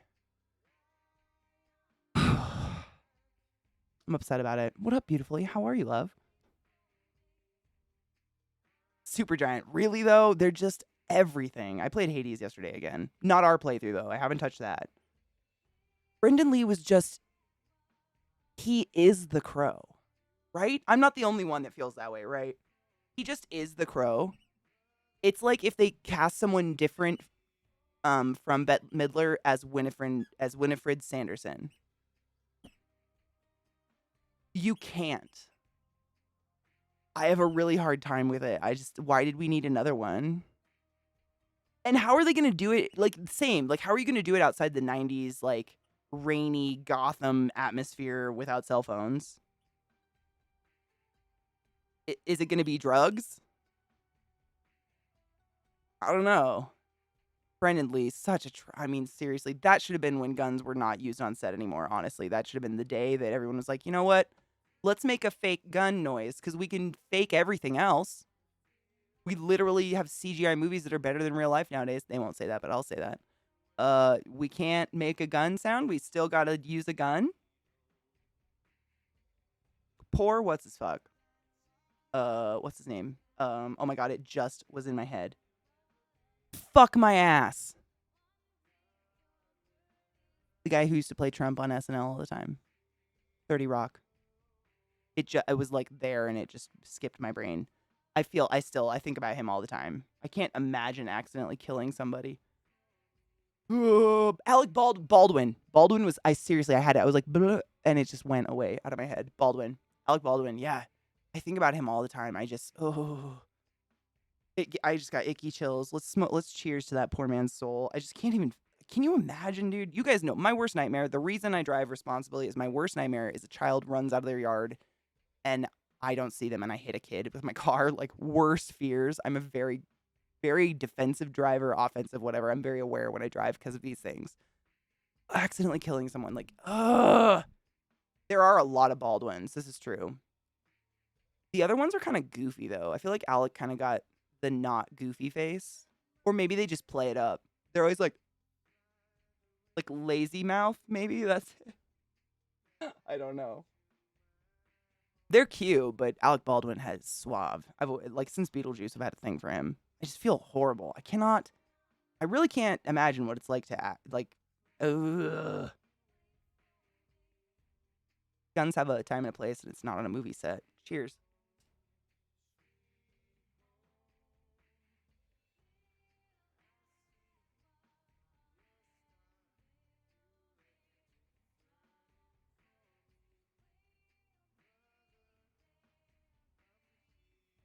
Mergs, I don't think anything's happened with it yet.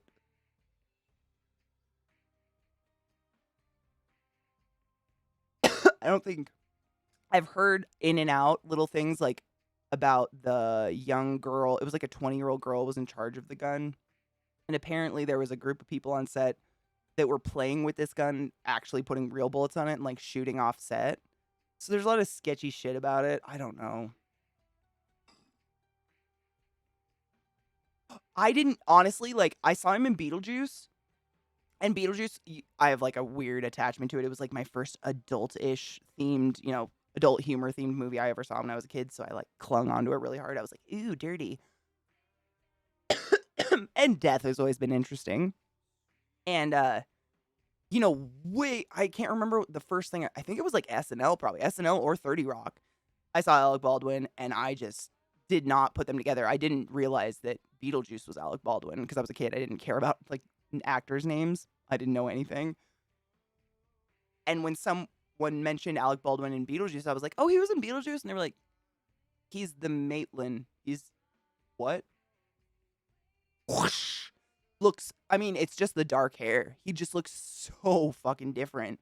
I've always known him with his like silver, slicked back. How are you, Nimmy? Hi, Bottle. How are you, love? Trope, because that girl doesn't have any money to hire a lawyer. Easy. They will throw who they can. They probably looked like, who's the meekest person that we can throw who can't defend themselves? It's disgusting. Oh, yeah. I felt that was pretty clear. Am I being cynical? I might be being very cynical. That's what it looks like to me. Is a 20-year-old new on the scene. Her dad, this was his job. Like, she's not ignorant to firearms, obviously. She's got some fucking history in them. She didn't get a job for no reason. I have a hard time believing Alec Baldwin would be on a set where things weren't, pretty up. He's a pretty high-end actor, right? Keaton in Beetlejuice. Keaton, though. He's my favorite Batman. I don't think there's no such thing as a best Batman, but he's my favorite. Oh, yes. Oh, yeah. Is it 4:20? Dude, it's 6 minutes away. Drew, what time are you on, brother? I just took a hit. Can I wait a couple minutes? I'm still coughing. Give me like a minute. Anybody that missed the cheers, Drew's cheersing. Cheers with Drew. Do it. I said so. Birdman was everything. How is he still so hot? I don't get it. I know I have a thing for older men, but man. Hi, Troph. How are you? That was like my first instinct. I was like, someone fucked up. But I have a hard time believing that little girl was the one person in charge of the firearm. I have a really hard time believing that. The 20-year-old on set? Sure. But she's young. She probably doesn't have any money. It's horrible. It's so stupid.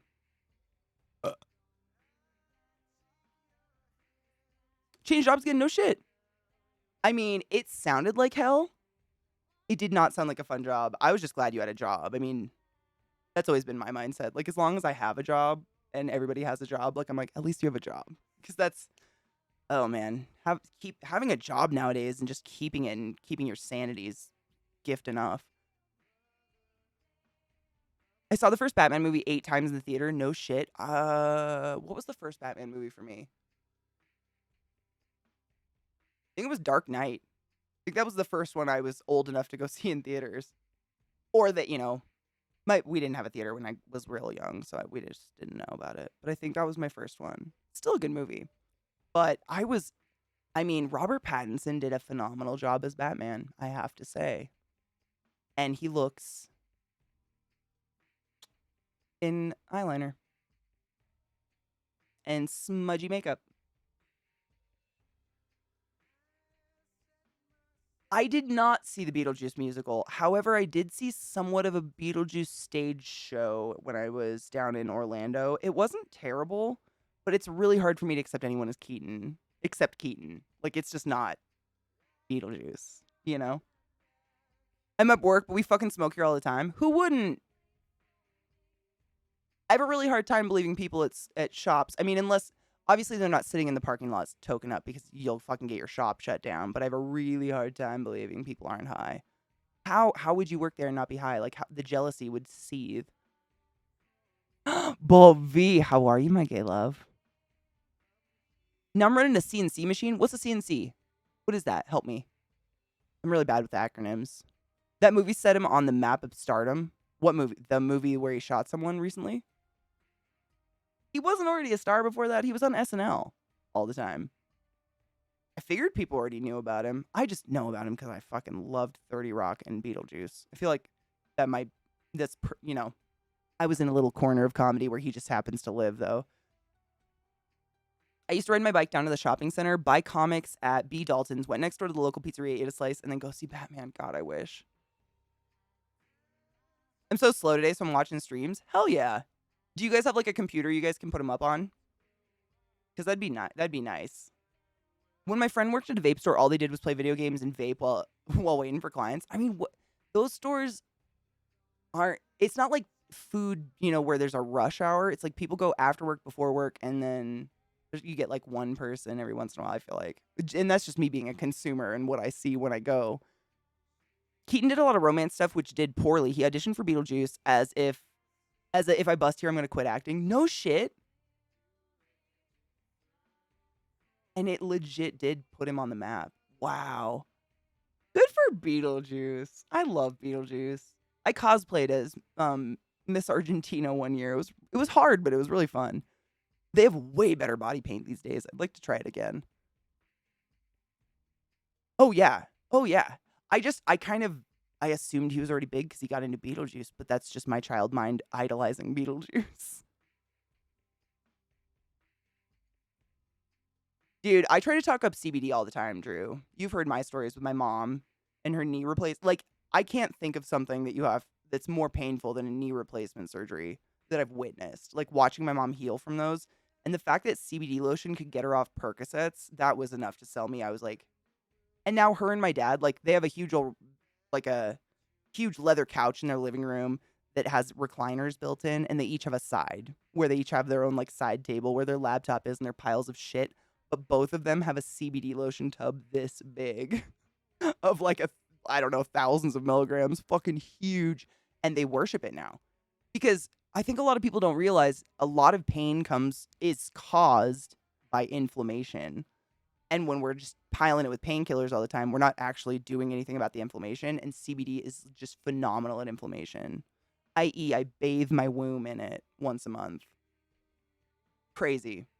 I wish we had more funding behind it to have it studied because it's incredible. I'm learning to make a new dessert. It's an Italian coffee cake served in a sneaker. A tiramisu. If you will. I fucking love tiramisu. You made me hungry. Fuck you. How dare you?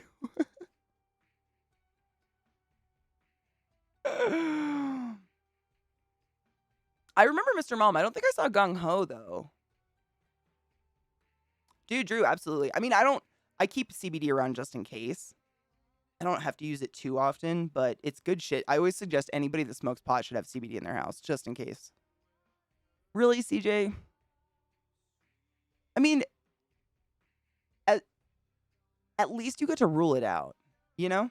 I feel like a lot of people are scared to try it because there's that big fear around it, like, oh, but what if I don't pass a drug test? Like, there is no cerebral effect from CBD, like, at all. That's a big thing. People will take a CBD gummy and they're like, I didn't feel anything. No shit, Sherlock. You're not going to feel anything. That's the point. The THC is the cerebral high, which they've bred out of it. They literally have CBD pot plants now. You can buy weed bud, it's 100% just CBD, no THC at all.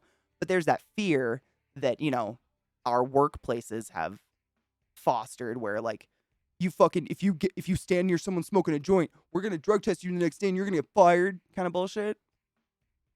Makes me sad. And so then they can't even rule it out. Basically, it was the moral of that ramble.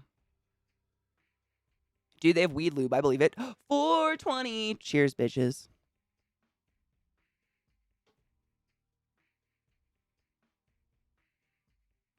Morphine. I get the itchies. They tried morphine on me when the horse thing happened. And I itched so bad. I remember that. I was still kind of out of it, but I remember just feeling like I needed to itch every inch of my body. And they're like, nope, no morphine. And took it off real quick. Cheers.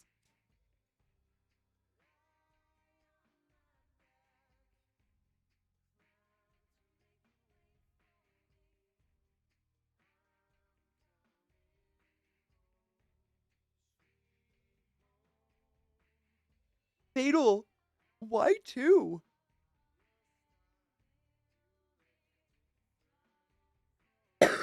Why two different surgeries? That's excessive and painful. Jesus. I don't want to. I've never I've never thought to myself, like, I wish lube did more. If I want to be high, I'll just smoke. Lube is there for when my body decides all my moisture should go to my mouth because it's dick sucking time. And it's not always just dick sucking time, body, you know? What was the first surgery? So they did like some sort of reparative surgery before trying to do a replacement? Oh my God, you're poor. That's a lot. Just watching my mom go through them, dude. I mean, my mom is a strong hoe. She works healthcare. She does not let on when she feels like shit ever. Like, I've probably seen her cry thrice in my life. Ever. When my dad died, when her dad died, and her knee replacements. I mean, she could barely sleep because the Percocet didn't do shit. All it did was make her sleepy. But then she said she would wake up at 2 a.m. because she would try to roll over, you know, as you do in your sleep. And just the pain was fucking like out of this world. She would like screech. And the CBD cream, she would like bathe her knee in it. And it was enough to take that swelling down so she could sleep. Oh my God. Well, that's my RT. I think a lot of like probably our moms are going to end up with a lot of, in the next like 10 years, knee replacements and back problems. Because I mean, the way my mom talks about it, like, you wore the shittiest like Keds to work. Like, white Keds were required. Those flat fucking Ked bitch shoes. And you just stomped cement for 12 hours. For 40 years, you know, with no support at all. Their hips and their joints and everything, like, I just can't even. I mean, nowadays, if you go to a podiatrist, my podiatrist told me that when I was working at the hospital, my hospital shoes, just the ones I wore for my 3 shifts a week, should be changed once every 6 months, period, end of story. Because that's enough to collapse every bit of support in them. And now I'm just relying on my knees and hospitals are still just cement. They didn't change. I laugh because I'm depressed about it. My knees are so fucked. From Vicodin, I don't know if I've ever taken Vicodin. I've only been on painkillers like a handful of times in my life for like getting my wisdom teeth pulled or something. And I hated them. I felt like more than do anything about the pain, they fuck your head up that you just don't realize you're in pain. but then you go to sleep and you wake up sober as fuck and in a lot of pain. I've never felt like, ooh, yay, a painkiller. I'm just like, ooh, okay. Yeah, but CNAs, nurses, RTs, anybody that works in a hospital, like not only your feet, but the back, your mom's back. Like a CNA or a nurse's back, I can't even with you. There's a quote from Nurse Jackie that's pretty scary. It's like the worst fear of anyone that, is in scrubs and isn't a doctor on the floors is like, what do you call a nurse with a back problem? Unemployed. And it's not because you're going to get fired, but there comes a certain point. At this point with my neck, I could not lift a patient. And if you can't lift or roll your patient, you can't work. That's your job. You have no idea how much physical labor nurses go through. It's insane. And like, if your city doesn't deem the populace large enough to give you lifting equipment, your lifting equipment is a nurse or a CNA that's free to help you roll a patient, no matter how big or strong you are and no matter how big or strong they are. You just get to roll. And I mean, the back's problems and the spine problems, and it's prevalent.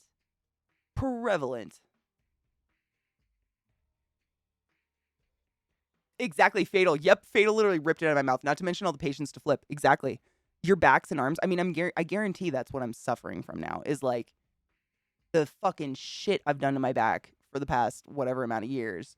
And now I'm relaxing and stretching and doing yoga and releasing all of these knots and shit I formed from rolling patients that, I mean, it doesn't matter how big the patient is. There's a certain weight that none of us should alone be pushing with our back and shoulders. It's bad for our bodies. And when you can't work, like, you're fucked. I mean, you're really fucked. It's very sad. I hate it. And their only answer is painkillers or surgery, which is more painkillers and time off from work that you're not paid.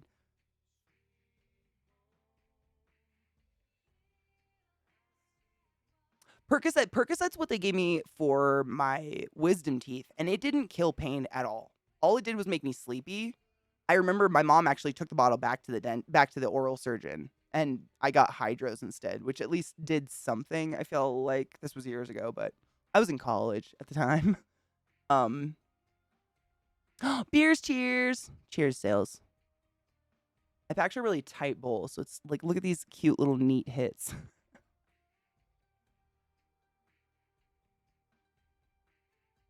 Oh, stop it. I gotta burp. Greek mythology says that Chiron was a half horse, half man, and a medical doctor. I guess that makes him a founding member of the Centaur of Disease Control.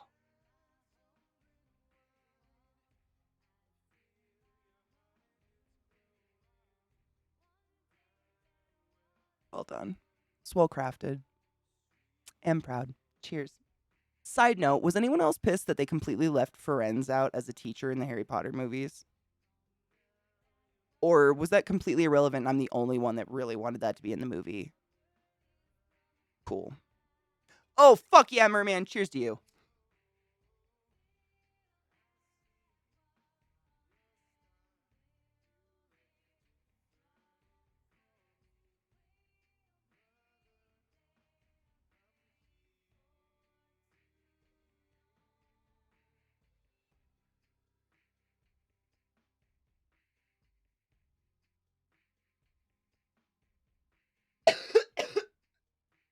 My knees do the same.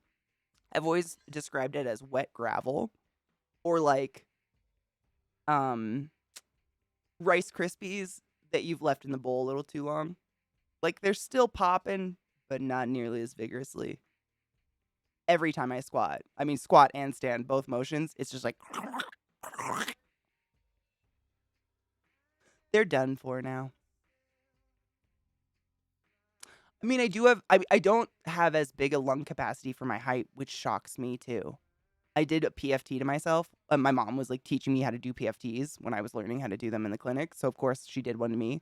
And I only have 80% the predicted volume for a 6-foot woman of my height, obviously, of my age. Small torso life.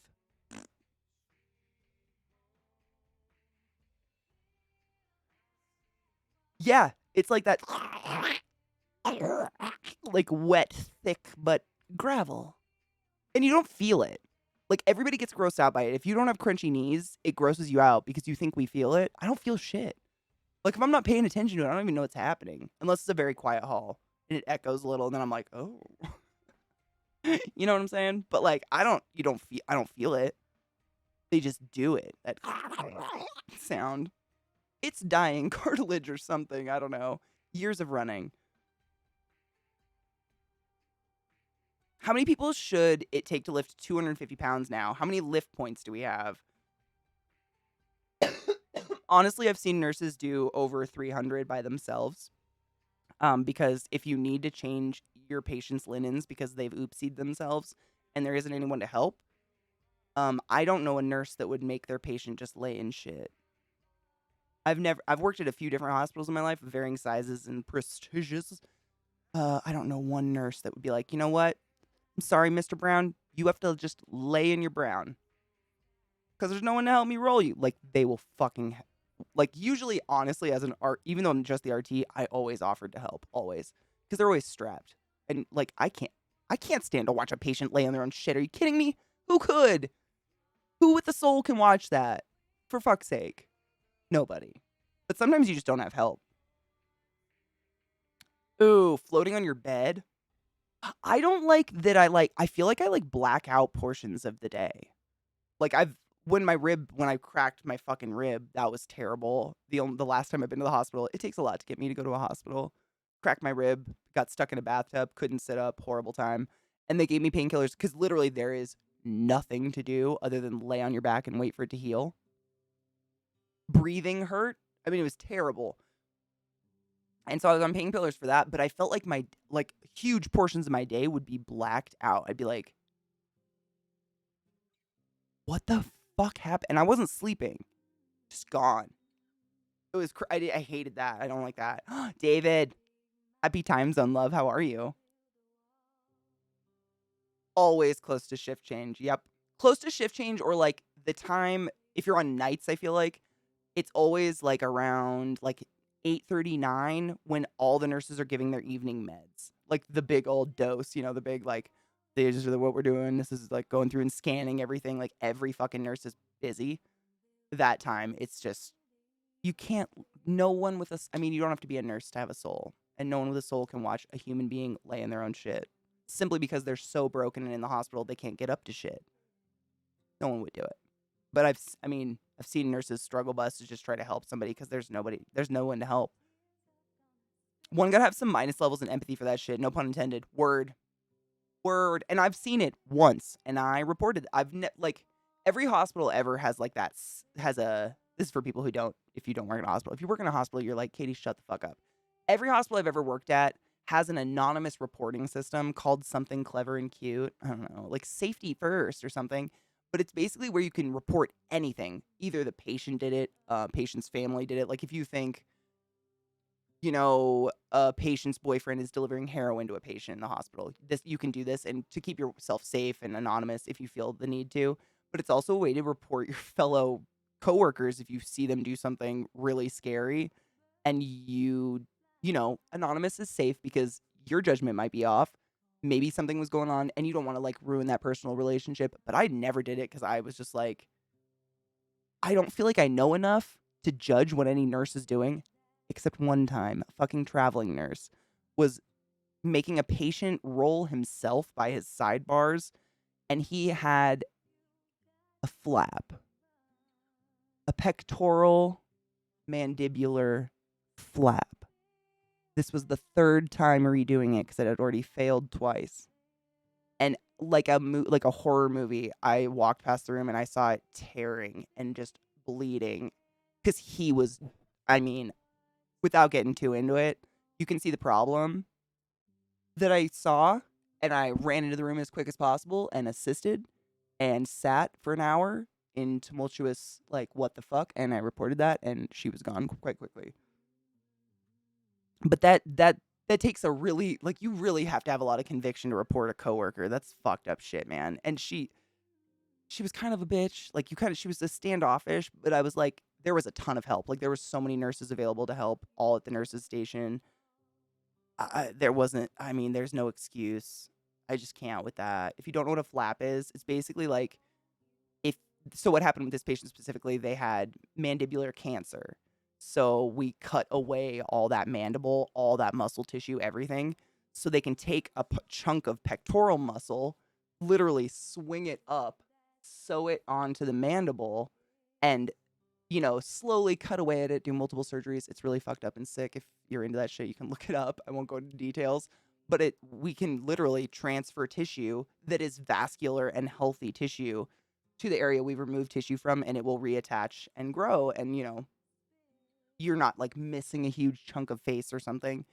And I mean, they're delicate to say the least. Like, wound care is delicate to say the least. I'm not a nurse. However, I did work in surgical units for a long time and participated in a lot of wound care. It is a delicate process to say the least. It was a horror show. I mean, I just felt the guy, there was a tear rolling down his face. I can't make this up. It's burned into me. The image I saw walking, it wasn't even my patient. He didn't have any breathing issues, but I've never run into I've almost never run into a patient faster. The dude with the eye and that one I ran faster probably. Simply because he was further away from the door. It was gross. It was sad and horrible. Oh, short weather. Fuck yes, dude, David, I finally got air conditioning. I'm basking in it.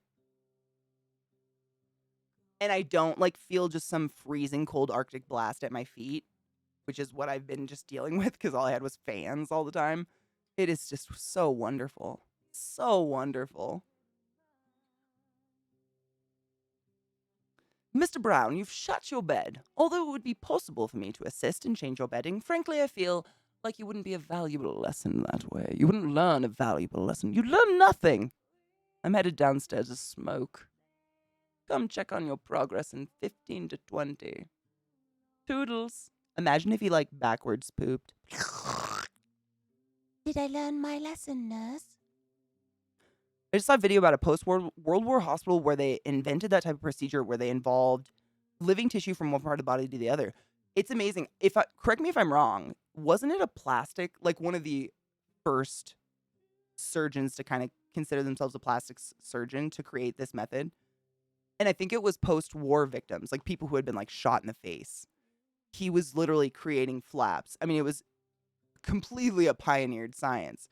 But this surgeon understood the vasculature in skin and that, if you got good skin that was still connected to vessels and didn't disconnect it all the way, it would reconnect. I mean, bodies are wild. I've had AC in the office I work once, and it made everyone sick. Ew. Why? Was it Freon? Oh, maybe it was old school, the Freon. One of those bitches you just, the back of a refrigerator.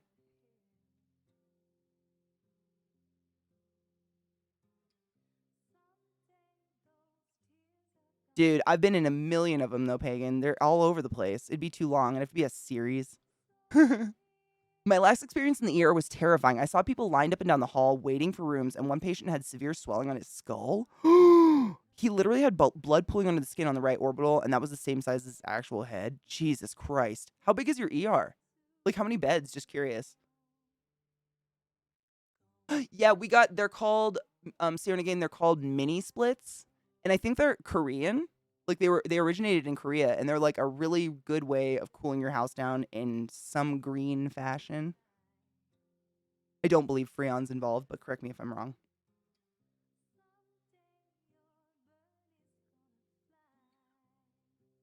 They're basically what you described about reporting workers internal for maltreatment stuff. Oh, we probably do. So every hospital has an internal one where it's something they did work-wise was unethical, i.e. having a patient with a failed flap, tearing off their face, rolling themselves, so on and so forth. But I believe there is isn't there just some governmental branch where anyone can call and be this hospital is fucking nasty? Or to question the license of either a hospital or a healthcare professional, I believe. Correct me if I'm wrong. I didn't really have to worry about it because I'm kind of a badass, but it's whatever. Imagine being an ethical, good person while taking care of humans. It's not that hard, really, when you say it like that.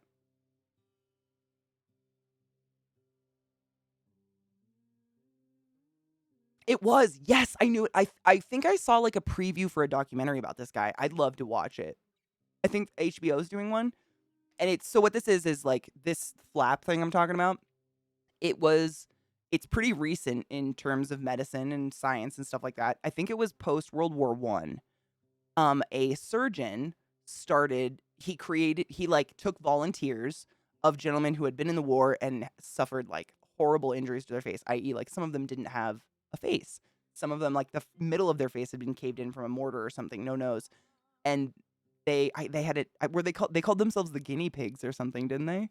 I'm not even kidding. This was in Britain. Believe they called themselves the guinea pigs, and they were very, very proud to volunteer with this. It wasn't like a creepy, like this guy's experimenting and killing people thing. It was very up to board, whatever you want to call it, on board. And it was all volunteers, and he is kind of the father of plastic surgery. What we know as plastic surgery today, or in the hospital, if it's reconstruction work, we just call it plastics. Plastics is miracle workers. I mean, those are the people who built the penis out of a forearm. You guys know my story about that. We started by roughly fixing some faces. We can build penis. We have the technology is what I'm saying. It's incredible. It amazes me every day. Like, I can't wrap my head around it. They are magicians of flesh. Flesh, what are they called? Flesh menders? Flesh. Oh, God. It's not D&D. It's one of the tabletop systems. Flesh mender? Flesh something. But they can, like, fuck with your flesh magically. It's creepy. Oh, R460 IRC is the standard. When did they ever use Freon, or am I totally fathoming that in my head? Fabricating. That's what I meant to say. Was the Boardwalk Empire that had a character essentially missing half his face from a war wound and had to wear a prosthetic face? Fucking heartbreaking. God. I mean, not to be fair, that is not the right, because there's no such thing as to be fair. You had your face blown off, but they have amazing prosthetics. No, there's no fairness in getting your face blown off. However, I think it's a beautiful art that some artists have gotten involved in the creation of prosthetics. I just see it on Instagram, as I'm scrolling, because I look at a lot of medical stuff. I've seen some phenomenal, like a prosthetic nose. Like this person doesn't have a nose, and then it's seamless. I just don't even. I mean, I love me some makeup, but damn, the fact that artists, like the artistry of prosthetics, it's incredible.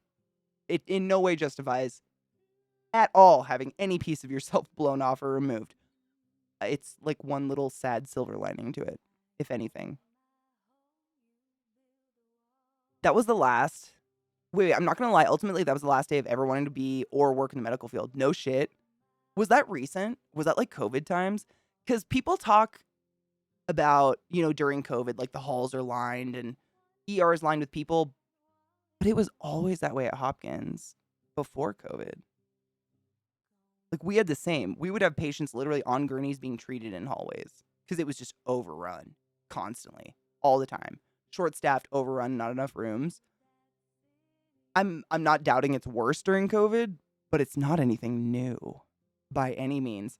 Half of our, if not more than half of our nation, is forced to use emergency rooms as a doctor's office because they can't afford healthcare, or their job is not required to offer it.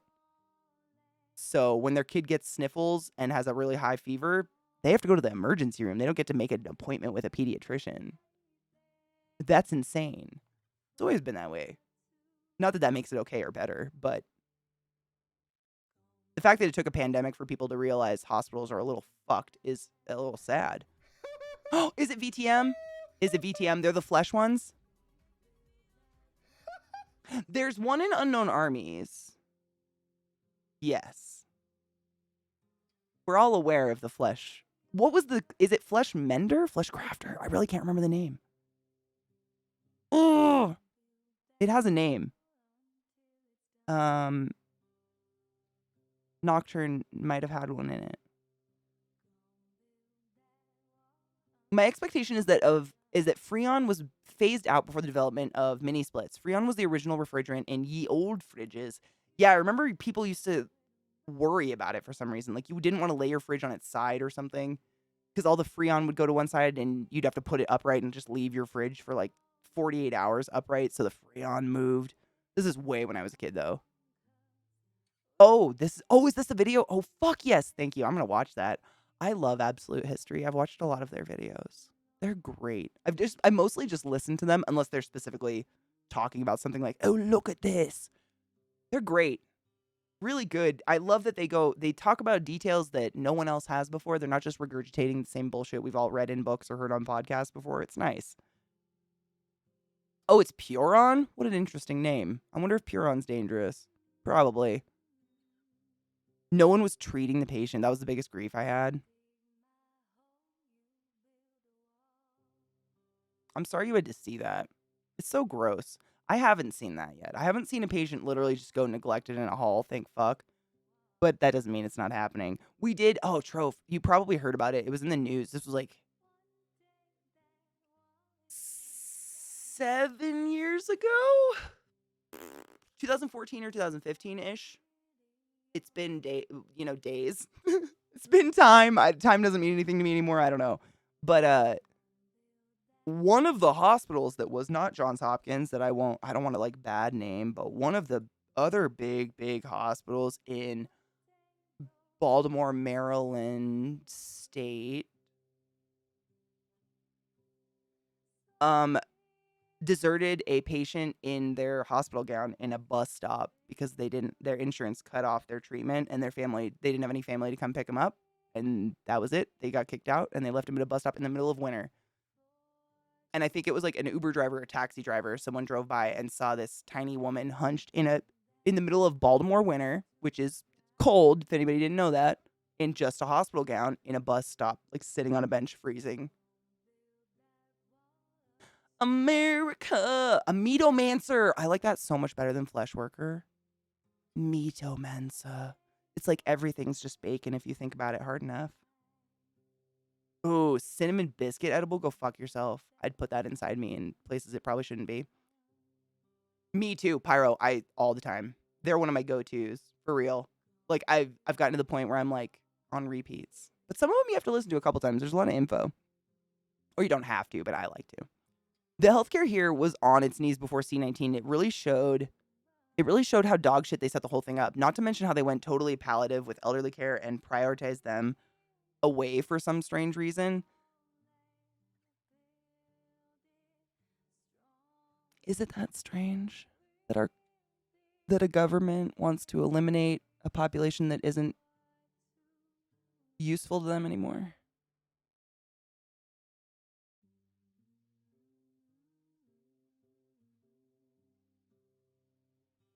Just a question.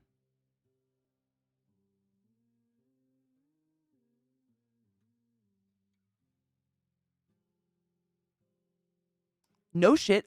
A burnout in Canada? That's terrifying.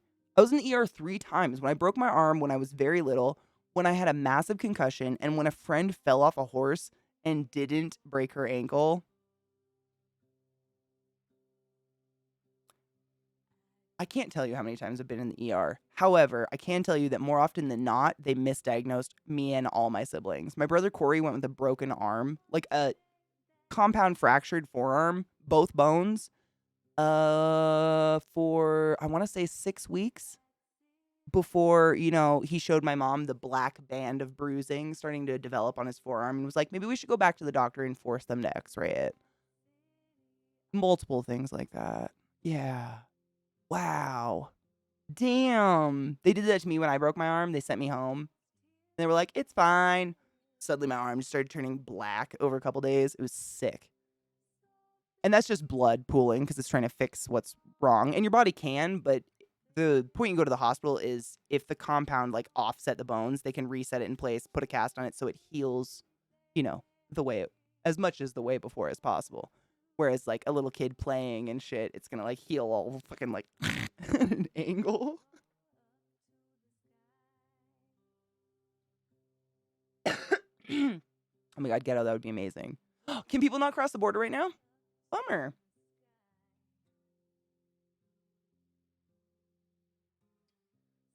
I mean, sales. It's. I've seen it a lot. Controversial? What did I say that was controversial? Probably everything, huh? Don't answer. It's fine. It's cool. Force an X-ray. Well, here's the thing. Like, insurance companies don't want to pay for X-rays. So if you've already paid out your deductible for the year, i.e., you have 8 kids who all need sports evaluation checkups before they're allowed to play sports, you've probably paid it. They're gonna try to not shell out more money for you.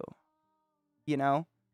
So like we were I mean, I kind of blame it on us. We were kind of like rough and tumble kids. We'd be like, nothing's wrong, I'm fine. I'm fine. It doesn't hurt, you can pinch it. Like we were just little dicks. So then they'd be like, oh, they probably just sprained it. It's fine. Go home, put some ice on it. And then a couple months, not months, days. It takes days to a week for the blood pooling bruising on a true break to start to be visual versus I've heard sprains are more painful. I've actually never sprained anything. Thank fuck, knock on wood. I've heard they're worse because it like stretches the tendon and then causes all that swelling and shit, which is like instantaneous. I think. Correct me if I'm wrong. Oh, Robo. Boo. You know what? Before you hit that beer, I know this is weird. Rub one out. It always makes me feel better. And I'm being, like, serious. Alcohol makes it harder, no pun intended. It's a bit strange, though. You'd think kids were the most useless. Ever spoken to a kid? It's like everything they know you already know. Get it together, kids. I don't know, though. You know, honestly, it might just be because I'm around Scott's kids predominantly, and they're pretty darn smart. Like, Scott and Bree are very active in their education, which is strange that that's strange, but it is. They're like, they make observations that are so blatantly obvious that I think I'm too smart. Like, subconsciously, I don't notice those things anymore, if that makes sense. I don't know. I kind of like listening to them talk. Is that weird?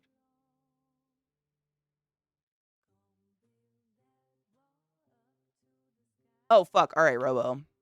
Beer, like alcohol gives me numb belly button down. Like for real. Any amount of alcohol, like that's basically, if I get a drink, that's me accepting I don't get to have an orgasm in the next 12 hours. So I just assume people have similar, like you ever experienced whiskey dick? Shit sucks. I'm sure you have. Who hasn't? That's just sucks. It's like pushing rope forever. Or pushing a log forever. I went in for a cough and had for a year and a half, and every GP said it was because I was fat. Oh my god. Fucking flies. I thought I got rid of you, bastard. Just smoke the fly away. Smoke away. Smoke away from the pain. Cheers. Yuck, I hate them. It's because it's nice out and I left my door open. Fuck.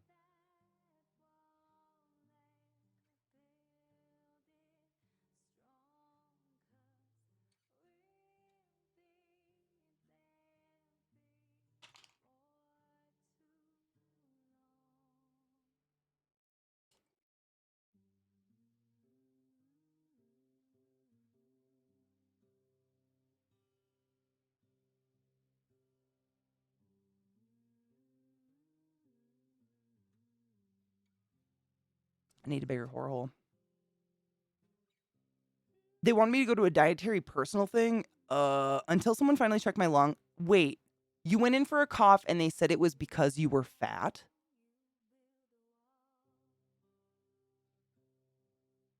As a respiratory therapist, does not compute unless you inhale the fat into lung. Did you aspirate fat?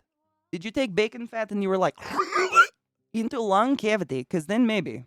But I don't think dietitians do shit about that. But who am I? Just like a fucking lung specialist. Until someone finally checked my lungs up and low behold, had a upper respiratory infection. No shit. I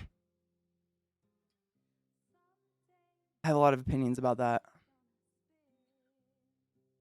I'm sorry that happened to you.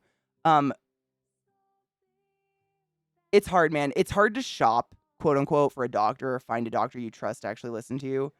in my experience, just in inpatient things, and this is not saying all doctors, but of the doctors that I've had to work with who have fat bias, what would you call it? Like they have like fat eyeglasses. If you are a modicum of overweight, they will, instead of doing a workup and speaking to you, stand in the doorway and say, "Oh, it's because they're fucking fat." What do you think? Literally, they'll say that to me, and I'm like, they're always old. And I think it stems from like going to medical school during the fat phobic diet era. I don't think they were correlated because in my experience and what I've been told, there isn't a nutrition class in medical school. Big difference between Eastern science and Western is we don't pay attention to what you put in your mouth, which has a big fucking effect on you. It's crazy.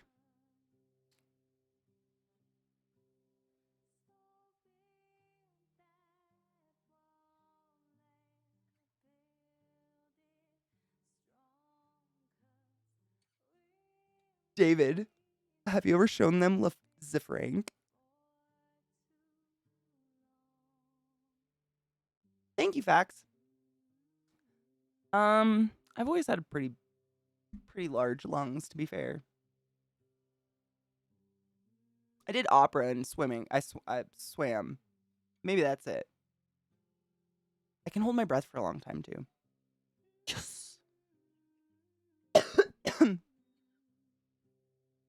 Oh, God, what is it, though? Wait, Mountain Dew Baja Blast? Is it a weird flavor? Do I want to know? I don't. It looks like a weird color.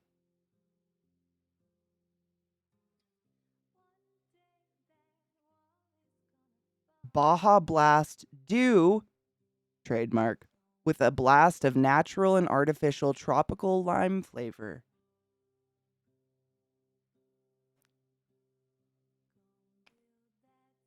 Yum. I can't do Mountain Dew. It's thick. You guys know me. Fed hikes rates by 75 basis points for first. Wait, what? Hiking interest rates? Meanwhile, Biden's over there like trying to jerk us off to the idea of forgiving student loans. Does anyone feel like maybe he's just waiting to die or be out of office? Koto, good job. We talked about it. We actually talked about infection today and assholes. It's good timing. They're a little young. Oh, that's true. He does talk kind of fast.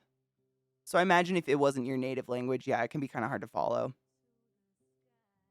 Oh, man. I can't wait till they're that age. I mean, that's like Scott's kids. They're like, you know, in their like preteen era where it's like, they're still innocent. Like, I'm not going to be the one to ruin that. It's going to be their parents or themselves or their friends or someone like that. Once it's ruined, like, I'll jump into the pool, you know. Like, I'm here with the Frank and fucking Foamy the squirrel and all that shit. But I'm not going to be the one to dip. You know what I'm saying? Ugh, gross. That guy's shaking a lot. Maybe he shouldn't be making large decisions.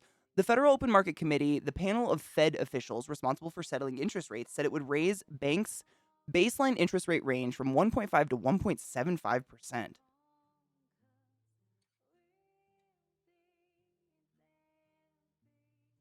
That's quite a hike. What is it coming from? So they're saying it's a change of 0.75. So before it was 0.75 to 0.25 or something like that. Or 0.5. That's quite a hike, though. The invasion of Ukraine by Russia is causing tremendous human and economic hardship. That's a load of bullshit. You created false inflation and blamed it on the Ukraine, and now you're trying to clean up your mess. Stop blaming shit on the Ukraine. On Ukraine. It's not the Ukraine. Bastards! Sorry. I can't with that. Dude, the sales taught me how to shorten links too. Literally like 2 days ago. I'm a fat link poster. Guilty as charged. Because I didn't know. I was like, the question mark? The fuck? Pyro, be safe. I love you. Seriously, be safe. Wash your hands. Brush your teeth. Koto, so this is just brand news that just came out. The Federal Reserve announced Wednesday it would hike interest rates this month at the fastest pace in nearly 30 years after discouraging May's surge in inflation, which they orchestrated. It was orchestrated they keep talking about this inflation like it just happened. Our government literally did it and told us, don't worry, this is good for you. That's facts. I mean, there's literally video of them saying it. It's fucking idiotic. Sorry, I'm upset about it. The Federal Open Market Committee, the panel of Fed officials responsible for settling interest rates, said it would raise the bank's baseline interest rate range to 1.5 to 1.7%, an interest of 0.75 percentage points. An increase, not an interest. I'm sorry, an increase of 0.75. That's insane. It's the largest increase since 1994. Sick. We're having a great time.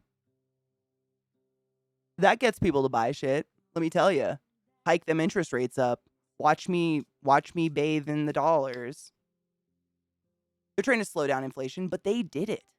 I mean, they've admitted it. They've said yeah, orchestrated isn't the word. I'm failing to come up with the exact word for it, but it's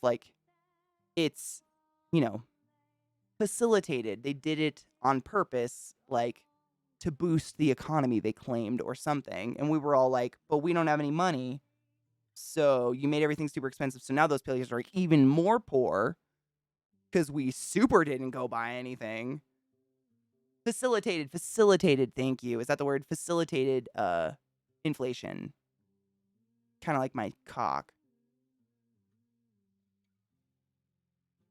That's what they do. That's how they speak about inflation. Like it's this mystical bacteria that's gonna go and do its thing, and you're like,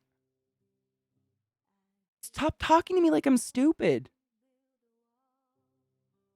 I grew up with white American parents. I get the game. You stop it. Stop talking to people like they're stupid. We're not infantile. Money is internet points. Ooh, so Mayo. So in the United States of America, the banks here, mind you, we have banks and we have oh my God. What is I have one. Credit unions. We have credit unions, which are we won't go into the difference. So the banks are kind of controlled by the Federal Reserve. The Federal Reserve can say, you can set your interest rates anywhere from here to here, but we're going to take this much money from you regardless. And that just means if I want to borrow $200,000 to buy a house, which, I mean, where in the fuck in the developed world can you buy a house for that much money? Nobody knows. Then they would say, all right, we'll give you $200,000, but over the course of this many years, 30 years that you pay it off, you're actually going to pay us $200,000 times 1.75 or way more. It can be, that's the minimum. They're saying that's the minimum that these banks can offer.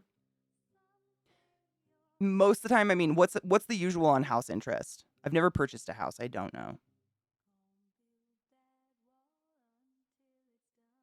Robo, I said developed. Sorry, you can hit me for that. I deserve it. Couldn't skip it. I couldn't pass that one up. I'm sorry.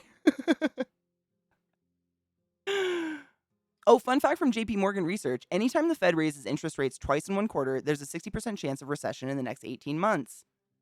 I wouldn't invest getting a loan anytime soon, y'all. Absolutely, Mayo. Yes.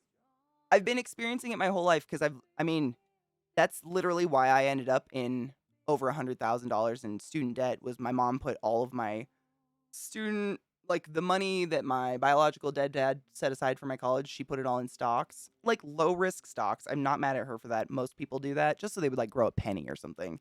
And then that 2008 whatever crash, was it 2008? That's the whatever part. Was it 2008? Crash happened. And I lost every single penny of my college tuition money and ended up on Lone Train City. And like, you know, I wasn't much of a conscious adult of anything other than like getting my period before that point. So that's like my memory. It's just like I've always been fucked by my government. I'm not used to them doing anything nice or good or helpful. Ooh, you can disagree. 50% of the country really is that stupid. Oh, I mean, I was being hopeful. The rest no one worries about because they're too apathetic to organize or take action. Can we come to a middle ground? How about I can't accept that 50% of the country is stupid, but maybe 50% is just done learning. Which is arguably a stupid stance to take. They're just done. Like, I believe. All right, I'm out. That's cool. Fun. Santa must be a good guy. I don't know. You know what I mean? It's hard. Like, how do you measure intelligence? I don't know. Maybe do we have a scale? I don't know. What's our scale? Because I think I'm a dumbass. So like I'm in the dumb group, which means we don't have much hope. Because I did graduate college a few times. You know what I'm saying? But like I'm always down to listen to someone's side of the story or listen to someone's passion and learn something. Even if, you know, I might kind of be like, that sounds weird, but I'm down to listen. Imagine how stupid the average person is. Remember, half. Oh, god damn it.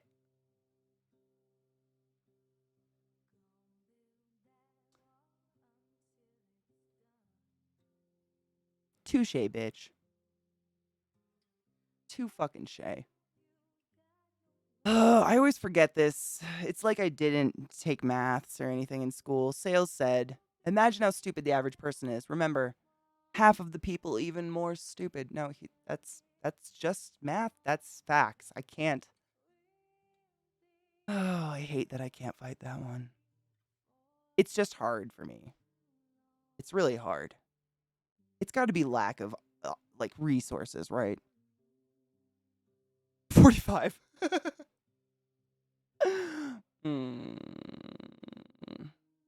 It is, Mayo. Dude, it's hard. I mean, thank you for saying that. Mayo said 100% agree. Most universal reading material in this country is made at a 5th grade level. So I just finished that book, Sanatorium. It was decent. It was pretty fast read, like easy to get through, not any massive paragraphs or story arcs or anything like that. And I'm trying to find a new book to read, and just finding a book to read that isn't young adult fiction. Nothing against young adult fiction, but maybe a book that takes me more than a couple days to get through isn't, you know, Dean Koontz.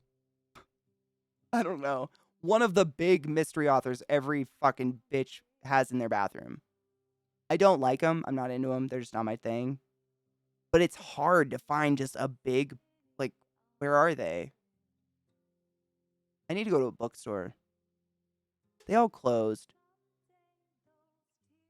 I'm pretty sure the reason you can't buy a house is because of all the luxuries you indulge in, like Netflix and ordering out. Don't forget the avocado toast. If only we didn't spend our money with such casual disregard, we'd all be homeowners. This is true.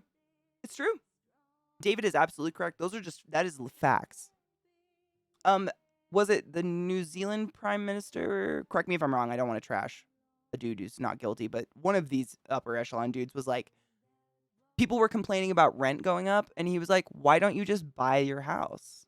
Then you don't have to rent anymore. He said that on TV to the nation. I don't know. That's fairly tone deaf. I mean, damn. Damn. You know what I mean? Wow. Jesus fuck. Like, how?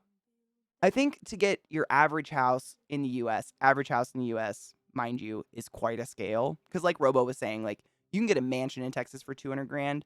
You couldn't find a house in this state for 200,000 if you're not out in bumfuck maybe Kansas area. Like, houses are a min. It's insane. And it's not fancy. It's just Denver. It's kind of across the board.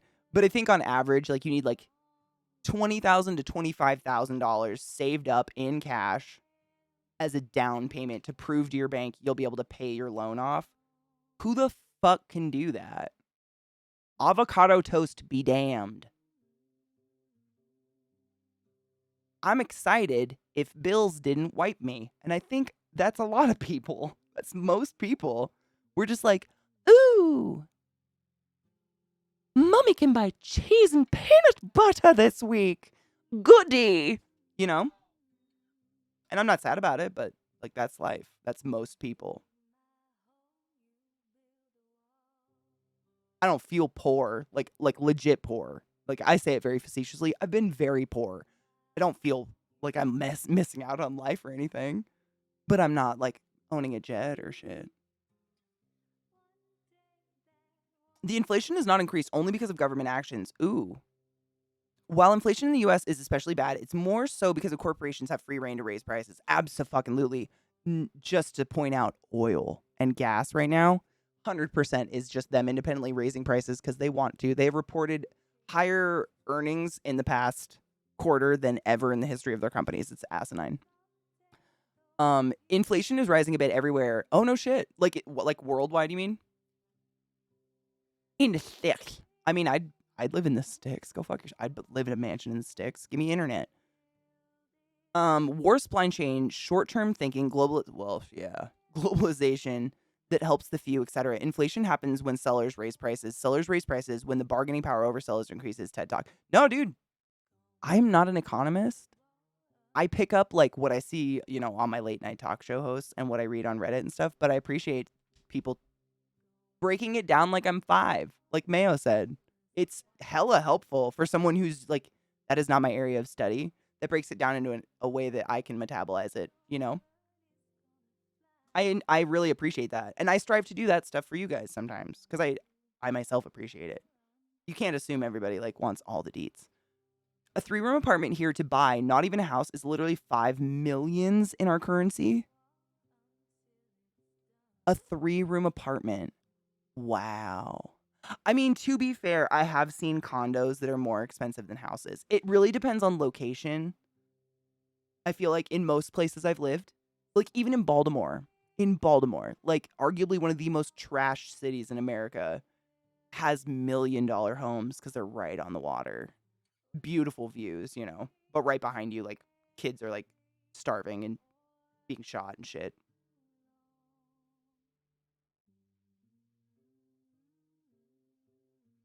I've been quite poor on and off, but never felt poor. I've always had access. That's me too. I've talked about that, Gorg. Like growing up, I never felt poor. I had like people at school would bully me because I would wear hand-me-downs for my brothers and sisters. And like, apparently there were very obvious things about me that were poor.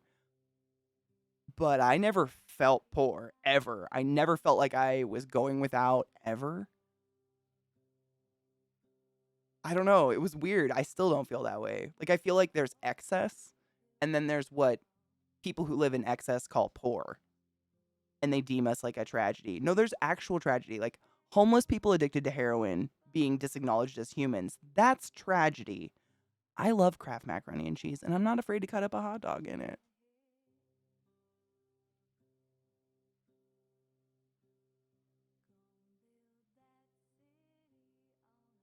Gonna live in a van down by the river. I miss Chris Farley. Is it weird to cheers to someone who died of an overdose? No, Baltimore's beautiful. It's just like any other big city. If you've ever been to a big city, there's a really fancy, nice part. There's a residential part with a lot of like restaurants owned by a nana that's lived there her entire life. And then there's a business part and an industrial part. Bethlehem Steel used to be in the industrial part. I don't even know if it is anything or what it is now. But no, it's just a city. It's just, it gets a horrible name. Probably because it's predominantly black. And racism. That's all I can come up with. I lived there for quite some time. I never felt unsafe ever. Ever. And I had people like warn me hard, like, don't walk around with your phone out. Never in my life did I feel unsafe walking around Baltimore. Granted, I'm not going to walk down like an alley naked at 1 a.m., but it just felt like any other city. I was jerked off on in Rome. No one ever jerked off on me in Baltimore. So everybody's like, ooh, Rome. Baltimore, but I'm just saying, no one has, like, not a stranger on a bus, not a cat in a hat has, like, jerked off on me on a bus or anywhere yet in Baltimore, which was nice. I liked that feature.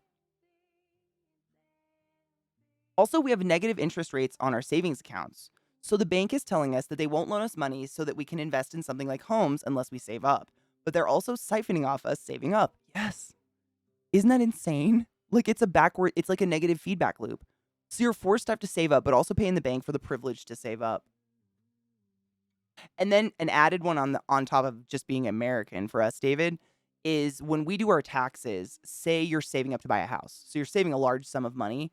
We have to do our own taxes, of course. Yay. When you do your taxes and you declare what you made for the year, like your gross income and all this shit, of course, I'm handwriting like that's even done anymore.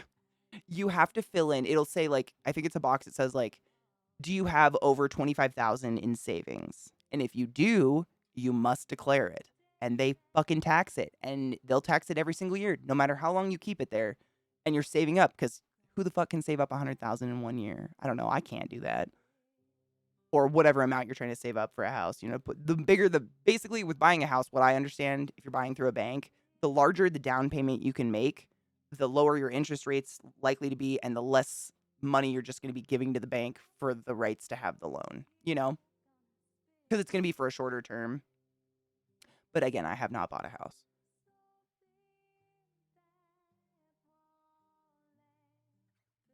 I went to Rome, and I was riding a public bus with my sister and my mom, and I felt a very, very, like, rhythmic stroking motion on my fleshy butt cheek. I was wearing black leggings. I don't know. Woo! And there was literally an Italian dude, like, sitting there fucking jerking his dick off onto my ass. And so I tried to get away from him, and then he started doing it to my sister. And my mom was like, "Can you girls stop pushing against me? It's crowded in here." So I screamed bastardo as in my best Italian I possibly could, which came out probably kind of Russian because I'm terrible at it. And he got off the bus at the big old train station in the middle of Rome, lit up a cigarette, and smiled at us and left. It was disgusting. But apparently that's pretty common in Rome. Public masturbation. I didn't know. Go to Rome.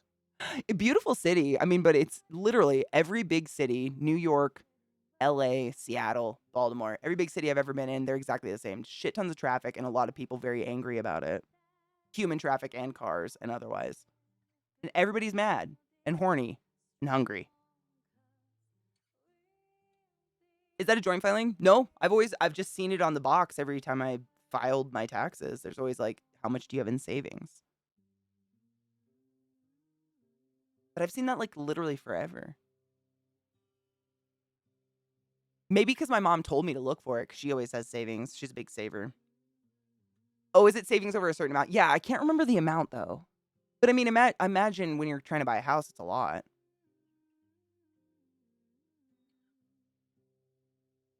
I didn't feel like in general people were aggressive or pervy, like men or women. It was just that one.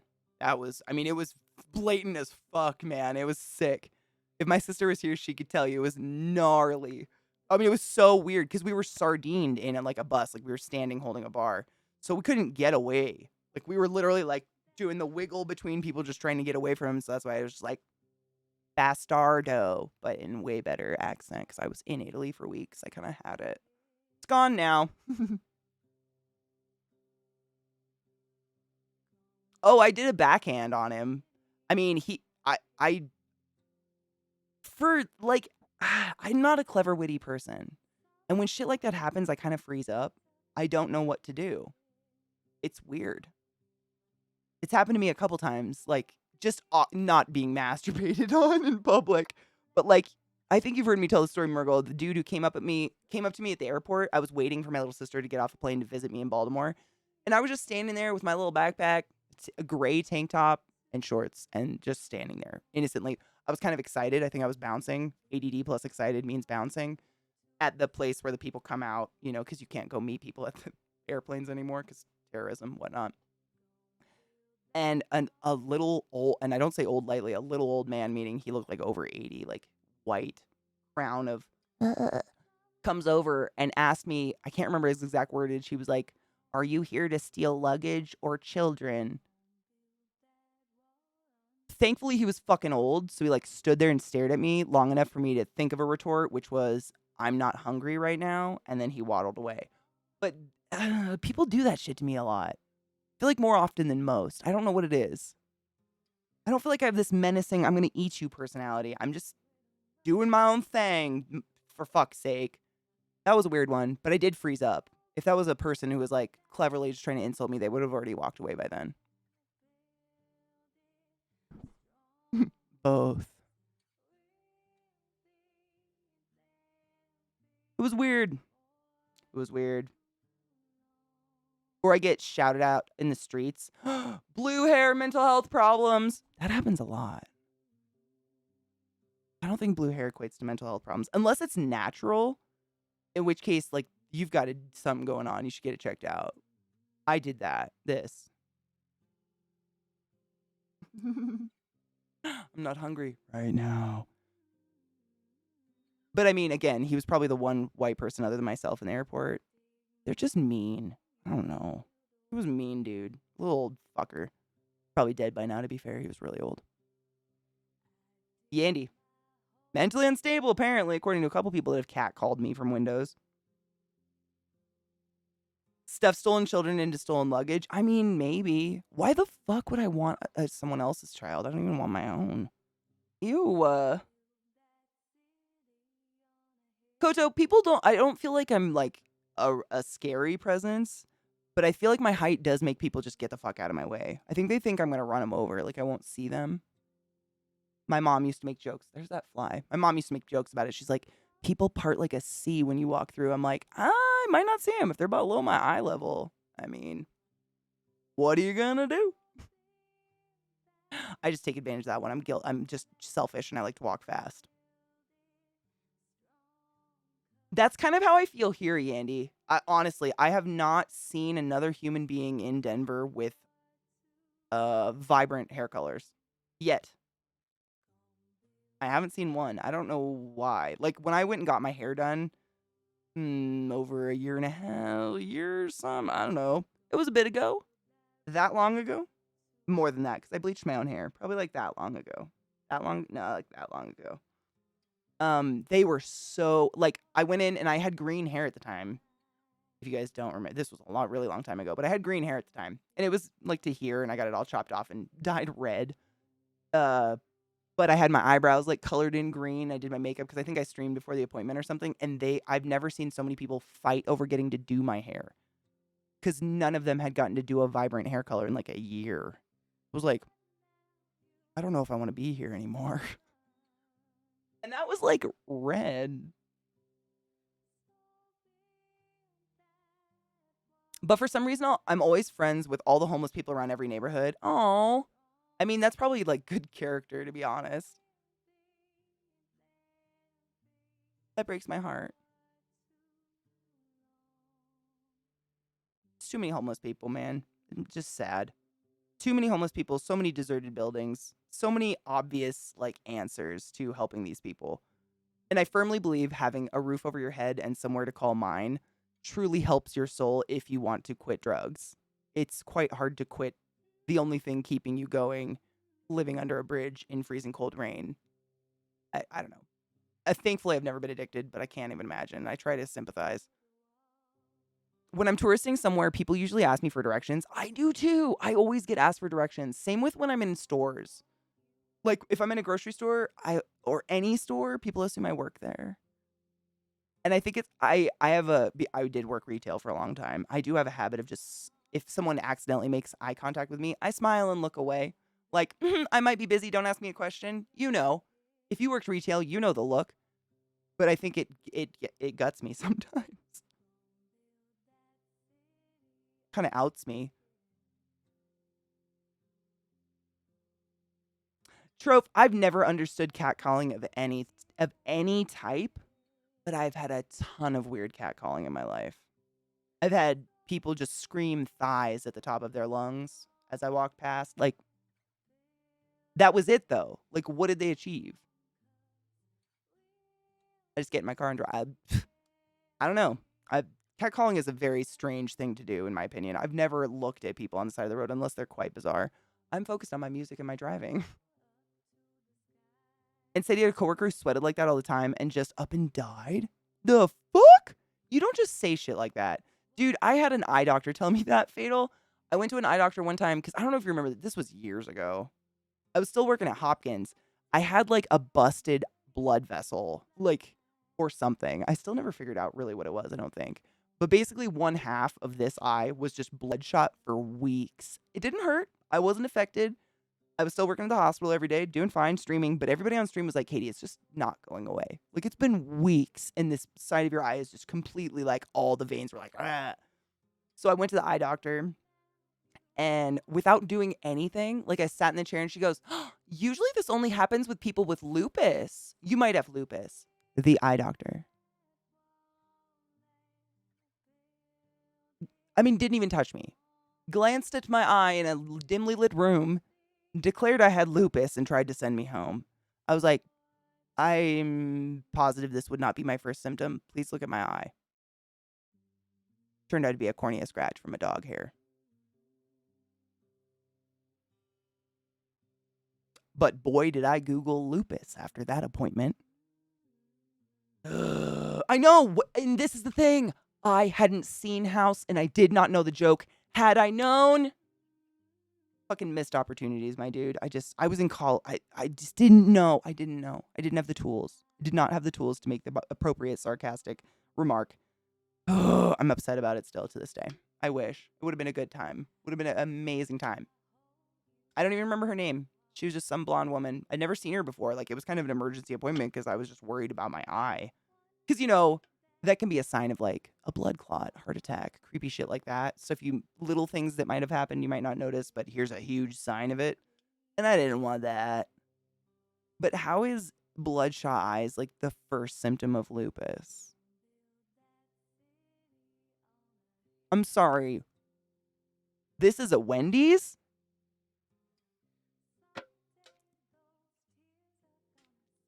Jeff, are you doing one? Are you running a campaign or are you in one? Bedside manner, roll 1. Dude, I've seen that happen a lot. I've actually stopped doctors in their tracks before they start throwing shit around. This is a good one. Not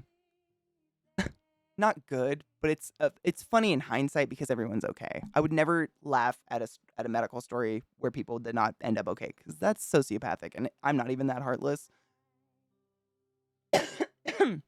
A little girl came into the ER and she was young, like 8.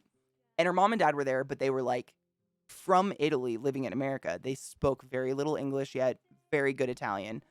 And we had of course, our dumb, fucking culture ignorant, racist piece of shit director sends in a goddamn Mexican doctor, like, oh, they'll communicate great. Oh my God. And I had to be in the room and I was just like, is this a hate crime? Is this a hate crime? I don't want to be in this room anymore. It was just so it was just so bad. But anyways, that's neither here nor there. The little girl was at recess and was running, and like another little girl, they weren't looking, you know, and they smacked faces into each other. 2 little 8-year-old girls, and their cheekbones sliced each other's cheekbones open deep, like past the dermis, you know? So she was just getting a couple stitches. And it was like, you know, probably this big, not too big, 5 or 6 stitches. Wasn't really terrible. And so when we do something small like stitches or like, say, resetting a dislocated shoulder, a lot of the times what we'll do is ketamine on children. They didn't for a really long time because apparently it caused night terrors. And then suddenly we didn't give a fuck about night terrors anymore. And now we do ketamine on children. But it's a really short acting sedative for something short lived, like doing a little stitches here, like doing a couple stitches real quick. And you're not, I guess, forcing the child to metabolize, you know, like fentanyl and propofol and shit like that. But this doctor decided to do ketamine and propofol. And propofol is the white, thick, milky shit that Michael Jackson had a personal doctor administering to him every single night to go to sleep casually. And normally it's like on an IV pole or something if you're in the unit, but we were down in the ER, so it's shot form. We draw it up and the doc was going to give it, and I shit you not, with this little 8-year-old on the table, she starts injecting the white liquid into the IV and goes, don't worry, this is just propofol. It's that fun white stuff that Michael Jackson had just a bit too much of. Tee hee hee. Oh, did I forget to tell you this was a couple weeks after Michael Jackson like documentary came out about him dying from overdosing on propofol personally by a personally owned doctor. Over the 8-year-old with her parents 1 inch from it. And I'm the respiratory therapist. Like, I'm just there to maintain the breathing of the child. Like, sometimes you're holding their chin up or something.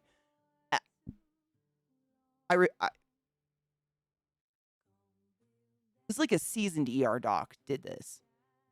Sometimes, there are no words. Another moment where I had no fucking words. I was just like, change the subject, I literally just immediately was like, your daughter's eyelashes are the most fantastic eyelashes. And I wasn't giving them shit. The creepy thing about ketamine is a lot of the times your eyes stay open. Like a very conscious, like looking around child suddenly goes, it's glass. I mean, it's real creepy. Ketamine, I don't like it. It's creepy. So her eyelashes, I mean, shit you not, this little girl's eyelashes went above her eyebrows. I swear to fuck. Amazing. And I just started talking about her amazing butterfly eyelashes. And I did this, and her mom was like, oh yeah, like her dad has the eyelashes. Because I was hoping they just didn't understand enough English to get what that ER doc had just said out loud. And the ER doc was so pissed her joke didn't fly with anyone in the room. Like, she thought she was hilarious, joking about overdosing on propofol with an 8-year-old girl. It's just, she might be like an excellent dictionary of medical knowledge, but maybe learn to shut your fucking trap.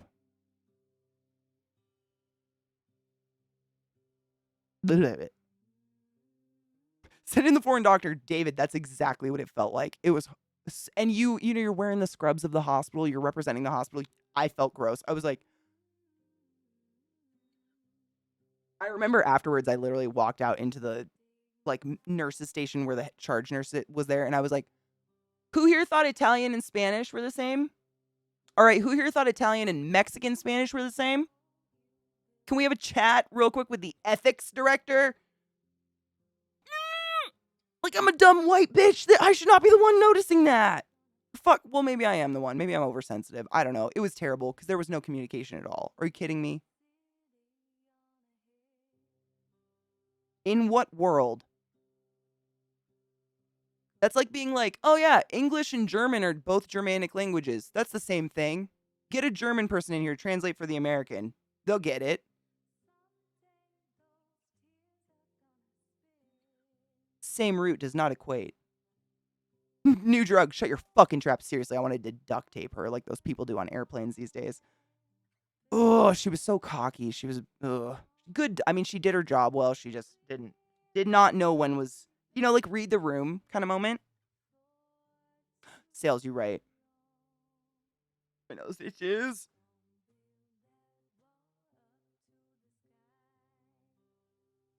Dude, Robo. I mean, that's the thing. Like, does education educate you out of being a POS? Or does it just give you more tools to get away with it?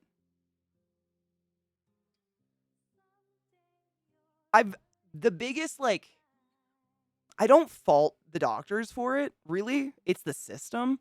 But the biggest fault I've seen is that to get into medical school, to get a doctorate in medical science, you have to get straight A's, immaculate MCAT scores. Like, it's so uber competitive. That's the competition. It's like top of the class gets in. That the type of personalities that can do that tend to be people who don't have a personality or their bedside manner is corpse-like. And I think it's the system that created that, this competitive system, which is crazy why it's that competitive. Like, let's have more doctors and not be so expensive. Oh, sorry. Sorry, insurance companies, don't come after me.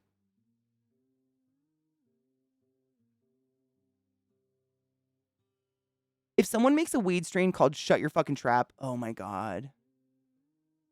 What's something that could mean shut up that's CK, though? I'd have to think of that. I can't think of anything on the top of my head. I'm not asking you guys. I'll think of something. That'd be pretty good, though. Shut the fuck up. Just unplug your keyboard. That's my... Oh my God, Sales, you're right, though. Oh my God, what time is it? Jesus Christ. We should take a break. I had Kratom over here glowing at my face. Let's take a break. Ugh. It's because I'm so... I literally did get my chair in a very comfortable position. Like, my entirety of my back is touching the chair. Mike's right there. It's pretty comfy.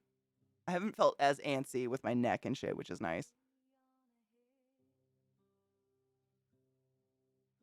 Troph, really? I'm glad I'm not the only one that sees that. I'm a piece of shit and went to school a lot. Same. I mean, just at first, sight, would you assume I was given the rights to have control over human life in a hospital, singularly, let alone hundreds at a time? Probably not.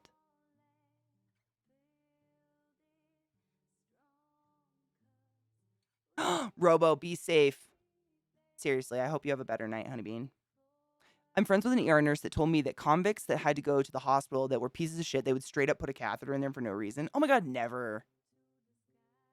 Never, ever, ever.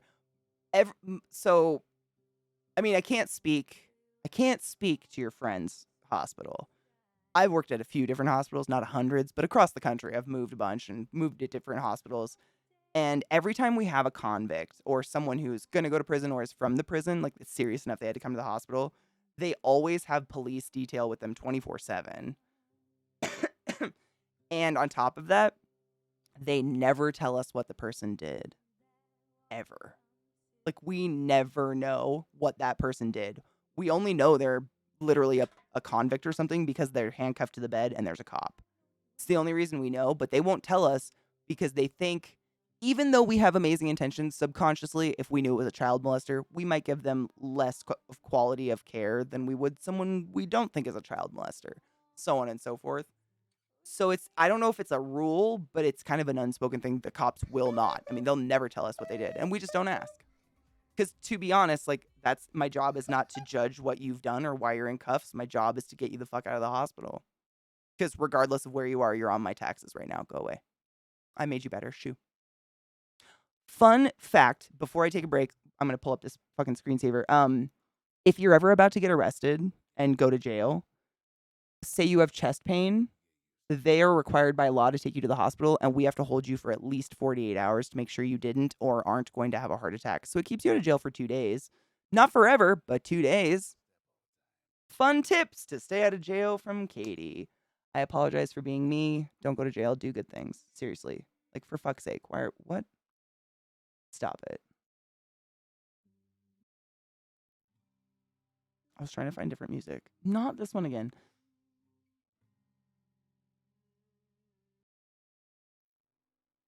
All right. Last break of the day. Stand up and stretch your legs. Stretch your backs. I'm not even kidding you. The biggest thing I learned is all of us have back problems because everything we do is directly in front of us. You got to do that back rotate. One of the stretches I looked up, you put your arms out at like a 90-degree angle, 45-degree angle, excuse me, and put your hands on a door frame and then just push yourself through it really lightly and push your shoulders back. It feels amazing. Don't hurt yourself, but just fuck, dude. Don't be like me. Everything hurts. You don't want this.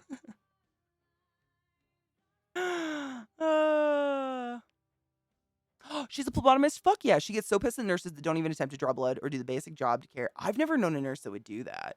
I'm going to be honest with you.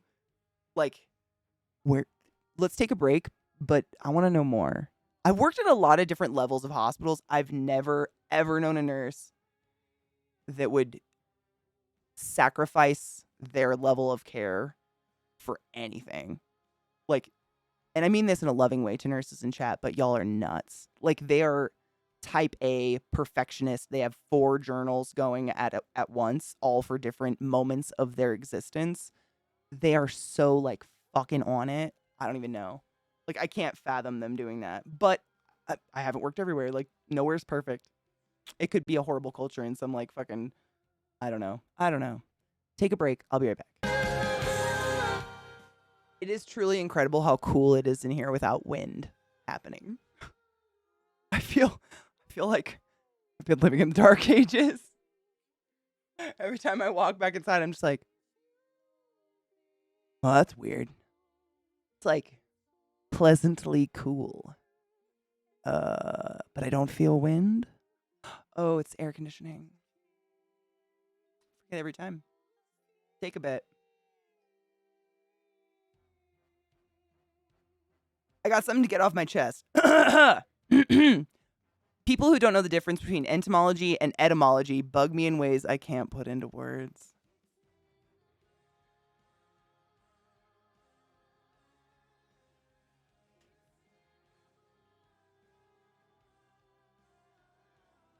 Yeah, that was good. Wordsmith. That was fantastic. That was well done. I always wanted to be an entomologist. Couldn't find a college that had the program, though. Not in my local area, and I could not afford out of state. Couldn't even afford in state, turns out. That pun made me angry. I love puns. I love wordplay. It really gets me off. I don't know, man. Is that dumb? It's cheap thrills, man. I'm not going to give up a cheap thrill. Ooh, she popped. That's the weirdest thing. The amount of, like, popping going on in my shoulders since I got that massage. A lot of pop-lopping. Just casual popping. Not on purpose. You know, just, like, moving around and my shoulders, like, bloop, bloop, bloop, dunk, dunk. So then I stretch it. Because I do not want it to freeze in a bad place again. That is my worst. Like, I'm not even shitting you. Last night, I was chilling at my computer playing V-Rising. Like this. Holding this side of my chair with this arm. Just to ensure that I wouldn't lean or, like, slouch.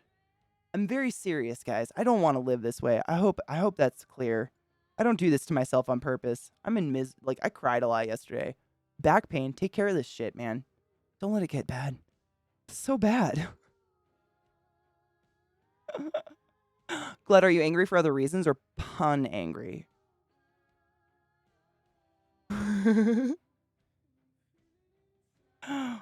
Nah, dude, I get it. I mean, that's the thing. Both of them, I've said that before. Like, we as the people, you know, we tend to, like, trash on doctors a lot. And it's, on one token, like, they're just humans who are highly educated, making highly educated guesses. That's it. But we put, like, this godlike status on them. Like, well, if they can't figure it out, they must be fucking idiots. Sometimes, but maybe not sometimes. And it's the same with nurses, respiratory therapists, like, in firemen, police officers. Well, police officers, that's a special subject. In most career fields, I feel like there's always going to be a shithead who gets away with their shitheadedness. It's bullshit. I hate it, but it happens. And doesn't make it okay. I just hope the rest of us can, like, make up for it, you know? Like, I still to this day take very good pride in how good a care I take and took care of my patients. Like, I took it extremely seriously. Like, it wasn't just a job, you know? It was like, that's a human being, and I'm fully responsible for you right now, and I get that. Me and this nurse, there's 2 people who are going to watch you the next 24 hours, and, like, we're it. And that's a big one, you know? That's not something light. It's not a job. It is, but it's not. At the end of the day, I feel like it's akin to being a teacher. Like, you're paid shittily. You're treated pretty shittily.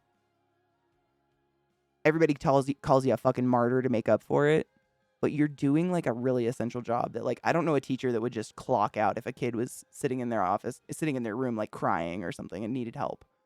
Teachers, like, that's not in their core, but there's probably a shitty teacher. There's gotta be, you know, they gotta be everywhere. Humans are humans. Shitty ones get jobs too. Thank you, Mayo. I was kind of good at it. That was the hardest part about quitting it. Thank you again for letting me do this full time, guys. But for real, that was the hardest part about quitting my job, was accepting that even though I'm good at it, that doesn't mean that there's not going to be someone else really good at it taking care of patients. There's always going to be more RTs. There's always going to be more nurses. And if I can do something that, like, saves my mental capacity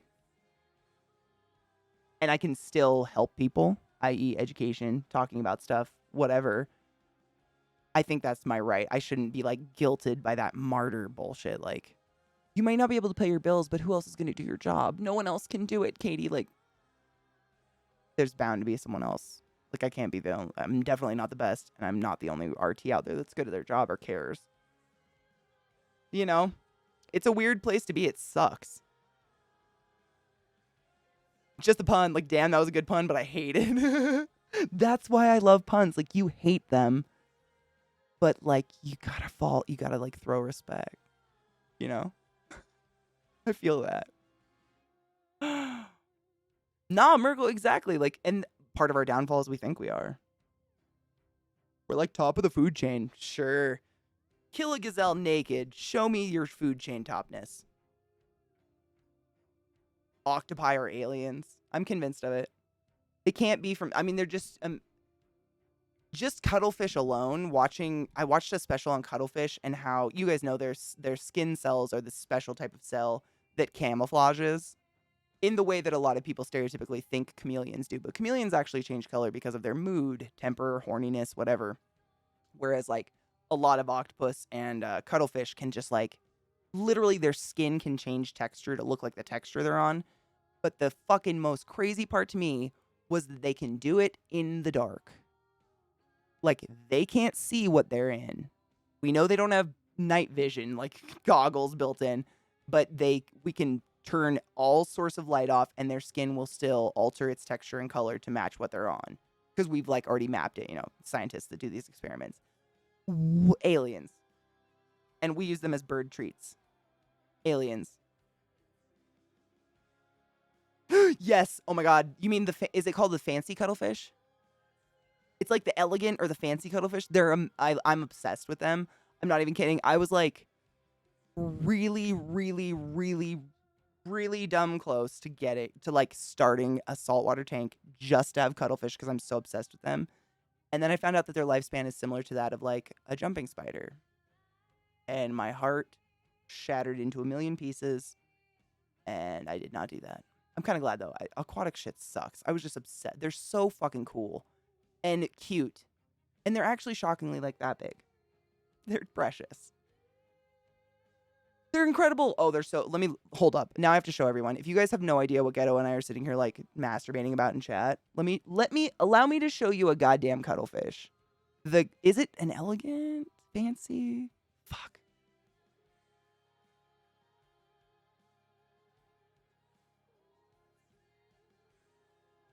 Flamboyant cuttlefish. God damn it. I knew it was one of them flashy ass words. Fucking A. Look. Okay. I swear it's not black magic, but you might think it is. This is actually a creature that is harmless in the ocean. And they're just, they're so cool. I'm obsessed with cuttlefish. If you've ever heard of a cuttlebone, you give them to like your parakeet. It literally is the one bone inside the body of this tiny little miraculous creature that's probably from outer space. Mollusks are capable of remembering the people that help or harm them. It's basically muscle memory. Is that real, though? I mean, that was fantastic, but is that real? I wouldn't doubt it. They're creepy. Mollusks are wild. By the way, an octopus is technically, I think, considered a mollusk because it has a beak. Right? Cephalopod. They're a cephalopod. Yeah. They're aliens. Aliens. I mean, they're incredible. The little that I know of them, I still think it's just, yeah. Look at this cute world in Florida. And I went to Epcot Center, and within Epcot Center, they have like a Finding Nemo exhibit thing, but they have an enormous fucking aquarium. It's huge. And you can walk in a tunnel down it. They've got sharks and shit. And then on one side of the building, they usually have some sort of conservation project because Disney wants to look good because they don't have a great track record. And when I went the first time, their conservation was cuttlefish. And they had, sorry, there's a fuzz on my nose. It's traveling and I can feel it. They had tanks of hundreds of babies of that. And I shit you not, I sat there for like an hour before I just was like, I feel bad. Because I was with my ex at the time. I was like, this is not his cup of tea. Like, we need to go. But I would have lived there. I would have never left. It was incredible. Seriously. It is. Hold on. I want to try to find a video of their, because they usually I mean, you guys have probably seen an octopus do it. They're very similar to octopus's mimicry. Like is it the blue ring octopus? Oh, yes. I mean, that's how Vile and I like became good friends. I think he came to my chat one day and we started talking about penguins. And I also have a huge affinity for penguins. Basically like aquatic creatures, whales, penguins, seals. They're just amazing. I grew up on the ocean. Big fucking fan of aquariums. And if you guys ever get a chance, the Baltimore Aquarium is amazing. Another thing that you wouldn't know if you just thought Baltimore was some shit city, as the media likes to portray it all the time. The aquarium is multi-level. I believe it's 4 levels. Correct me if I'm wrong. Top level's like the rainforest, and then it goes down. It's like different biomes. It's fucking amazing. It's so cool to go through. Like, and it's well done. Like, it doesn't feel like abused animals or anything. You know what I mean? The Finding Nemo ride. I went on the ride one time. It's definitely for children, but there's an aquarium, which is absolutely, you have to go see it if you like fish and like aquatic. I mean, the whole thing, you don't ever see the top of the water. You go inside this building, and most of the walls are the aquarium, and then you walk down a giant tunnel in it, and it's just, I love that stuff. Under the sea. What is it called? The flamboyant. Oh, apparently they're deadly. I didn't know that. Are they venomous? Or are they venomous, or like poisonous to eat? I wonder. Not that I have plans to eat one. Just curious. I couldn't. Are you kidding me? It's like eating a puppy of the ocean. Oh, no, Catherine. Oh my god, they look like fairies. Sorry, I was just watching like the preview video, you know.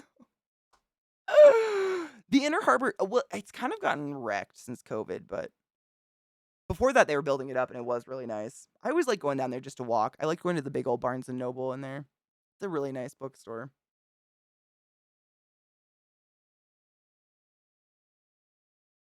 I love, oh my god, otters. How did I forget otters? If you guys ever get a chance to go to Seattle, another amazing aquarium. Yes, I go to all the aquariums I possibly can. Who the fuck wouldn't? Crazies. Animals are amazing. The Seattle Aquarium, they have a really cool exhibit for sea otters, which are like the biggest otters. They're huge. They're the ones that will like mangle people sometimes. Yeah, whatever. It's whatever. Don't fuck with them. But in the exhibit, they have like, you know, the open exhibit with water and whatever. And 50% of the time, you'll see the sea otters swimming and playing, and they play with you through the glass and stuff. Otters are incredibly intelligent. It's crazy. No wonder they try to kill us. I get it. But if it's their like kind of a hybrid, they don't hibernate, but the cold part of the season where they're in bed most of the time, unless it's like really bright out like noon, they actually have a little one-way window. So it's still dark to the otters, so they're still in pitch black, but you can look through the window, and it's literally just a spot like this big, but it's just like an otter face like this up against it, or just like feet pressed up against it. And you got to know where to look. It's like this little place that only a little kid, like only a child like 2 feet tall would even think to look through this hole. But I've been going to that zoo since I was 2, so. Or since I was born. I know about the secrets. Go, look. It's amazing. They're so cute. Cute little murder machines. Oh my god, the three. So if you ever get to go, Baltimore has a 3-armed sea turtle they rescued. It literally only has 3 arms, and it just glides the top of the aquarium tank all day. Like, you're guaranteed to see this fucking turtle at least 20 times. It's amazing, and it's big enough that if it were something buoyant and not a live animal, I could just sit on it and float quite easily and not feel like it was bigger than, you know, the door frame. You know what I'm saying? I'll never let go, Jack. Like, but I'm also not going to share any of this giant door. You know what I mean?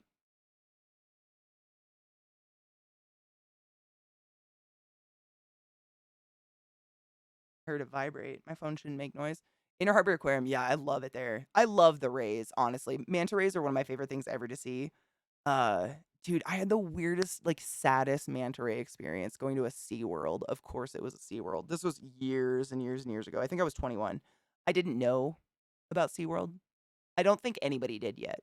Like, it wasn't one of those, like, Blackfish or whatever wasn't out yet. Nobody kind of knew how evil they were. And I grew up, you know, poorish with 8 siblings. So we did not do things like SeaWorld because that's very expensive for 8 children to go to SeaWorld. So when I was in college, I was dating a guy whose mom was pretty loaded. She took me to SeaWorld, I was like, animals! So I went, and I've never been more depressed. Like, it was I was crying. I was so excited to see the manta rays because I fucking love rays. I just think they're like the weirdest little floaty beings of the ocean. They're amazing. And their manta ray tank, it was like watching maggots in a bucket. It was so full of different manta ray species and sizes, just undulate. And I mean, you know how manta rays, they sometimes can just come up the side. It wasn't a choice, is what I'm saying. They were undulating over each other. There wasn't enough water. And I just was like stoked. But then it took me about 5 minutes before I was like, this is a hell hole. I don't want to be here anymore. It was horrible. Those places, I hope that if they're not shut down yet, they need to be shut down. They still haunt me. Mm-mm. Ugh. In 88, dude, Epcot's fun. I like Epcot. One of my favorite parts about Epcot is the Kodo drums. If you go over to Little Japan, they have legit Kodo drummers there who are very talented. Like, I don't care if you're like, it's not real Japan. How dare you shame these drummers? These women are fucking talented. Every time I've gone, it's always been a full group of women. It's 3 women on the back drums and 1 woman on the front drum, and them sexy. I'll take Kodo drums any day. I've never been to the Chicago Aquarium yet. I've never been there long enough to go. Like, I'm always there for some fucking respiratory conference that's 2 days, and then I have to go. Someday. I like Chicago. During my vacation, I bought tickets to go pet and feed the penguins. It's going to be amazing. I hope you get really cool pictures. I have a picture of myself standing next to a cardboard cutout of an emperor penguin. So that's pretty cool.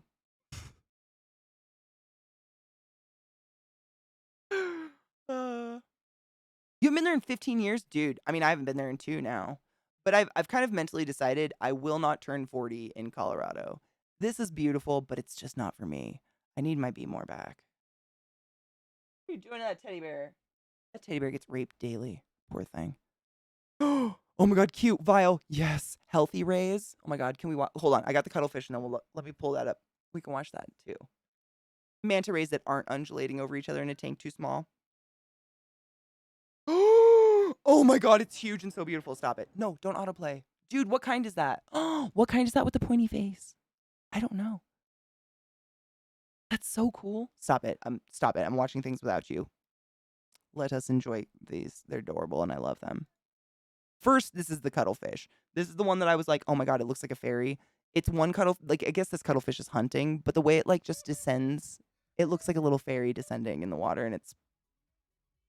I hope I'm not the only one that just gets super giddy over stupid shit like, but let's stop it. I don't know where to put my face. Shit. Thank you for that follow. Welcome to my channel, D's Nuts. Welcome. The music is so intense. See the way he just... Oh, they're amazing. Look at that little dick of terror. But the shrimp got out. The shrimp escape. Did Cuddle fail? Oh no. No, Cuddle's just going in for number 2. Oh my god. It does look like a slug penis. I have to be real. The translucent blue color is quite penile. Same. Oh my god. Dude. Aleclectic. When I lived in Bellingham. Dude, look at him walking. What in the tits? Aliens. Tell me that's not an alien. Suck a dick. Tell me that wasn't an alien. Did you see its little tippy toes? That little shrimp's like, I clean. Sorry, I'm a nerd. When I lived in Bellingham, when I was going to college, they literally had a store that was just a fish store. And it was a very small, like, hole-in-the-wall store downtown Bellingham, like, kind of on the strip where all the restaurants were.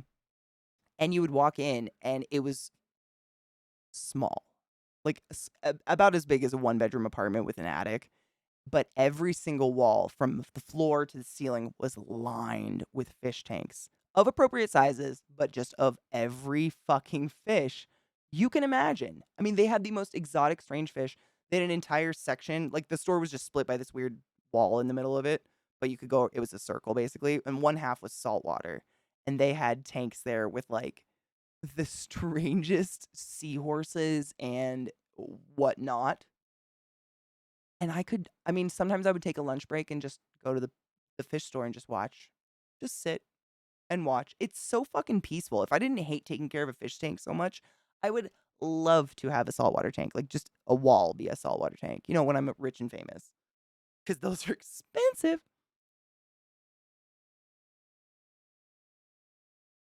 Hello Kitty, same. Same. And I always have been. My mom's told me that before because I've asked her when I was a kid, you know, I thought I was broken. I was like, why do I like bugs? She was like, you have since you were like, could get mobile. You've always been like in the grass, picking up ants, looking at stuff. And still to this day, I've always liked the little world. It's fascinating. And you can't see it unless you put in effort, you know? Hi, Lizzie. Yes, it is almost the end of stream, but I'm happy to see your beautiful face. Did you really, Ray? I've been to Chicago so many times, but it's never for vacation because like, it's always a business thing, always. So I never get to do anything fun, but it's a really cool city. I get to eat at least, and the food is always bomb. Oh my God, Psycho, they're incredible. It is. I think this summer's gonna be hard for everybody though. I saw that tank and didn't know what I was looking at. I might accidentally have my own video of those cuttlefish. Oh my God, you probably do. Here's the sharks. Here's Vile's sharks. Hold up. Or not sharks, excuse me, rays. If you guys know what this manta ray is, let me know. I have no idea. So do I. BDO. Eating is 75% of the journey. And then it's like view. Atmosphere? I don't know. 100%. It's all about trying the shit I do not have at home. Like, I'm not about going to some weird country and eating shit I can get here. Like, if I'm in a hurry and I'm starving, sure. But nah. Like, give me something I can't get at home. Help me. That's the same. I eat like a bird. It's the new Harry Potter movie, whatever. The Secrets of Dumbledore.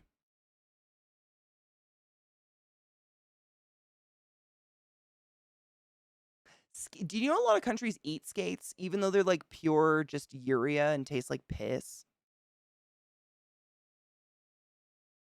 It's sick. Why would you do that? They go through so much effort to make it not taste like piss. Ooh, Lizzie, that sounds like a wonderful evening. Sales, if you want to watch it, it's all right. However, I cried the first half hour because it's just like cute animal murder after cute animal murder after cute animal murder after cute animal murder.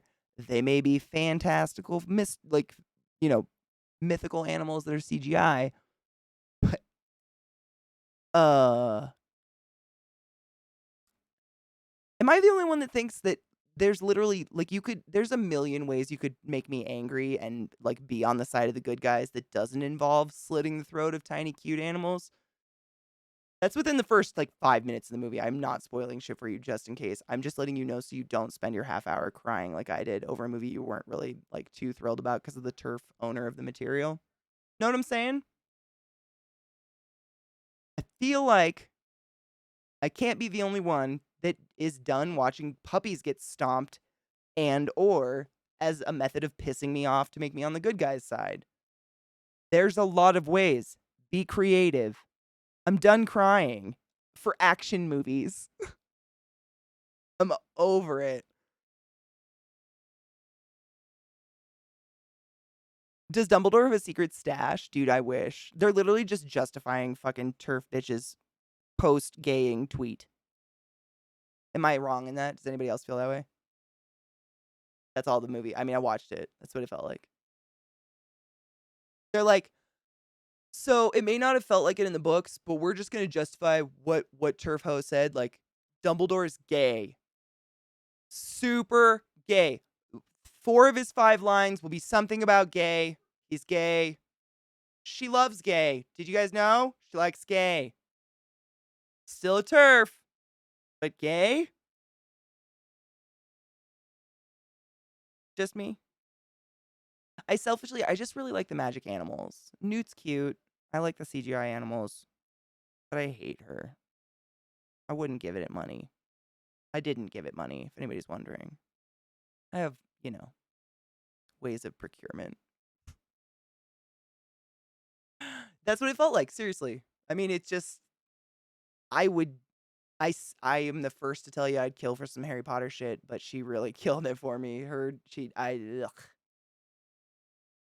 I have no idea when the game's coming out. Really. No clue. It's been on my wish list forever because I will be procuring it by other means. You know. not throwing money in the turf bin. Just to see if it's good or not.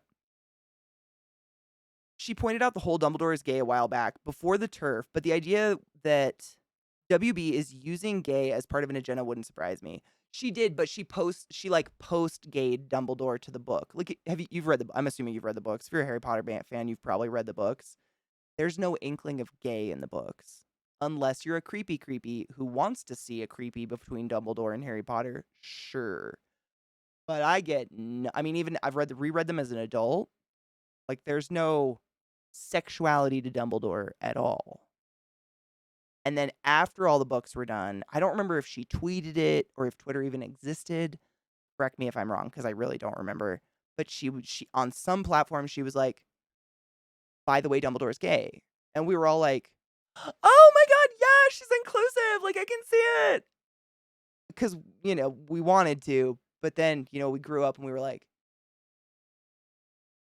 You know what I'm saying? I have Harry Potter shit all over my house. I'm diehard. It sucks. I hate it. I just, there's ways to enjoy something without giving money to an evil soul. I don't even know if she's getting money from any of the recurrent shit. I'm assuming she is. Yep, she was cashing in on queerbait. That's what it felt like. I mean, once I was adult enough to really think about it with a conscious brain, I guess. I don't know. But it was definitely posted to the book. Like, it was just an offhand comment after all the books were done. Correct. Is there gayness in the books? I remember a couple pervy people were like, oh my God, Dumbledore wants to fuck Harry. Look at all the signs in this sentence and this sentence. And they were like dissecting it. But those were like the nutballs on the outskirts, Like, it was real hard to see that, I feel like. I didn't see it. She knew he was gay all along. Did she, or is she just claiming that, though? Because I could say that. I could be like, I knew Trick was gay all along. I just haven't told you for 2 years. Like, anybody can say that. I don't know if I'd trust that. That's just me, though. I don't really trust the bitch as far as I could throw her, and I have bird arms. It was just to edit a script, and then it was more public. She didn't write anyone with the aim of diversity. When you're an author, you just know your character's sexualities. I believe she knew he was gay the whole time, but I don't believe she did it deliberately for representation. Just how much you know a character is a woman or what they like for breakfast. So how did it get announced? Do you remember? I'm really asking because I'm like recalling, the dumbest. I don't remember. It was a really long time ago. I would trust your memory over mine. However, her queerbaiting after the fact and pretending that it was good rep, that is a homophobic problem. I mean, let alone little other things she's decided to announce out loud publicly because she felt the need. He was friendly platonic with Grindelwald, and that was it. But then JKR had, hang on, what if I just said with all blah, blah, blah, blah, wanted to hear? That's what it felt like to me. I mean, she might have known he was gay all along, but it just felt like post-homoing. Like, maybe someone was like, you kind of didn't put anyone in your book that isn't cis and white. Like, and she was like, well, in my heart of hearts, I knew Dumbledore was gay all along. And it's like, well, he didn't really write him that way, and he doesn't have a relationship in any way, shape, or form. I mean, Grindelwald's there, but like digging for a gay relationship between them in the book, for me, is difficult. And she was like, no, but they're gay. And then she tweeted it or something to make up for the fact that it's a lot of cis white shit. There's a black kid in the movie, but that's just the new fake crab because the old crab got arrested for cocaine, in case you were wondering. Was it an interview? I'll have to look it up because I really don't remember. Hydrate, motherfuckers, and stretch. This is my favorite stretch today. Just pinning my arms behind me and making them stay there. Oh, it's not the fact that he was gay all along. It's that she doubled down that it was good representation. Oh, when it was piss poor. Okay. See, yeah, this is why I would trust Lizzie. She's literally over there, and I didn't know all the details. If she'd have said he was gay, but I should have represented it more better, then that would have been different, but she didn't. 100%. I agree with that. Yeah. There's a different way to go about it. Wait, who was arrested for weed? Oh, it was Crab. I thought it was cocaine. Huh. Yeah. He was arrested, so they kicked him out of the movie. Which it's so much more stupid now that it's weed. You kicked him out of the movie for weed? All right. Sure. Get turf. I know, Lizzie, we used to nerd out about it all the time. I love your knowledge on that shit. Because I know a lot of Harry Potter stuff. Like, I can fly through Harry Potter trivia like nobody's business. Nobody can. Well, Lizzie could probably beat me. But most people will not challenge me to Harry Potter trivia because I'm a psycho. But it's the fine little details and stuff of the books and stuff. I'm not good at memorizing that stuff. And I love when other people do because it sparks it back in my head and then I do remember it. But I can't pull it out of nowhere. I wish I could. I felt he had a thing for Grindelwald when I was reading the books, but I'm old enough that I read into things a bit more. And see, that's the thing. I was literally, I grew up with those books at the age of them. I was second grade. Like, I waited for my letter. I was 11 when I started book 2, I think. Yeah. So I was just getting aware of penises and vaginas, I think.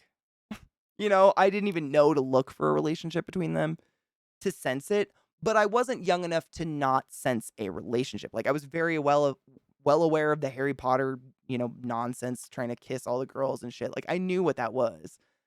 But it was probably just way too vague for someone in not second grade, 5th grade. Sorry. Did I say second grade? I meant 5th grade. 5th grade. Yeah. That's when I started reading them. I remember because my reading teacher actually got arrested like 4 years later for being a molester Lester. And my mom was like, good thing you're a girl. I was like, ah! Scary. But also, thanks, titties. Good job. Oh, he got arrested for he was kicked out for growing weed. It's just weed. Stop it. He smoked weed. Fire him! For real. I mean, is the UK pretty strict on weed? Like, do they crack down pretty hard still? No shit, Murgle. I think I read all the books before I ever saw any of the movies. Well, maybe no, because the movies started coming out before the books were over. I don't remember, man. It's been a while. I'm feeling aged. Oof. I can grow weed. It's legal in some states in the US. I can grow up to 8 plants per person in my house. I just don't. It's dry. That would be a lot of moisture maintenance. I ain't into that lifestyle. My house would be like a fucking jungle.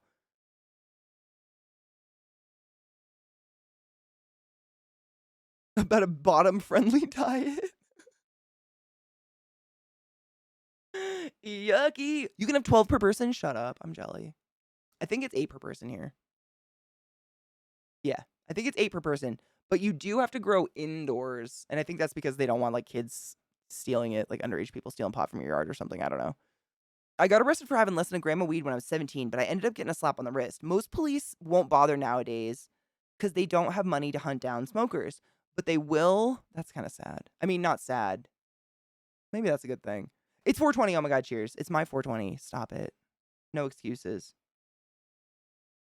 I've lost me fire. Shit. Where is it? Oh no. I've lost me lighter. For real. Yeah.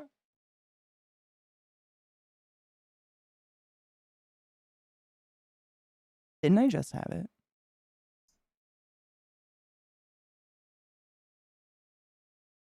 I thought I did. Ish. All right. Mama's got to get a lighter. Just kidding. It's going to be a 426er today, kids. Oh, God. For home use? Yeah, I think it's you need a special licensure if you're going to sell pot. Yeah. Because you got to get, like, regulated and shit. And I'm sure it differs per state. No pun intended. 12? No shit. I wonder if it's 12 here. I really don't know. Honestly, weed is a semi-tropical creature. It requires a fair amount of water to grow to optimum, like, size. And I live in the desert, man. It would be insane. Like, I fill up my animals' water bowls at nighttime. They're dry in the morning. And they're not drinking them all. Like, some of my animals this big have a pool and it's gone. It just evaporates. It's so dry here. It would be too much work. And the weed here is pretty darn cheap to buy at a dispensary. Fuzz flying in the air. Why don't I just buy it from the professionals? You know what I'm saying? Yep, I don't know if ours can be outside at all, but I know indoors is okay. Thank you for the follow. The clothes I'm wearing, my Red Rockets, this was a jersey from 5th grade. I'm not even shitting you. I've just kept it that long. Just fits still in different ways, but you know. What parent didn't catch on to Red Rockets? Thanks, Mom. I'm going to get a lighter really quick. Hold on. I really don't. I mean, there were 3 on my desk at the beginning of the day. I'm baffled.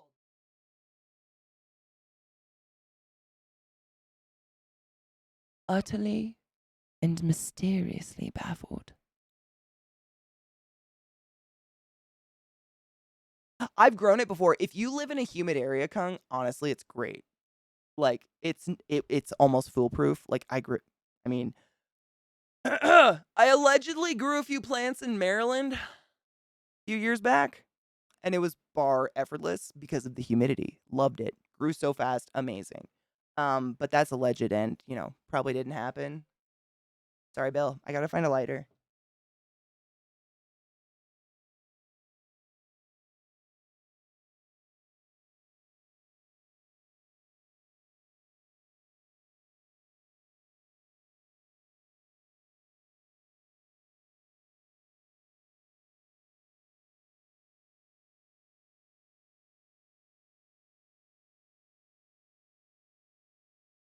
Both the dogs are under my desk, and they're like hoarding their toys down there because I think it's cold from the AC. So I'm trying not to stomp on their cute faces.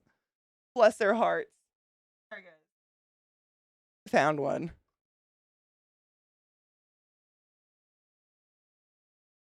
Do you think we don't already have zombies?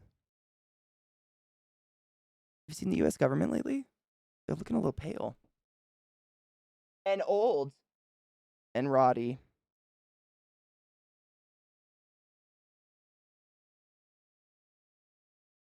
It grows wild in parts of Alaska. No shit. That's dope. No pun intended. 22? Holy. And we're also trying to make meth, though? All right. Did you have to ruin a good thing? I don't feel like they had to do that. Is it just me? The dogma. Oh my god, did you guys see the dogma from BDO in our Discord? It just loaded up for me. That's fucking sick. I'm jealous. Seriously. Like, we weren't a family that bought movies ever, so I don't really own any. I never owned movies. And because Dogma is one of those things that Harvey Weinstein and his molesters are keeping to themselves, none of us can buy it. So it's really a treasure, man. They just bolted and left everything behind. Holy shit. Did they let you keep a plant? I probably would have said it jokingly, been like, ha, you should just hand out some plants to the neighborhood. No, but really. Give me one of them trees. Aw, boo. Another case of a jerk cop doing his job. Kidding. Just kidding. He'd probably get in a lot of trouble. I'm being very facetious. I'm sorry. Hi, Miniman. How are you? Just kidding. Unless, like, you want to get rid of a tree. Not that I smoke. I mean, but if you want to get rid of one. I'm your bitch.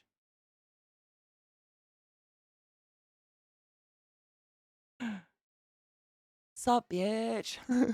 How are you, Joker? That's crazy that they just, I mean, it's so much work to grow a pot plant if you're not in, like, a great environment for it. It seems like a lot to run away from, but I guess, I don't know. At least they'd have dinner in jail. Cheers. Is it 426? Oh, yeah.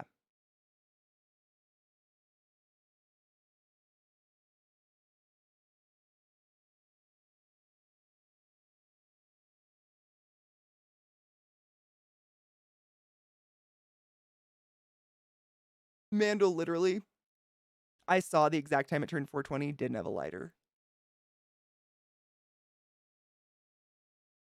I had to go find one.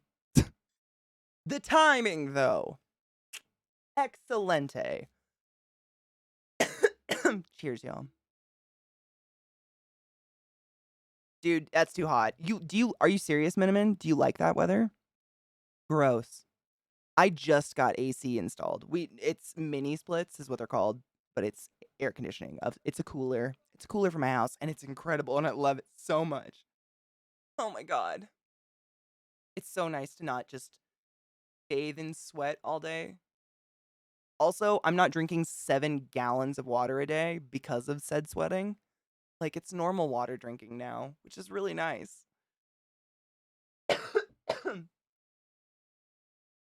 110. Okay, yeah. I get how 90 is like relaxing for you. Oh, 103. Yeah, that's anything over 90 is basically like I don't want to do anything. I just want to lay there and die. It just sucks. It sucks. Dry heat, not humid. For you, honestly, I'd take humidity over this shit any day.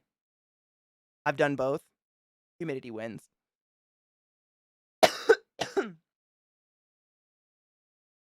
Can you imagine stoner zombies? Oh my god, you're right. I was literally just gonna look for someone cool to host. I have to go stretch my neck anyways. I have to limit myself because otherwise I will go too late and ruin my neck. And I'd rather be able to like regularly hang out with you guys than once a week and the rest of the week just lay there crying by myself in the dark. I couldn't sit up out of bed yesterday. I had to roll. Take care of your back. That's all I'm saying. Like, please take care of your back and your neck. 75 my tops. Dude, oh my god. Speaking of jogging and weather, I went to Arizona one year. My Nana was like a snowbird, half the year in Seattle, half in Arizona, Vegas, kind of ups in arms wherever she wanted to go. And we went to Arizona one year. We always used to go like in the spring when it wasn't, 120 degrees, frying egg on windshields weather. But one year, for some reason, I think like my grandpa got sick. One of them got sick, so we had to go down in the summertime. And I shit you not, it was 120 degrees and there were people jogging, like in the middle of the day. And I'm a runner. Like, I've ran in some shit. But damn. Nah. What the fuck? Let alone the sunburn. Holy shit. It was wild. Never in my life. I've lived some hot places and ran in it. That is crazy. That dry ass heat. You're just like sucking air, man. I mean, and the air is sucking everything out of you. Oh, the hearing, does it continue tomorrow? What time is it tomorrow, Gleb? If you don't mind me asking. I don't think I have the browser up that I saved from your link you gave me earlier. I always end stream with 5 million browsers up and then I go through them. It's 1 p.m. tomorrow? Oh, perfect. Then we can have normal stream time. Cool. So, for those that have no idea what we're talking about, in America, the lovely place of the USA, last year on January 6th, a bunch of people insurrected the Capitol, decided to just, it's hard to put into words what happened. Rioted the capital of our country, and a bunch of people ended up dead because of it. And then the president at the time, said that it was just a tour group walking through peacefully. I don't know, man. I don't even know where to start. But we've been watching the hearings because they are incredible. I mean, really, it's just affirmation of everything we kind of thought happened, but they're, all proof was being hidden or Trump flushed it or burnt it or whatever. 1 p.m. Eastern Standard, so that's 3 p.m. my time, right? No, I'm ahead. So that's 11 a.m. my time. Yeah? I'm not crazy, right? Thank you, Glut. Because they delayed. There was supposed to be one today, and they delayed it. So I wasn't sure. 1 p.m. ET. Awesome. So, if you want to watch that with us, so far it's been a blast. We hang out. There's usually breaks. We chit chat and stuff. It's just there's a lot of extra footage of the crazy. The insurrection quite literally went down while we were live, like on my channel. It was so scary. I thought people were fucking with me at first, and then we started watching it, and then I went unlive because I was worried there was going to be murder. It was really scary to watch just a group of people like ants on a corpse, you know what I mean? Like it was just creepy and gross and, I don't know. I don't know, but Don't let me say anymore because that fuck on the hearing the other day said 20 million times. I'm not allowed to say that anymore. Lil Drippin', fuck yeah. Congrats. When a bunch of people copiumed so hard they went ballistic. Oh, stop it. That's pretty good.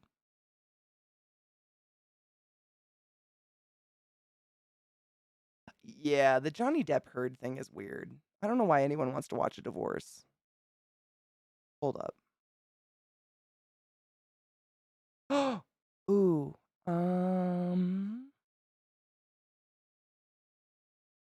Who I'm looking at Sales just whispered me who's live. I was trying to think who have I not rated recently.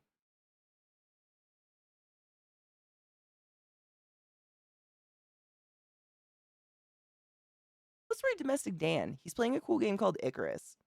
He's a dope bitch. Also, hella gay, super prideful. May or may not be growing back his beard, which does things down under, if you know what I'm saying.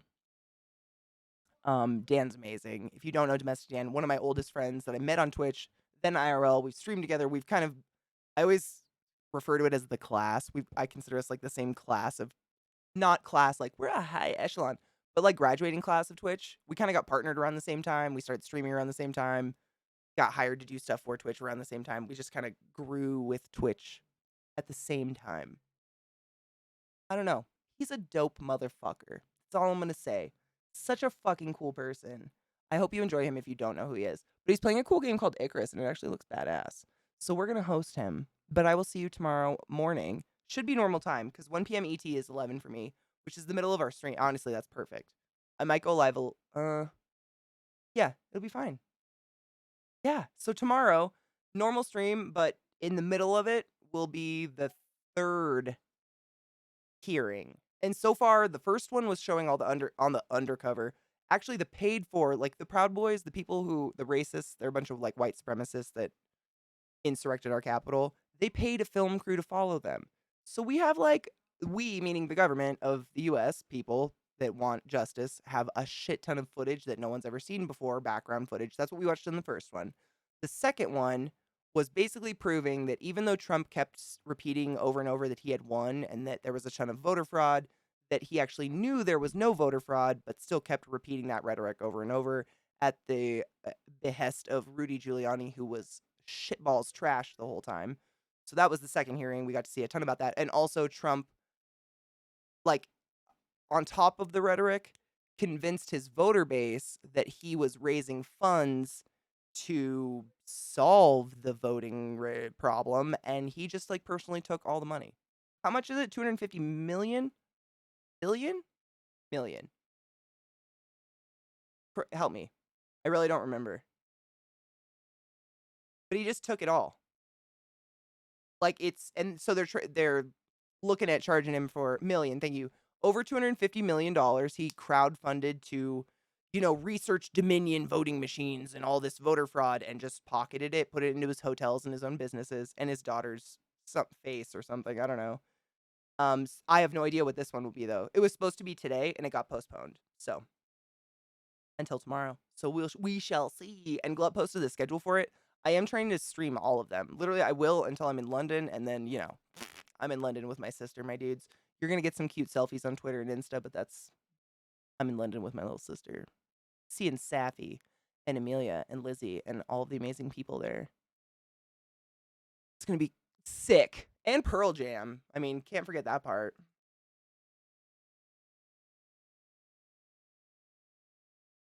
He took so he took 240 million. The rest went to other various people. How much did he take? Like, how much was raised? I thought that was the total raised. Holy dicks. I mean, it's not shocking. But to someone who's like, I've never had just like held $1,000 in my hand. I don't even fathom that amount of money just be like stolen. Damn. Oh, so he took 240 million and then just 10 million just dispersed randomly. Sick. Wow. Wow.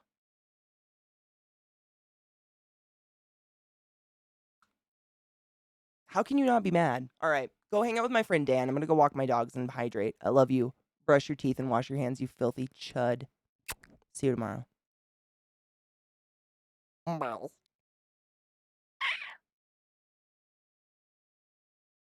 Thank you for being awesome.